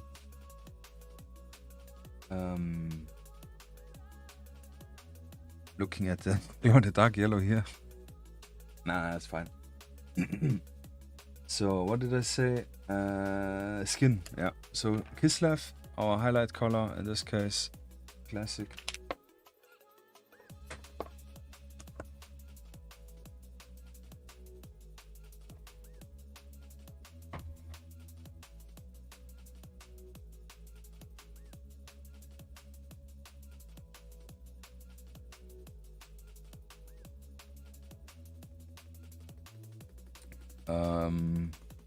Brain leg, skin, yeah. So I'm gonna paint nose tip, the lips, which I always dread, cheeks,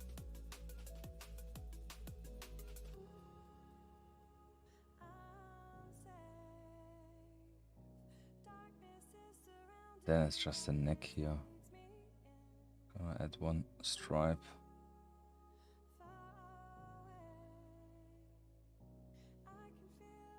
Triangle here if we manage. That doesn't matter. It's okay. Neck is the most visible. The rest is Schmu, as we say in German. Yeah, so it's only the flags once more. So we do need yellow. Schwarz, Rot, Gold. Yeah, I will not make it subdue. I will make it on purpose colorful. Classic red,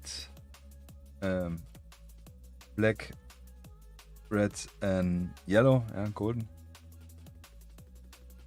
Where's the deep yellow? Yellow is here.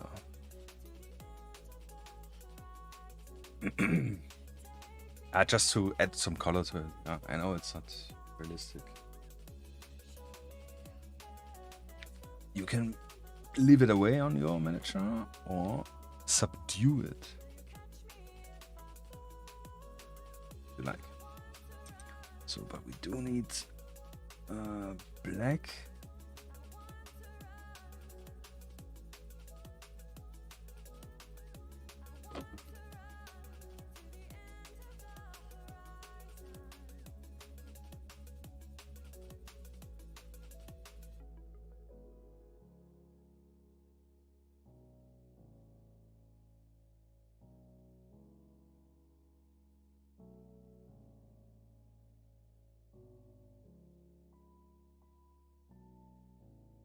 So I will start again with the brightest color, yeah, yellow in this case. Doesn't matter actually, but I know that the red will go over the yellow, so this will definitely be easier to get clean shape.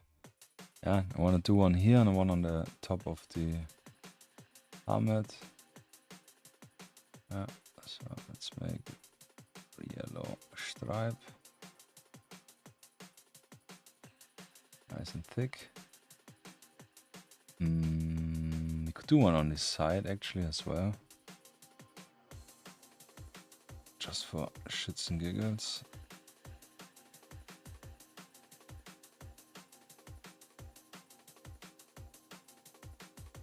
Yeah, I think on the side is even better than on the front.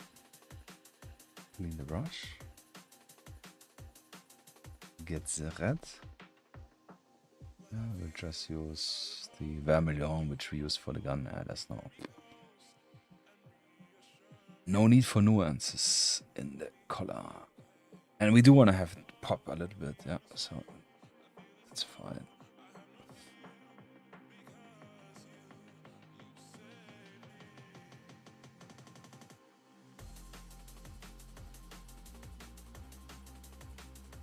Sorry, not sure if it's in focus. Yeah, but here a little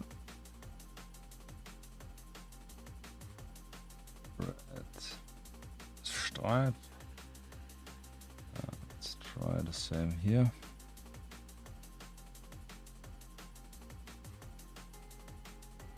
Oh, actually really good, yeah. But we still need the black.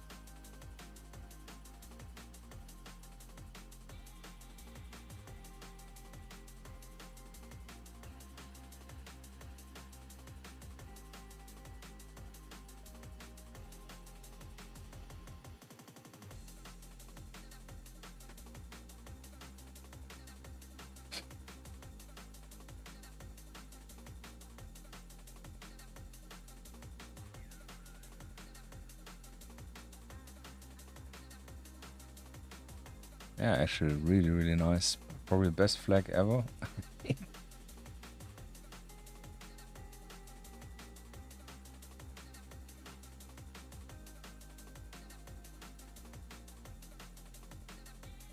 Yeah. Very nice, very on scale. The ending, you see, I pulled the brush up. This sucks a little bit. It's okay, I'm not gonna be bothered about it. If again to look from a distance. You see there's something red, something yellow. I know it's a KSK guy, so I know it's a German flag. Yeah. Easy. Easy not, yeah. Well, we could add as well.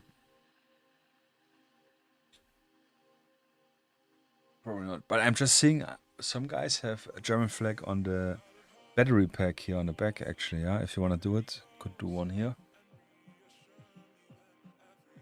I was actually thinking about if they have numbers or something on the helmet or anything, but doesn't seem so in the pictures. Yeah, so literally now only the night vision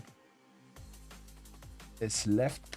So night vision, I have, first of all, obviously we're gonna use fluorescente verde, green fluorescent, not glow in the dark, but UV active.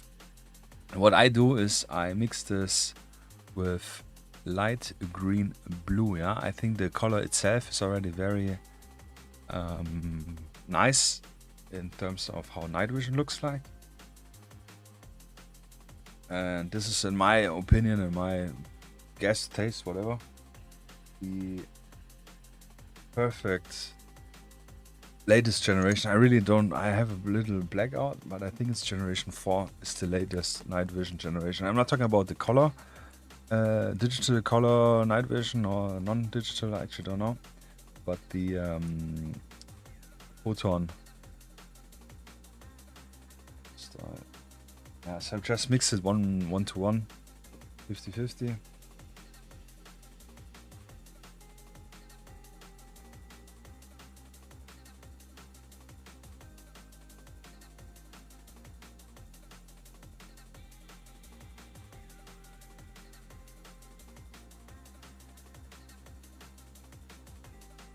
And destroying the paper completely.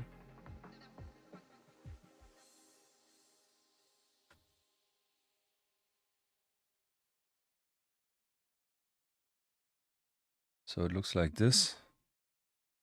Yeah. And it will have, I guess actually. Because I don't remember how I did it last time, but it actually should have, yeah, it does have a glow in the dark effect. You cannot see it really. Yes, you can. Yeah. So mixing fluorescent with regular does work. In case you were wondering. So let's get here my stuff, and I will just fill in the squares here. Boop boop boop. Not squares, circles. But squares. What is he talking?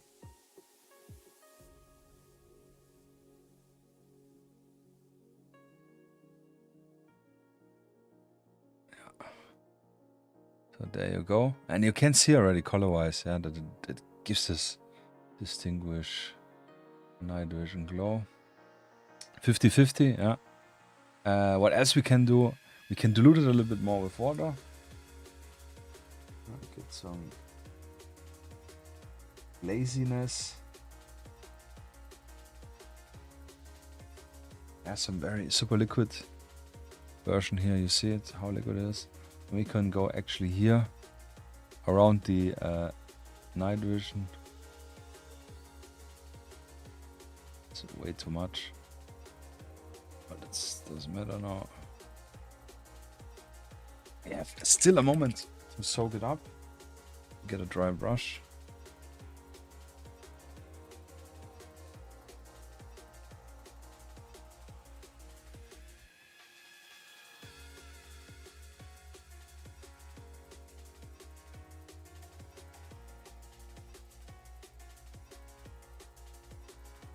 Yeah, and then we have here a tiny little bit, yeah, you can see the glaze. And this is cool if you again just turn it off away. If we look now the miniature, if you focus, yeah, then you have turn the light off, sorry. You have a faint glow behind the night vision. Can you see it? Yeah, so it looks like I know it's idiotic because it's just glowing light. It looks way better in reality, but like I said, we like a lot to play sorry. It's like a Man in Black.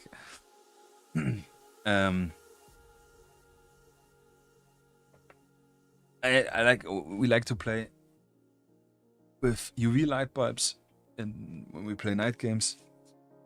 We haven't done this in a few years, not done this in a few years.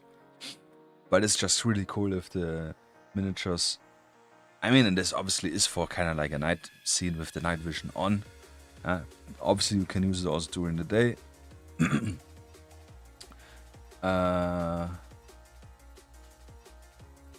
Yeah, so it's cool if it has a little glow. I actually want to add here a little bit more.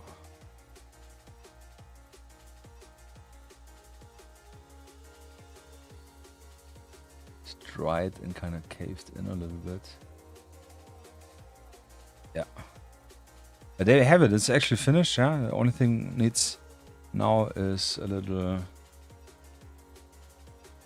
Actually, I am tempted. Yeah, I'm sorry. I will give those a little glaze as well,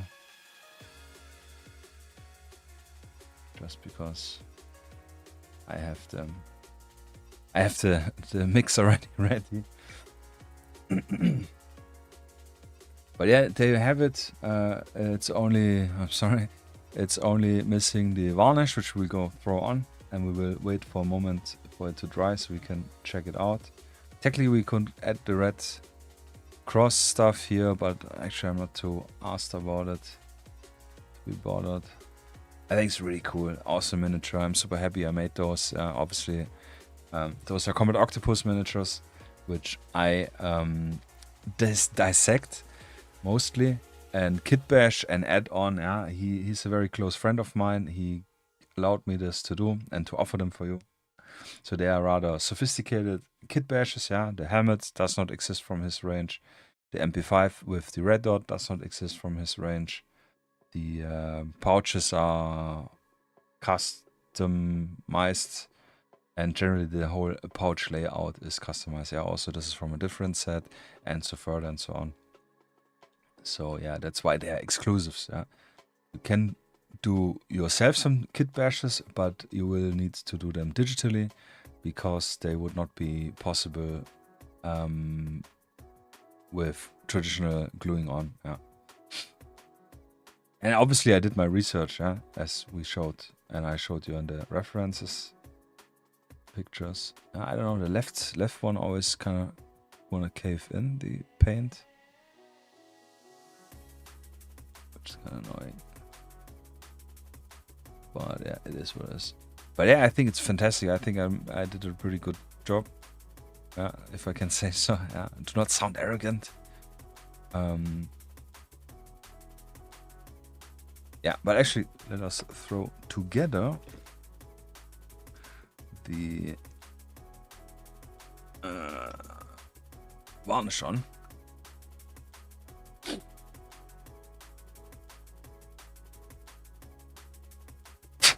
Yeah, I think this is the right one.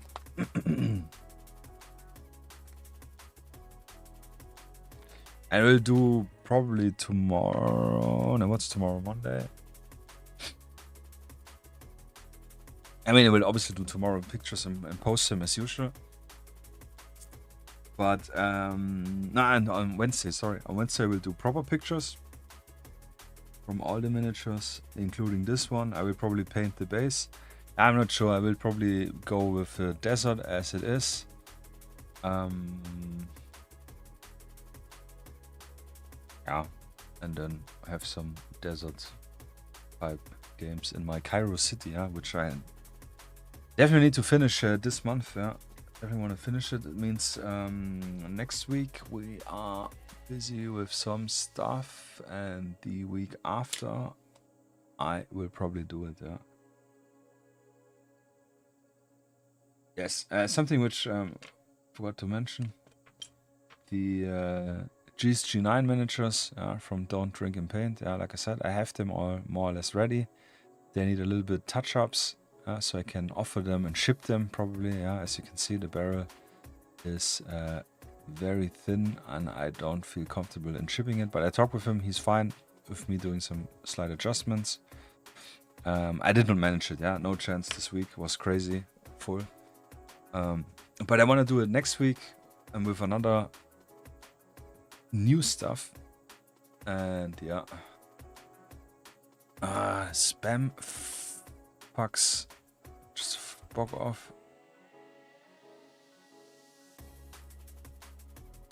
I don't have a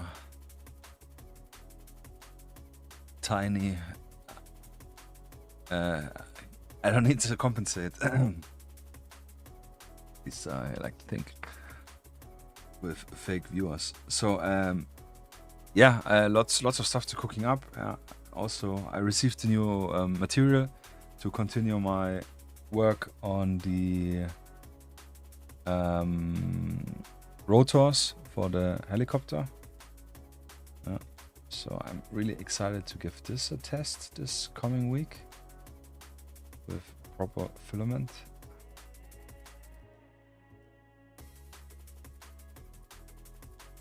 And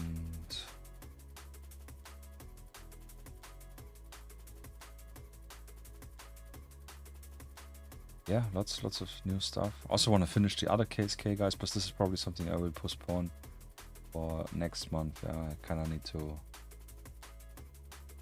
get this other stuff done and ready. Cannot postpone it.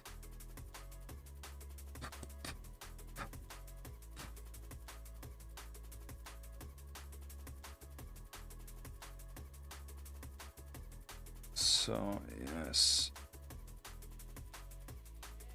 As the time says, 1:12. Yeah, I think we can wait the 50 minutes till he's sort of like dry.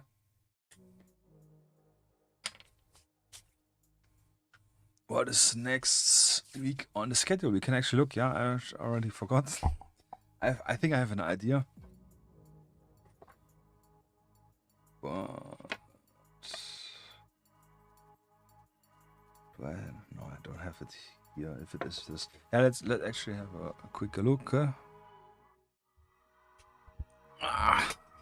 But yeah, once more, if you like what we did here, if you're like, oh man, I always want to paint Multitarn, but I never knew how and what.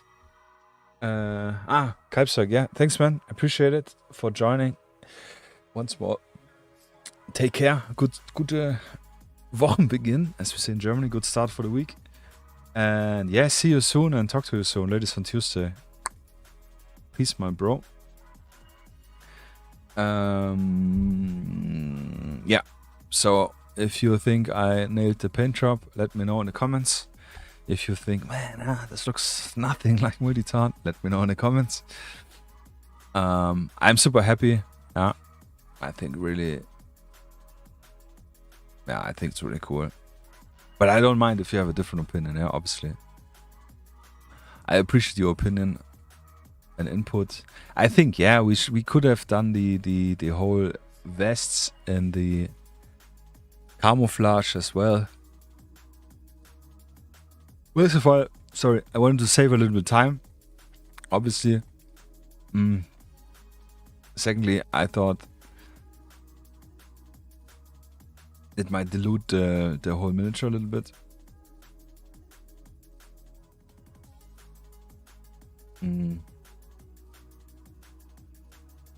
Yeah, here you can see they have actually flags on. Here's also a small flag on the shoulder, actually not on the patch, but above it. Yeah, but it's super tiny, yeah. So I think how I painted it is more usable. What is this actually?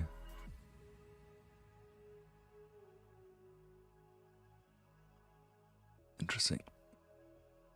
Maybe a comms flag for communication. Waving. I have this actually twice. Trash. Yeah, this is not. Here we can actually see the combat shirt. Yeah, very well. And again, this weird fabric. Yeah, I think overall looks very good. Yeah, it does look more green than beige. So I think the highlight with uniform, Russian uniform was a good last minute decision. Yeah, the helmet is actually more gray than what we made with khaki, but I think khaki kind of felt more nicer.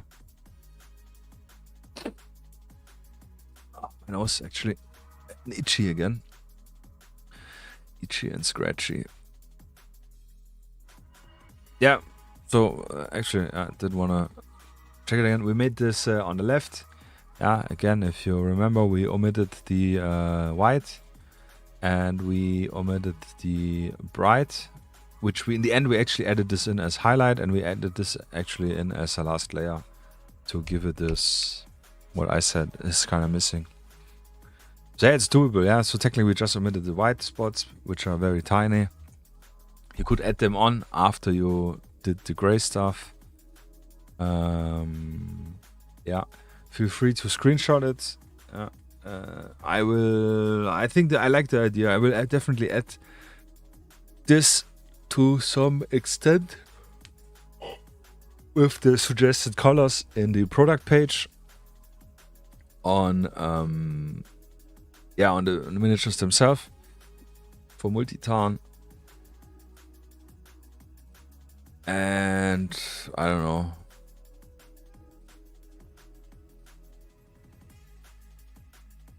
Maybe post it on Instagram or something. I actually don't know. I would need to put everything in a picture, yeah, all the information, not in text. This is always a little bit annoying. But yeah, I think I could do it. So, long story short, those are the guys. Technically this. We painted with this head, in case you were wondering. Head number 3. I would have rather had this head, but I kind of didn't found it. And yeah, super cool. I liked them a lot. Yeah, feel free. We got them in different scales. 28, 32, 54, yeah, which is 135 scale. I painted in 28 millimeter. This is my preferred scale. Actually, I need to update this one. But nonetheless, yeah, on the bottom of the page, you always find the stream schedule if you're interested in. And there we got, I will always update this first, second, or third of the following month, yeah, before the first stream. Best case, I didn't do this time. But yeah, today we painted this guy, KSK Operator. Yeah. Next week, Thursday, yes, we're gonna paint an Escape from In-Country, yeah, Escape from Tarkov inspired US PMC. This is one I really liked. I actually can show it in a moment. And yeah, and we're gonna reveal in this stream what we're gonna paint on Sunday. Yeah. So if you're interested, join. Or just join on Sunday and look what I'm doing. Yeah. And I will, actually this Wednesday as well, I will start the Open Ops, which is the community voted stream. Yeah, so I'm gonna pick, I don't know, 2 vehicles and 2 miniatures. Yeah, and then you guys can vote all of the 2 weeks. Wednesday is this one, 12 to 23. Yeah, it's like 11 days. Yeah, more or less 2 weeks. What we're gonna paint on this stream, and I will log on again same day at 3 o'clock. This the vote in, and then yeah, we're gonna have a cool stream. But I actually want to show you guys. We can either go here, modern, private military contractor, because Tarkov is all PMC, and then we can look for the inks stuff. Yeah, I marked it with inks. RU PMC, US PMC. Yeah, so one of those I would probably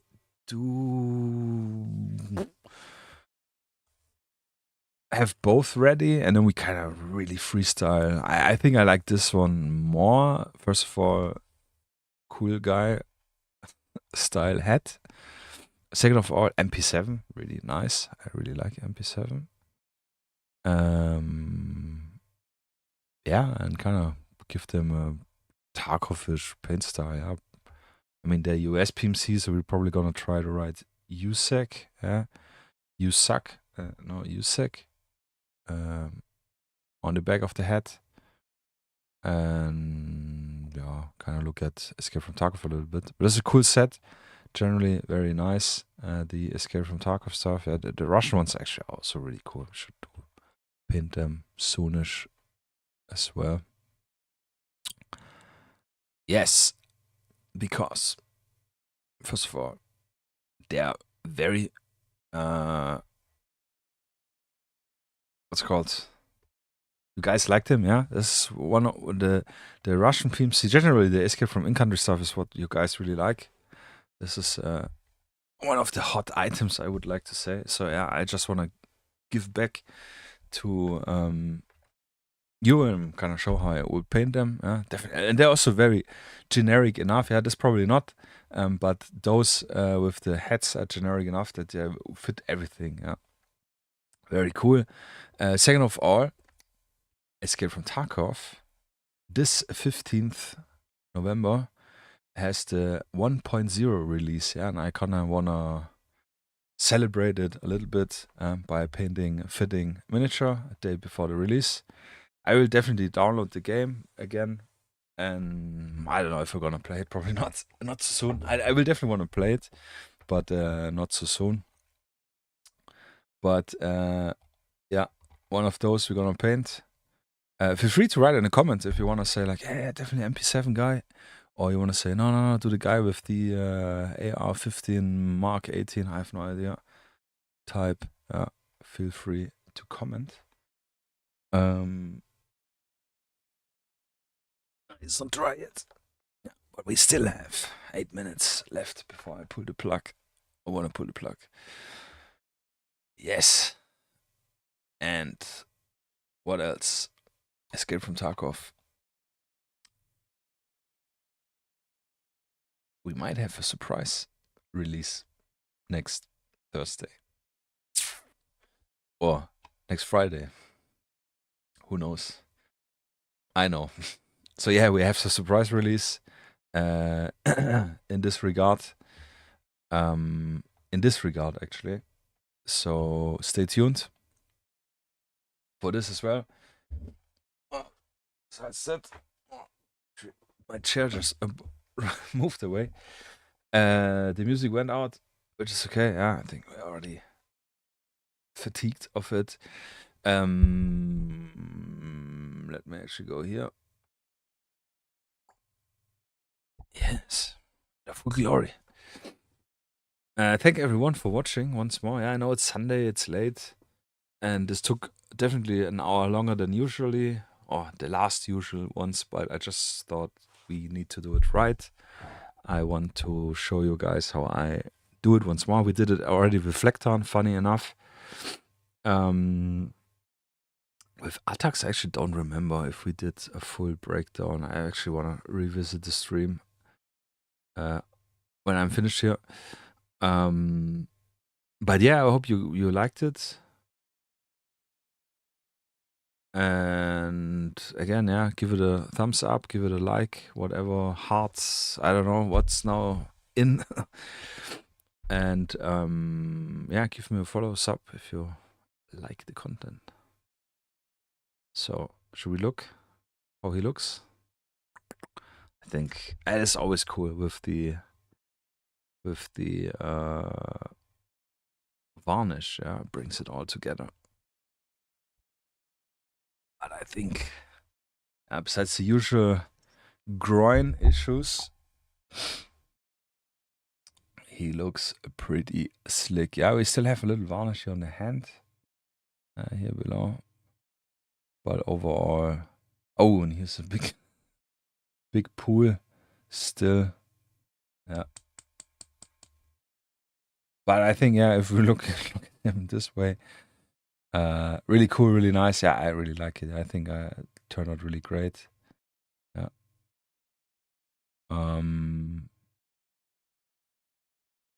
Will be a pain in the brush to do 10 guys this way, but I kind of have to do it now. Committed already.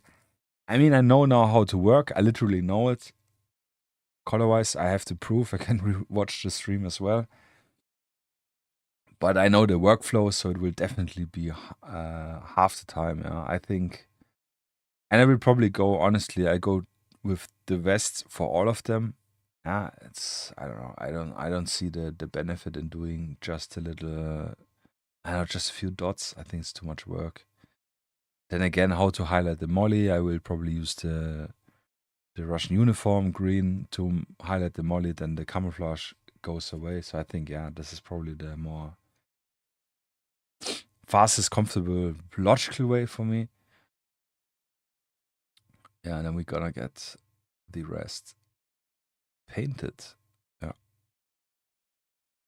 Yeah, I will post pictures. Yeah, I will actually put him down so he can dry properly here. Let's head back to the screen. Yeah, and yeah, thank you very much again for joining. Highly appreciate everyone watching. I also highly appreciate everyone who's watching the streams retrospective. Yeah, just hanging out, doing their hobby, and then having me kind of like a companion podcast type of thing on the side. Yeah, so we can hobby together. Yeah, so thank you very much. And yeah, generally, I highly appreciate everyone and how much people are here included watching. This is just feels awesome. All the nice feedback and interest and so on. This is really motivates me a lot. And I hope I motivate you as well in getting your stuff done or getting interested in Ultramodern. Yeah. Speaking of which, we do have a Discord. Yeah. I'm not that active currently on the Discord, to be honest, but I have always an eye on. If you're interested, we are nearly 1,000 members. Yeah. You find the link in the description. Yeah. Or in my bio, on my bio. Yeah. Profile. The link to join the Ultramodern Wargaming group, our Discord, which yeah, is pretty cool. Yeah, cool gang, cool guy. Yeah, feel free to ask about rule sets, about miniatures, about anything. Yeah, super helpful. So yeah, there you have it. Have a great start to the new week if you're watching on a weekend. If you're watching live. If not, have a great day. Have a good rest. Much success. Stay healthy. Stay happy. Stay motivated. Don't let you get dragged down by negative people and vibes. And I catch you in the next one, yeah? Thursday. So, then out. Good night. Good brush fight, yeah. Peace.